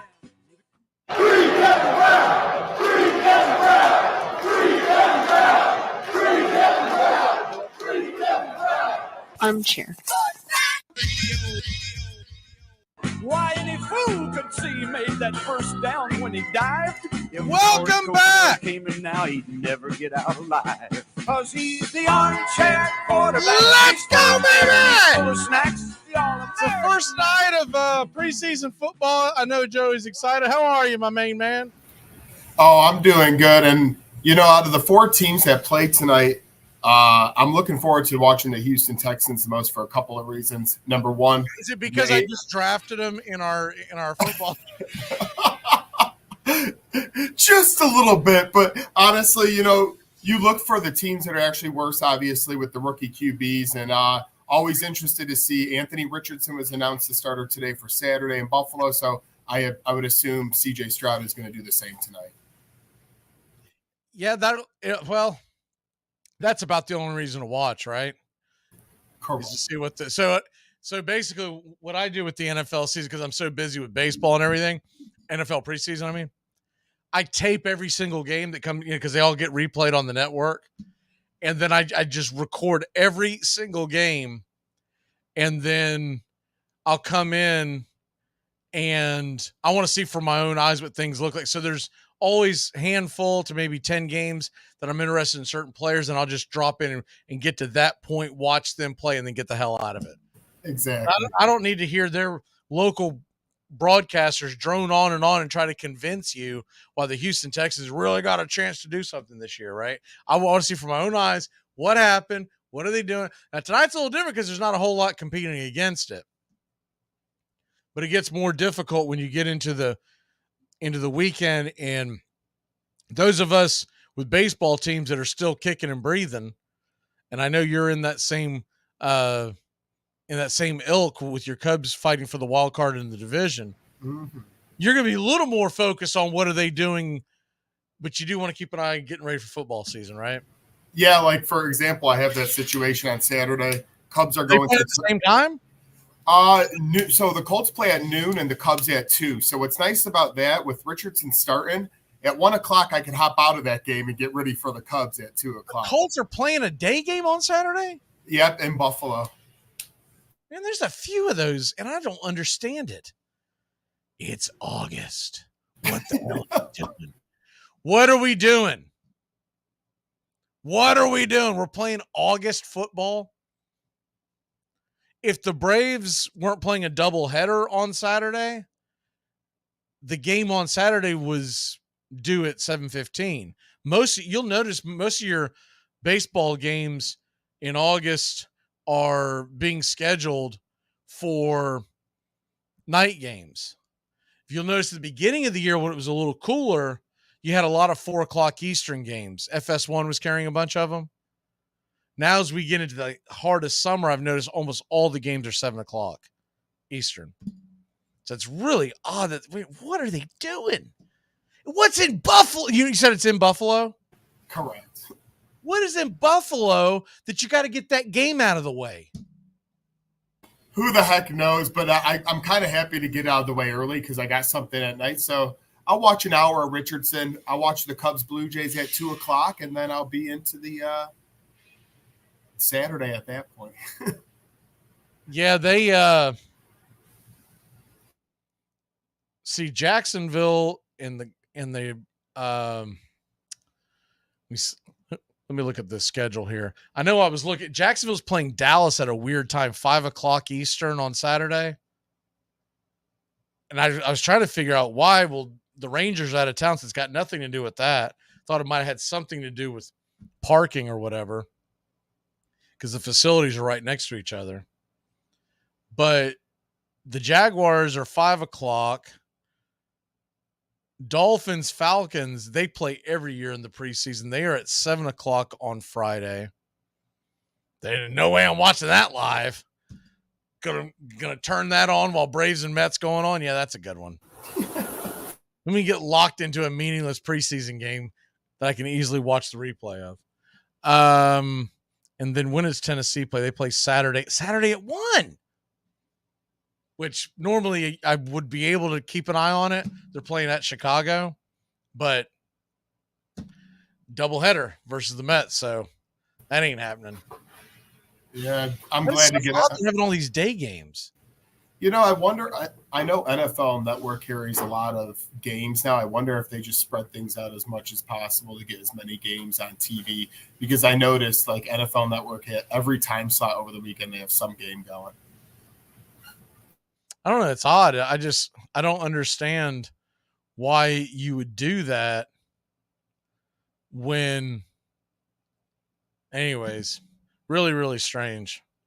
But let's get back to the rest of the story. We got some mini camps we need to get squeezed in here. Yes, we do. So let's get you off and running. Let's start off with South Carolina football. I like to get that one going because we're a little behind on some of our mini camps we're wanting to cover. And we've only got a few weeks until football season starts, and we're going to run out of time. With that and the baseball season cramming everything in, it's going to be really difficult. So things get crazy this time of year, right? They do. What is your outlook on the South Carolina Gamecocks? And I guess I need to hit the soundbite, right? one of these, is this one?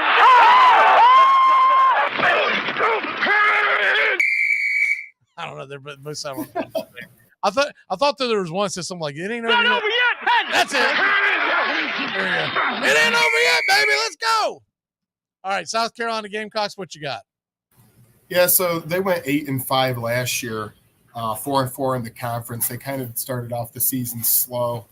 Spencer Rattler, as we all know, that was his first transfer year headed over there. And it was rocky to start, but it ended pretty well, like I mentioned. So I'm kind of looking at more of a positive outlook. I'm not saying they'll win the conference or do anything crazy like that, but I do like what they have on offense. Tight end Trey Knox had a big year last year. I expect him to do another big thing as he's coming into his senior year as well. Now, the defense might look a little shaky at times, so I would look for the Gamecocks to be in a lot of high-scoring games, which is fun football, right? But at the end of the day, they don't have the easiest of schedules, obviously, in the conference they're in. So I can't put them exactly right near at the top when you have to play Georgia and Tennessee, but they should have a pretty good year, all things barring. Did you look up their over-under number? 6.5. 6.5. Okay. Look, I feel like that. I thought that was low personally. Yeah, I feel like South Carolina's got a pretty good squad coming back, and they got much better quarterback play last year, especially at the end, right? Yes. Let's take a look at their schedule real quick. They are playing. So they start off versus North Carolina September 2nd. I guess that's a Friday night game. And then they got Furman at Georgia, loss. Home against Mississippi State, at Tennessee, loss. Home against Florida, at Missouri, at A&M. They're going to lose one of those. They're at home against Kentucky and home against Clemson. Where do you got South Carolina this year? I got them going 8-4 at the end of the day. I think I actually think they'll win the opener against North Carolina in their home house, but I think they take it on the shins at Georgia, at Tennessee, so that's 2 right off the bat. And then you can mix in between Clemson, Kentucky, Florida, at A&M. There's always those tough conference games you got to go on the road, a couple of those at home. But overall, I'm going to go 8 wins for them, and they'll make a pretty good bowl game, but nowhere near the playoffs, of course. At the same time, it won't be a disappointing season. Yeah, I think that might be their floor, because I've got them losing to Georgia and Tennessee. Those are givens. I don't think it's a given anymore that they're going to lose to Clemson. I think that's going to be a really tough battle that's in South Carolina, in Columbia. Agreed. Vanderbilt, Kentucky are both at home. Florida's at home. Mississippi State's at home. It kind of works out well to them where the 2 games that you figure they're outmatched are on the road. So you're probably going to lose those games anyways. I'll tell you what, man, I'm going to take a swing here. I'm going to say they go 9-3. Heck yeah. I think Spencer Rattler has really flourished at South Carolina. And they looked really good down the stretch. They did, and that's one thing you kind of got to look at when you have, a lot of their offense at least coming back, that the continuity after he transferred over built in, because early in the year it was a big struggle, like I said earlier, and they really picked it up. I mean, he finished the year with over 3,000 yards passing. The touchdown numbers weren't fully there, but, he limited his picks at the end, and his rating ended up being 138. So overall, good first year of South Carolina. All right. The other thing we need to get into is the Detroit Lions. So let's go ahead and get that one so we can go more to a methodical pace instead of cramming all this stuff in. Hey, we'll be caught up then. Yeah. I want to go back to our traditional wishbone offense. I'm tired of this hurry up crap. So let's get this West Coast, baby. Let's go ahead and knock this one out.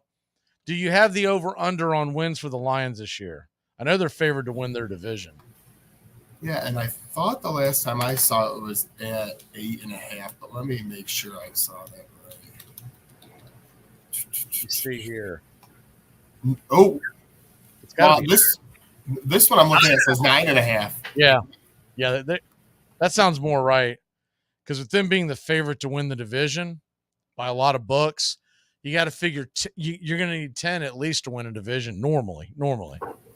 True. Even though this division could flip. I mean, there's a lot of bad divisions out there this year, especially in the NFC. This division is terrible. Between the South and this division, oh my goodness. And yeah, you can point to the fact that Minnesota had this great year last year. They were 11-1 in one-score games. That's not going to go out that way this year. Not a shot.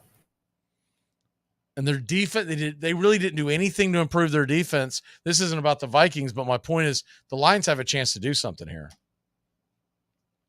All right, so what's your take on the 2023 Detroit Lions? The Lions, baby. In that division, I am going to give them the edge. Jared Goff is coming off of a pretty good year. It will be his second full year in the system, obviously. They did have a good running back situation, bringing in Jamar Gibbs as a rookie, and then David Montgomery from the Chicago Bears, which I think is a good steal because Montgomery does good things, and he's not old over the edge running back yet. Now, they do have Williams suspended, but at the same time, you still got guys like St. Brown and Jones, and they drafted Sam Laporta out of Iowa, pick 18 in the first round. So I look for the offense to be pretty explosive.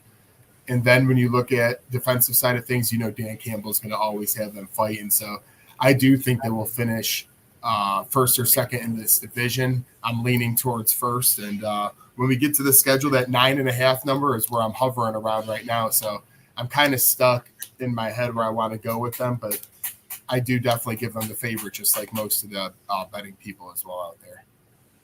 So 9.5. You got them. What's their record, and do they win the division? Like you said, 10 wins is kind of where you need to be to win that division, right? Even though things are kind of weak over there and there with the Vikings, Bears, and the Packers. But I am going to give them the nod at the end of the day. I'll put them at 10-7, and they take the division. I was teetering with 9 wins, but I can't really see the 4-win Bears taking that big of a leap. I'm not a Jordan Love believer at the same time. And Minnesota, like you said, all those one-score games, it's the Lions' time now or never. So 10 wins for the Lions, first place. I got the Lions going 11-6 and winning the Central or North. Used to be the Central. Now it's old school. Yeah. So I just think this team is really ready to take off. I don't think Jared Goff gets enough respect. He's a much better quarterback than what people realize. I think he got a bad rap when he was in LA. He had a very good year last year. I really like what they're doing, what they're putting together. I wish they would have kept Jamal Williams. I will say that. At least they replaced him pretty well, though, between Gibbs and Montgomery. They do have good running backs at least still, but they didn't forget about it. Yeah, it's not that. It's the fact that I liked Williams. Fair. They got rid of Swift. To me, that's kind of a problem. They completely revamped. I mean, that is kind of nuts.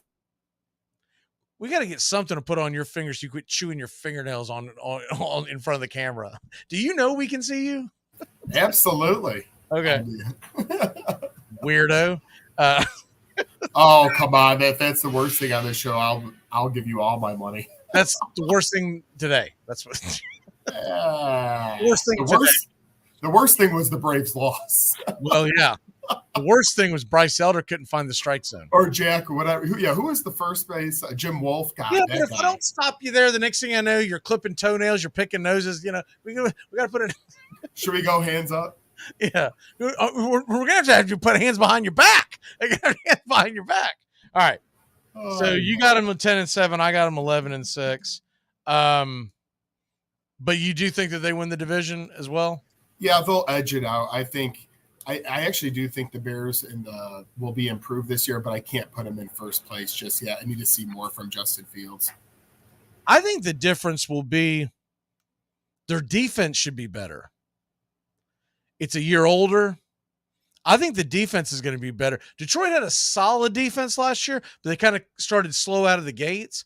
I think the Lions will have a decent defense this year. Maybe that'll make it. But if you're going to get rid of Swift, I really would have liked to have kept Williams. And maybe it's just because I'm a big Jamal Williams fan. You must have had him in a fantasy league. No, man, I like his. Did you see his most recent interview where he's talking about how football players, you all think we just go home and watch football and pay? He goes, I don't even watch football. He's into anime. And he said, when he's not playing football, he's always pretending like he's a ninja and everything. There's something likable about his personality. Fair enough. When he leaves the game, he's going to have a podcast that's going to be very popular that will have nothing to do with football. The springboard will be, hey, I used to play in the NFL, but he'll be talking about cartoons and all that kind of junk. I heard it here first because I tell you, with you putting them at 11 wins, me putting them at 10, the expectations are not low. Now, what's funny is I do think Kansas City week 1, they're going to get dethroned pretty badly is my prediction. At first. Probably, yeah. But after that, is that gaming in KC or is it in Kansas City? But the thing about the NFL is, man, especially now with no preseason, essentially, because none of the starters really play, we've seen this. Week 1 and week 2 in the NFL season is extremely unpredictable because they basically become their practice games. Because when you've added an extra game to your schedule, it's no longer super important to win every game. Now, they've done this with tricking the viewing public, but they've never thought about the fact, we get rid of a preseason game. We've got a game that counts-ish. Now the game counts-ish. They still don't lock into the last 2 months of the season.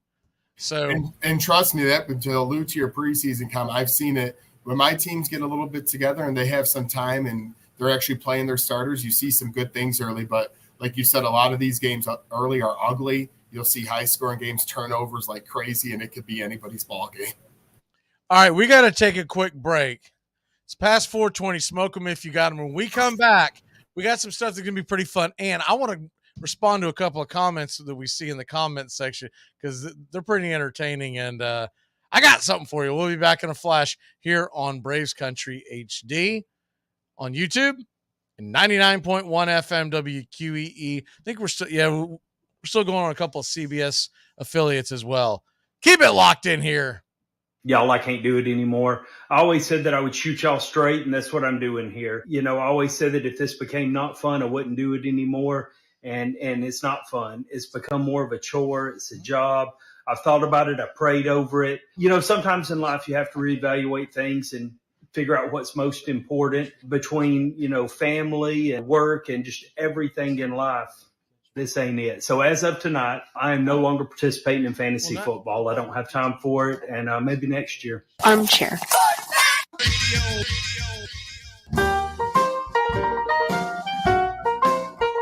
The Dixie Handle Company, 5 generations of the Strickland family have produced quality hardwood farm and garden tools. Well, the season's finally here, and the players hit. The Armchair Quarterbacks are back. Saturday, September 9th, 10 a.m. to 2 p.m., you'll be tailgating with the Armchair Quarterbacks. Mac Magee, Brian Snow, Joey and Tones, and the rest of the Armchair Quarterbacks live, 10 a.m. to 2 p.m., Saturdays this fall, talking college football, SEC, ACC, Big Ten, the NFL, fantasy football advice, and our picks against the spread. It all begins September 9th, right here on Braves Country HD, 99.1 FM WQEE. Yeah, the Armchair Quarterback, the All-American man.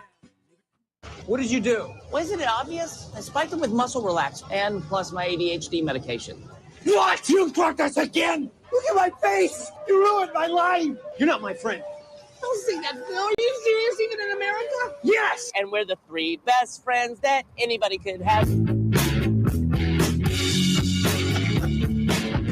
One of my favorite lines today, baby. We're no longer friends, even in America. Everything's gonna be hunky-dory once you get back in. Welcome back to Braves Country today. Atlanta Braves dropped the last game of the series. They do split the series so far right now, losing record on the road in this long road trip. Good God Almighty. We are in game 7, and we still have 4 more games in 3 days.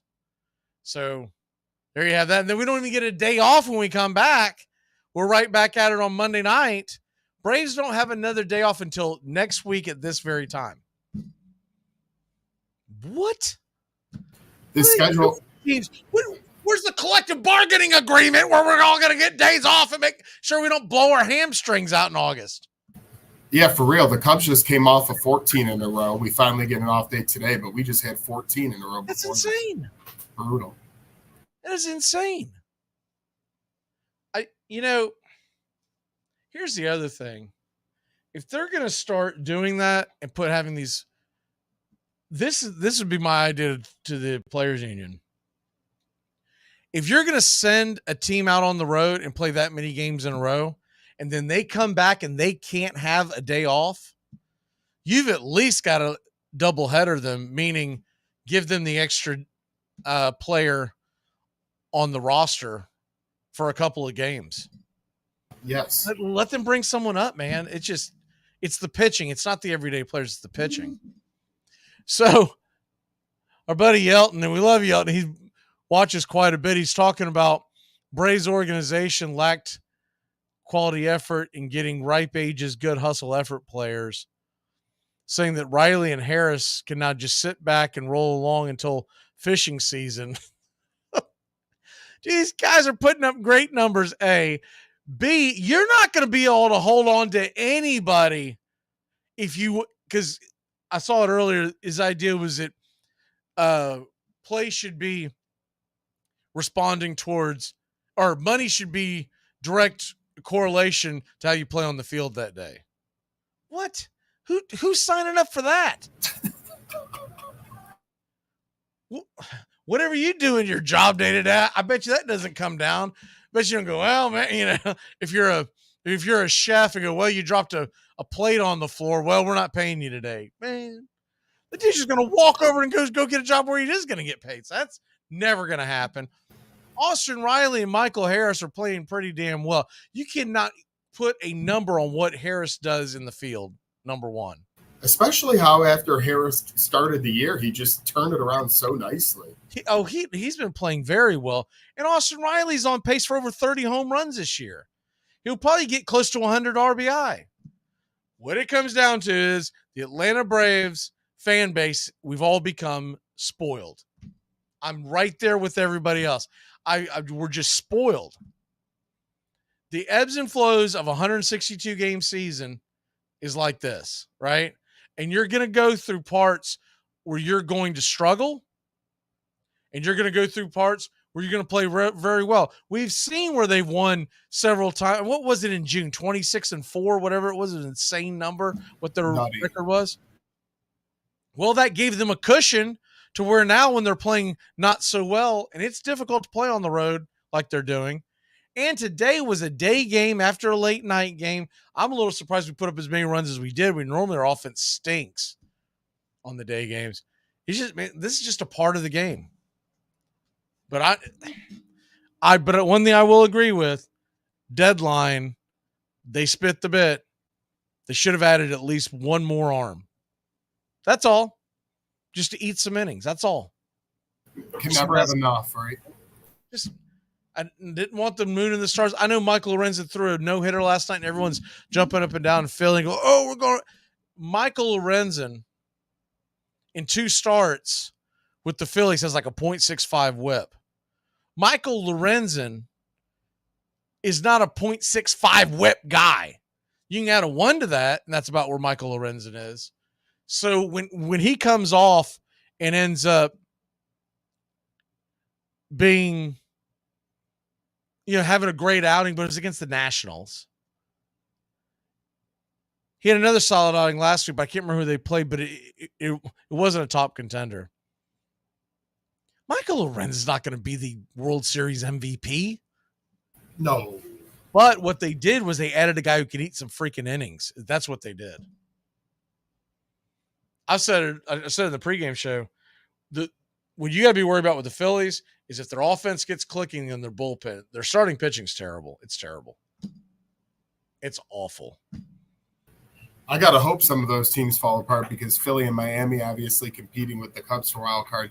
That's all kind of jammed up near that. So I think Miami, I wouldn't worry about it, man. I think they're starting to hit that proverbial wall. Their offense is not going to be able to keep up, and they've played really poorly out of the break. And if they have to look, if they still had a big lead on everybody, I'd say look out. They can put it together. But Miami's lost a lot of games here in the second part of the season. And let me put it this way. If it's a foot race in September between your Cubs and the Miami Marlins for the last place in the wild card, I'll take the Cubs all day long. Yeah, and the only other team, because I would use your exact same statement and put that on the Reds as well, because they've really struggled in the second half and they didn't really add too much. So if it's the Cubs, Marlins, and Reds going for that last wild card spot as it is right now, I'd put the Cubs at the top above Miami and Cincinnati. Yeah, they're not. I don't think you're going to see. Man, Arizona fell off too, being one game under now. Arizona's hit the skids, man. I love it. A lot of teams hitting the skids in the NL. I think the team that you have to worry about that's going to make the playoffs, that's going to actually do damage, is the Philadelphia Phillies. And as far as wild cards go, San Fran. Maybe San Fran, because they've got veterans. And when you got veterans, so if the strongest teams make the playoffs for the wild card, to me, it's going to be Philly, San Fran, probably the Cubs. Because although Arizona is very talented and very exciting to watch, man, they're young. They are young. And they're going to hit that wall. Just like the Marlins. They're going to hit that wall. I think we're already seeing it. Which means you got to play phenomenally down the stretch. That's like asking someone to go bust out into a full-blown sprint after they about 3/4 the way through a marathon. The team that really could take advantage of this, but they won't, and they have the best roster, though, San Diego. I mean, they're hanging around 4.5 back in the wild card. If they could ever put it together, I mean, it's insane how they can't even make the wild card last spot being around 500. It's just kind of sad. Yeah, the reason why I didn't mention them is because I don't think they're going to make it. I don't think so either. They just have the scariest roster to me still on paper, but that don't matter. I think one of their biggest problems is they're wildly inconsistent with their offense. Their pitching has actually been a lot better than I expected this year. A lot better. Blake Snell really came back. He did. But you don't just look at the fact that they've got they're 4.5 back. I look at the fact that they've got to jump the Reds, Cubs, and Marlins at this point. And that's the problem. It's not just making up the 4.5. It's making up 4.5 on 3 teams. Diamondbacks as well. I think I left them out. I believe Philly and San Fran are going to find a way to get in. Oh, definitely. They're already starting to create that separation. I hate it too, because I really was hoping Philly was going to just spit the bit, but they're going to be a problem, as they say. They're going to be an issue going forward. I do think that the Braves are a lot better. I'll tell you what, the Braves play Philly 2 series in a 10-game span. I think it's 7 games in a 10-day span or something like that in September. Ooh. Yeah, that's going to be – it's just – I don't think they're going to catch us for the division per se, but it can wear you down, right? It can wear you down for the big picture. All right. We'll rattle on about that all day long, but let's get into stuff that we got on the docket. The next big thing that I've got on the docket, right, is the college football draft, right? Absolutely. Okay.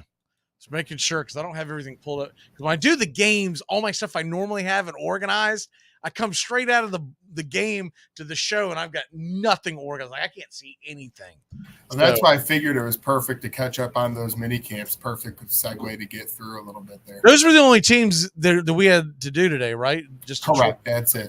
All right, so we had that and we got this. All right, so what we're doing in the college football draft. Jeez. We've got 4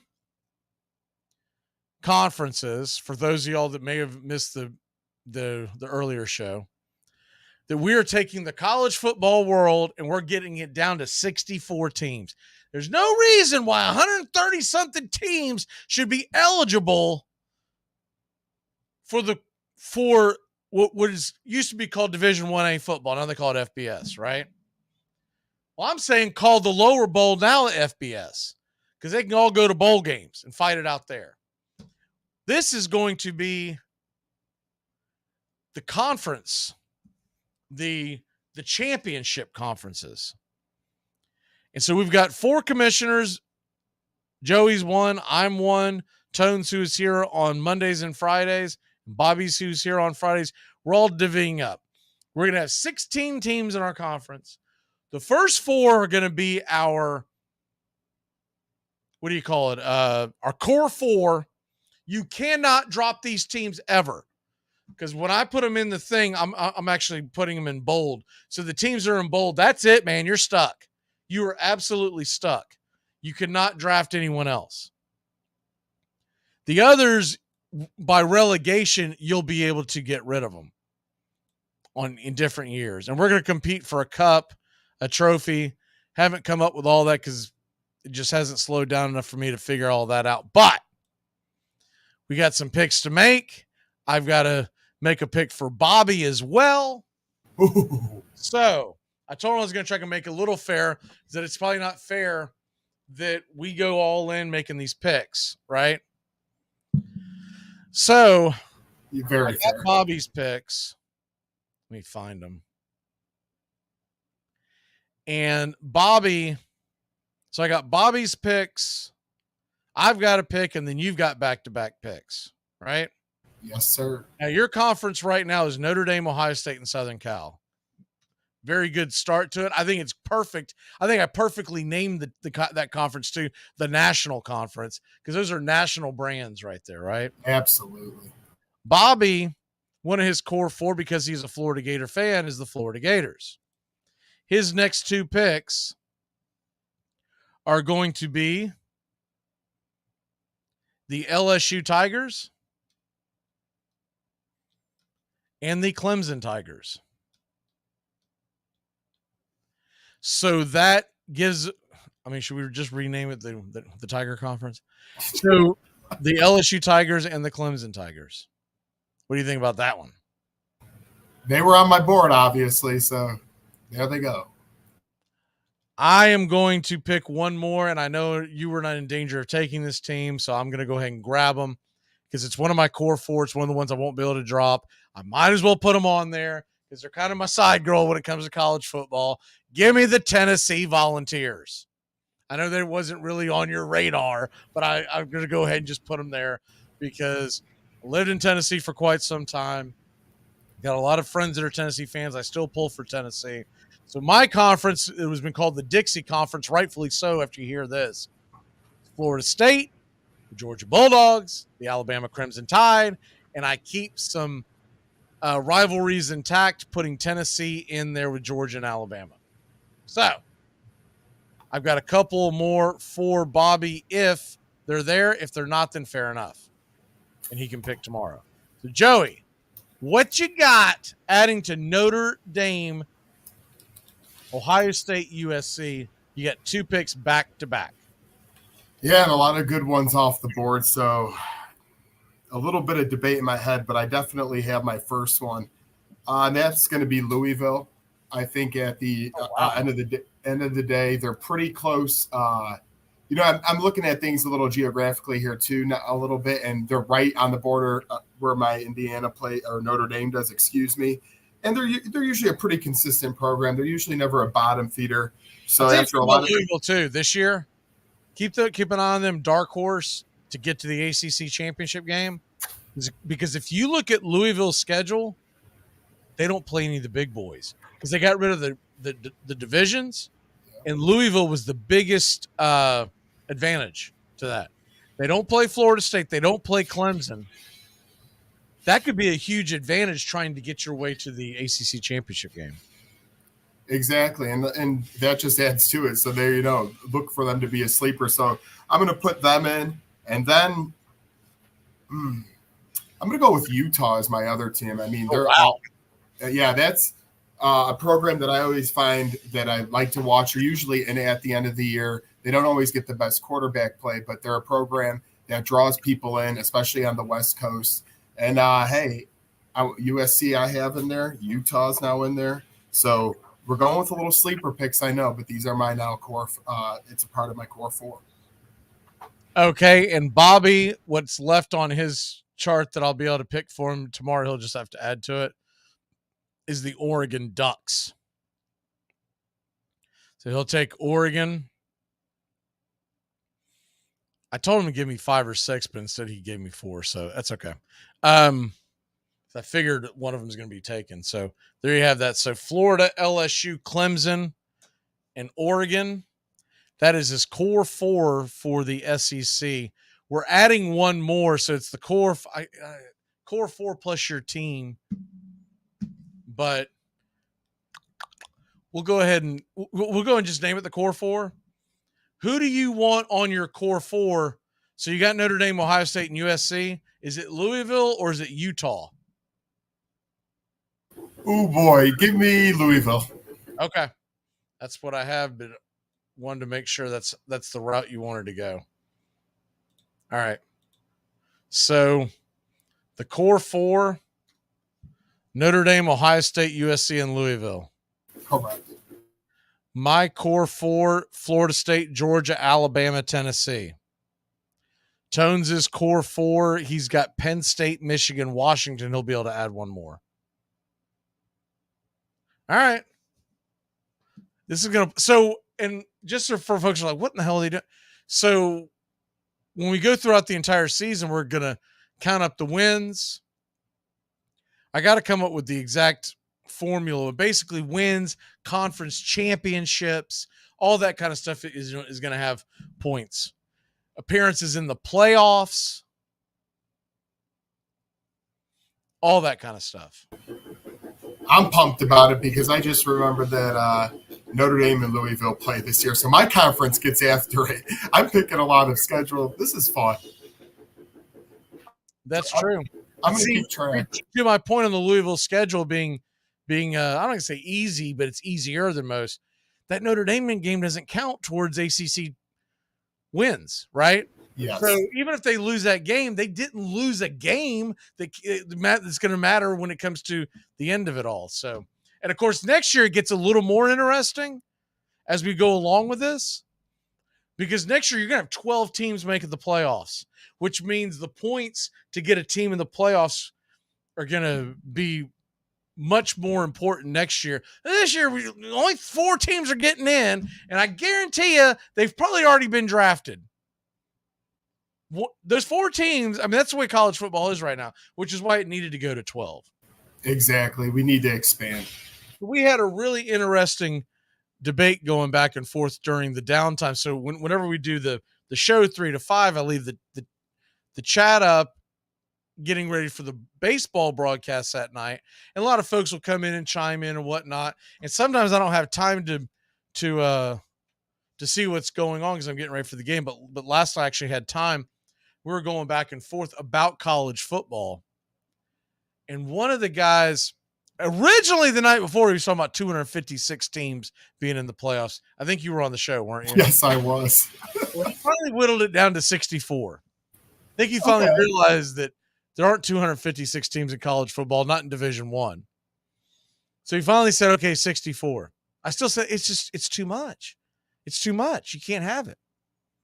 So we're going to take a really quick break, about 60 seconds. When we come back, we're going to have this talk about how many teams would you put in the playoffs for college football, Joey? Think about it at the break real quick. We're just going to step aside to reset, and we'll be back in a flash here on Braves Country. Literally a flash. Well, the season's finally here, and the players hit. The Armchair Quarterbacks are back. Saturday, September 9th, 10 a.m. to 2 p.m., you'll be tailgating with the Armchair Quarterbacks. Mac Magee, Brian Snow, Joey and Tones, and the rest of the Armchair Quarterbacks. Live, 10 a.m. to 2 p.m., Saturdays this fall. Talking college football, SEC, ACC, Big Ten, the NFL, fantasy football advice, and our picks against the spread. It all begins September 9th, right here on Braves Country HD, 99.1 FM, WQEE. Yeah, the Armchair Quarterback, the All-American man. It's baseball season now, but hockey will be back before you know it. Join the Columbus River Dragons as they celebrate the team's 5th anniversary season in 2023-24. Season tickets are on sale now with no price increase from last season. Lock up your favorite seat for every exciting moment. Call the River Dragons at 706-507-4625 or go online to rdragons.com. That's rdragons.com. River Dragons Hockey. Get fired up. It's the best in sports and entertainment, and get locked in and locked down with Rhino Radio Penitentiary, 7 a.m. to 10 a.m. with your host, me, Ryan O'Neill, each and every morning, right here with the best in sports and entertainment, all the way from professional sports to college sports to River Dragons hockey and everything in between, including some of the very best local and national guests. It's the Rhino Radio Penitentiary, 7 a.m. to 10 a.m. Monday through Fridays, right here on 99.1 FM WQEE. Why, any fool could see he made that first down when he dived. Welcome back. Cosell came in now, he'd never get out alive. Cause he's the armchair All right, quarterback. He's wrap this puppy up. full of snacks, the all-American man. Lemonades. So I put it in the chat to see if anyone's, if you're able to comment, that's great. College football playoff is going from 4 to 12 next year. It looks like we're going to about 4 conferences in college football. It eventually looks like it's going to be like 2. You're going to have the SEC and the Big Ten, and the rest are going to get swallowed up. It's going to be like a 24-man conference in each. Joey, I'll give you the floor first. What number do you think would be best? If you were the commissioner, you could just say, we're going to this number next year. This year. We're going this year. We're not going to wait around. Heck with this 14 playoff. We're going to go to what's your number? Well, I was between 8 and 12, so I split the difference at 10, and here's how I do it. You'd have 2 play-in games with the 9 and 10, and then the 7 and the 8, similar to basketball where they have 10 teams now making each conference. But you'd have 7 play 10, 8 play 9, and then those 4 teams or those 2 winners would go into the 6 that have a bye. So then you'd end up at 8 teams after the first round, and then you whittle it down from there. The reason I go 10 and I didn't want to jump to 12 is because I start thinking you get to the point, maybe I don't want to say where you're just letting teams in because that sounds too far-fetched. 12 teams have a really good year, but I just think 10 would be the perfect amount because you're not going to get a team in where you go, I told you they shouldn't have really been in. To me, I would go with the 10, have a couple of playing games, then you get it to 8 and go 4-2.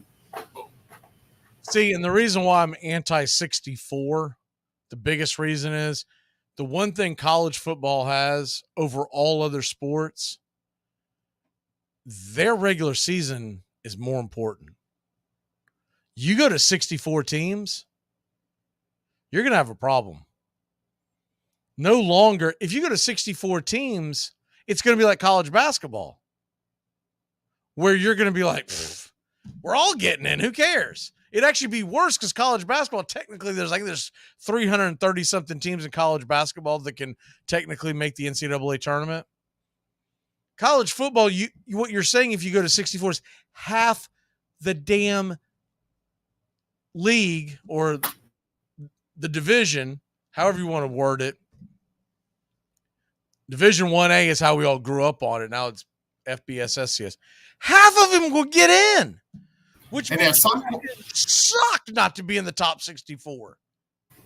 And at some point, that would affect the regular season because eventually, if you get to 64 teams, you don't have enough weeks in the season. Yeah, unless you're going to go to like 8-team conferences, eight-team conferences, and give us. I mean, you'd probably have to go to less than that to make it where the conference championship means something. It's not going to mean anything because it's just like college basketball.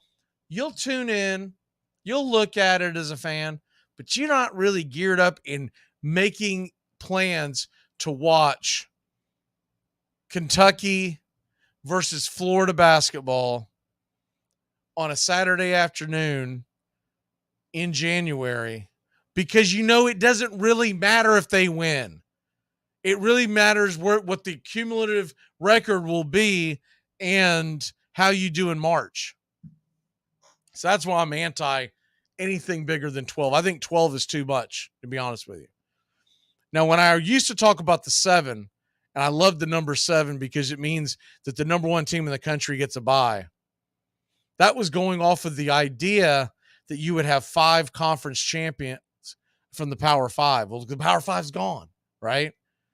In theory, I'm going to go off the theory, Joey, that there's 4 power conferences, right? Okay. The 4 survive. I know there's a chance that we're going to get to like 3. Although they are talking about Cal, what did they say? Cal and Stanford looks like they could be heading to the ACC, which is beyond weird.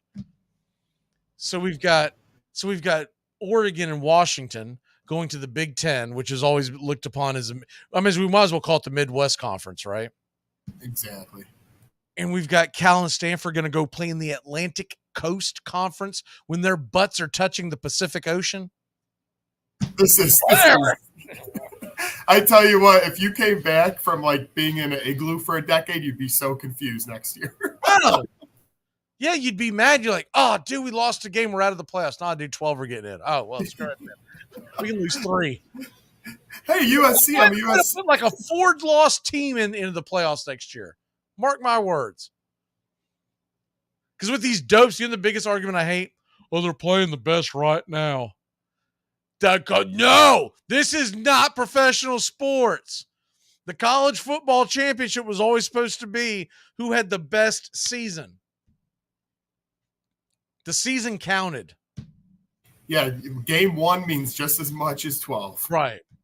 That they're slowly losing that. So I would like to go, if there's only going to be 4 power conferences, but they are going to be bigger. I'm going to stand pat on my 7. I think my 7 is the best number. You still have a reason to want to be one of the top teams to be the top team in the country because you're the only one that gets the bye. You only have 3 rounds of the playoffs, essentially. And I think there's something to be said for that. If you want more than 7, then I like your 10. I honestly think, if you do, you got to find a way to whittle it down. See, the problem with 10 is it doesn't whittle down as well. The problem with 12, 4 teams are getting a bye. And to me, that's too many. Yeah, and I'm giving 6 with a 10-teamer, so that's a lot. Which is asinine if you think about it, right? Like, well, who's playing? Well, that's why I'm calling those back to play-in games, how the NBA feeds it to us. I'm going with exactly. the crapola, the NBA crapola, which is why the NBA regular season is unwatchable now, because 82 games, who cares if you lose 1? You're getting in the playoffs. Exactly. So if I'm going to go that route, I'd actually go the other direction and give me 14. Because if I'm doing the math right, 14. Because then 2 teams get a bye. I either want it considerably less or a couple more because I don't want 4 teams getting a bye. I think it's too much. Unless you're going to come out and say in stone that the 4 teams that get the bye are unequivocally going to be the 4 conference champions in the conference championship game. If you're going to say that and it gives us a reason to watch the conference championships, then I'm all in. Because my big thing is it's got to be a reason for me to want to watch these games. Yeah, I like the conference championship idea. I mean, when you have if you're going to start to build in more teams, there's naturally going to be a bye because of how the numbers work on some of these things. So you got to give it to the people that wonder, what's the point of winning your division? Like in the NFL, at least if you win your division, you're going to get a home game no matter what. You won your division. That's, to me, if you win your conference, one of the big ones, you deserve that bye. So I either want the 4 teams with a bye to be from the 4 power conferences, or I want less buys. Because there's got to be a reason why I'm watching the Big 12 championship next fall, next winter, if both of those teams are going to the playoffs. And I don't want it to be debated by a bunch of pinheads in a hotel over the weekend. I want it to be in stone that these 4 teams are in and these 4 teams get the bye.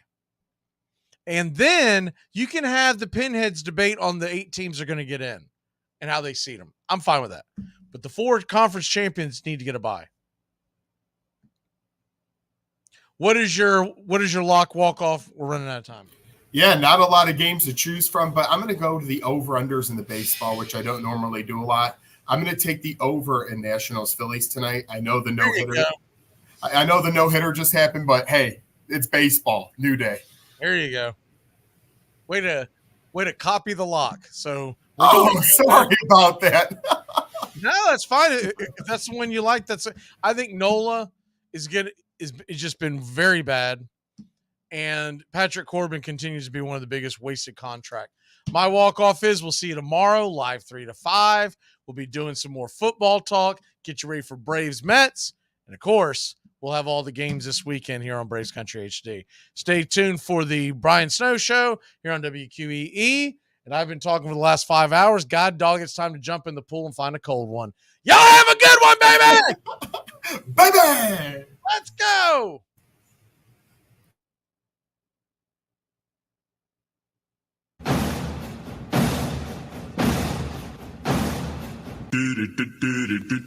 Goodbye, sweetheart, well, it's time to go. We're back tomorrow with another show. Well, unless we're fired, we'll talk to you then. Goodbye, sweetheart, goodbye. Goodbye. Guys and gals, it's time to go. We'll see you on the next show. Same bat time, same bat channel. Thanks for listening to Braves Country with Mac Magee and the Armchair Quarterbacks on 99.1 FM WQEE, The Key in Noonan, Georgia, and simulcasting on youtube.com/@Braves Country. Braves Country comes your way weekdays, 3 p.m. Eastern to 5 p.m. Eastern. Please follow, like, and subscribe today. Armchair Quarterback Radio, your first choice for Southern sports. Something of the 5th of September. Something of the 5th of September. She said a lot that I can't remember. Something of the 5th. Can I get another cigarette, please? Can I get another cigarette, please? Yeah, I know I live to regret it. Just give me another cigarette, please.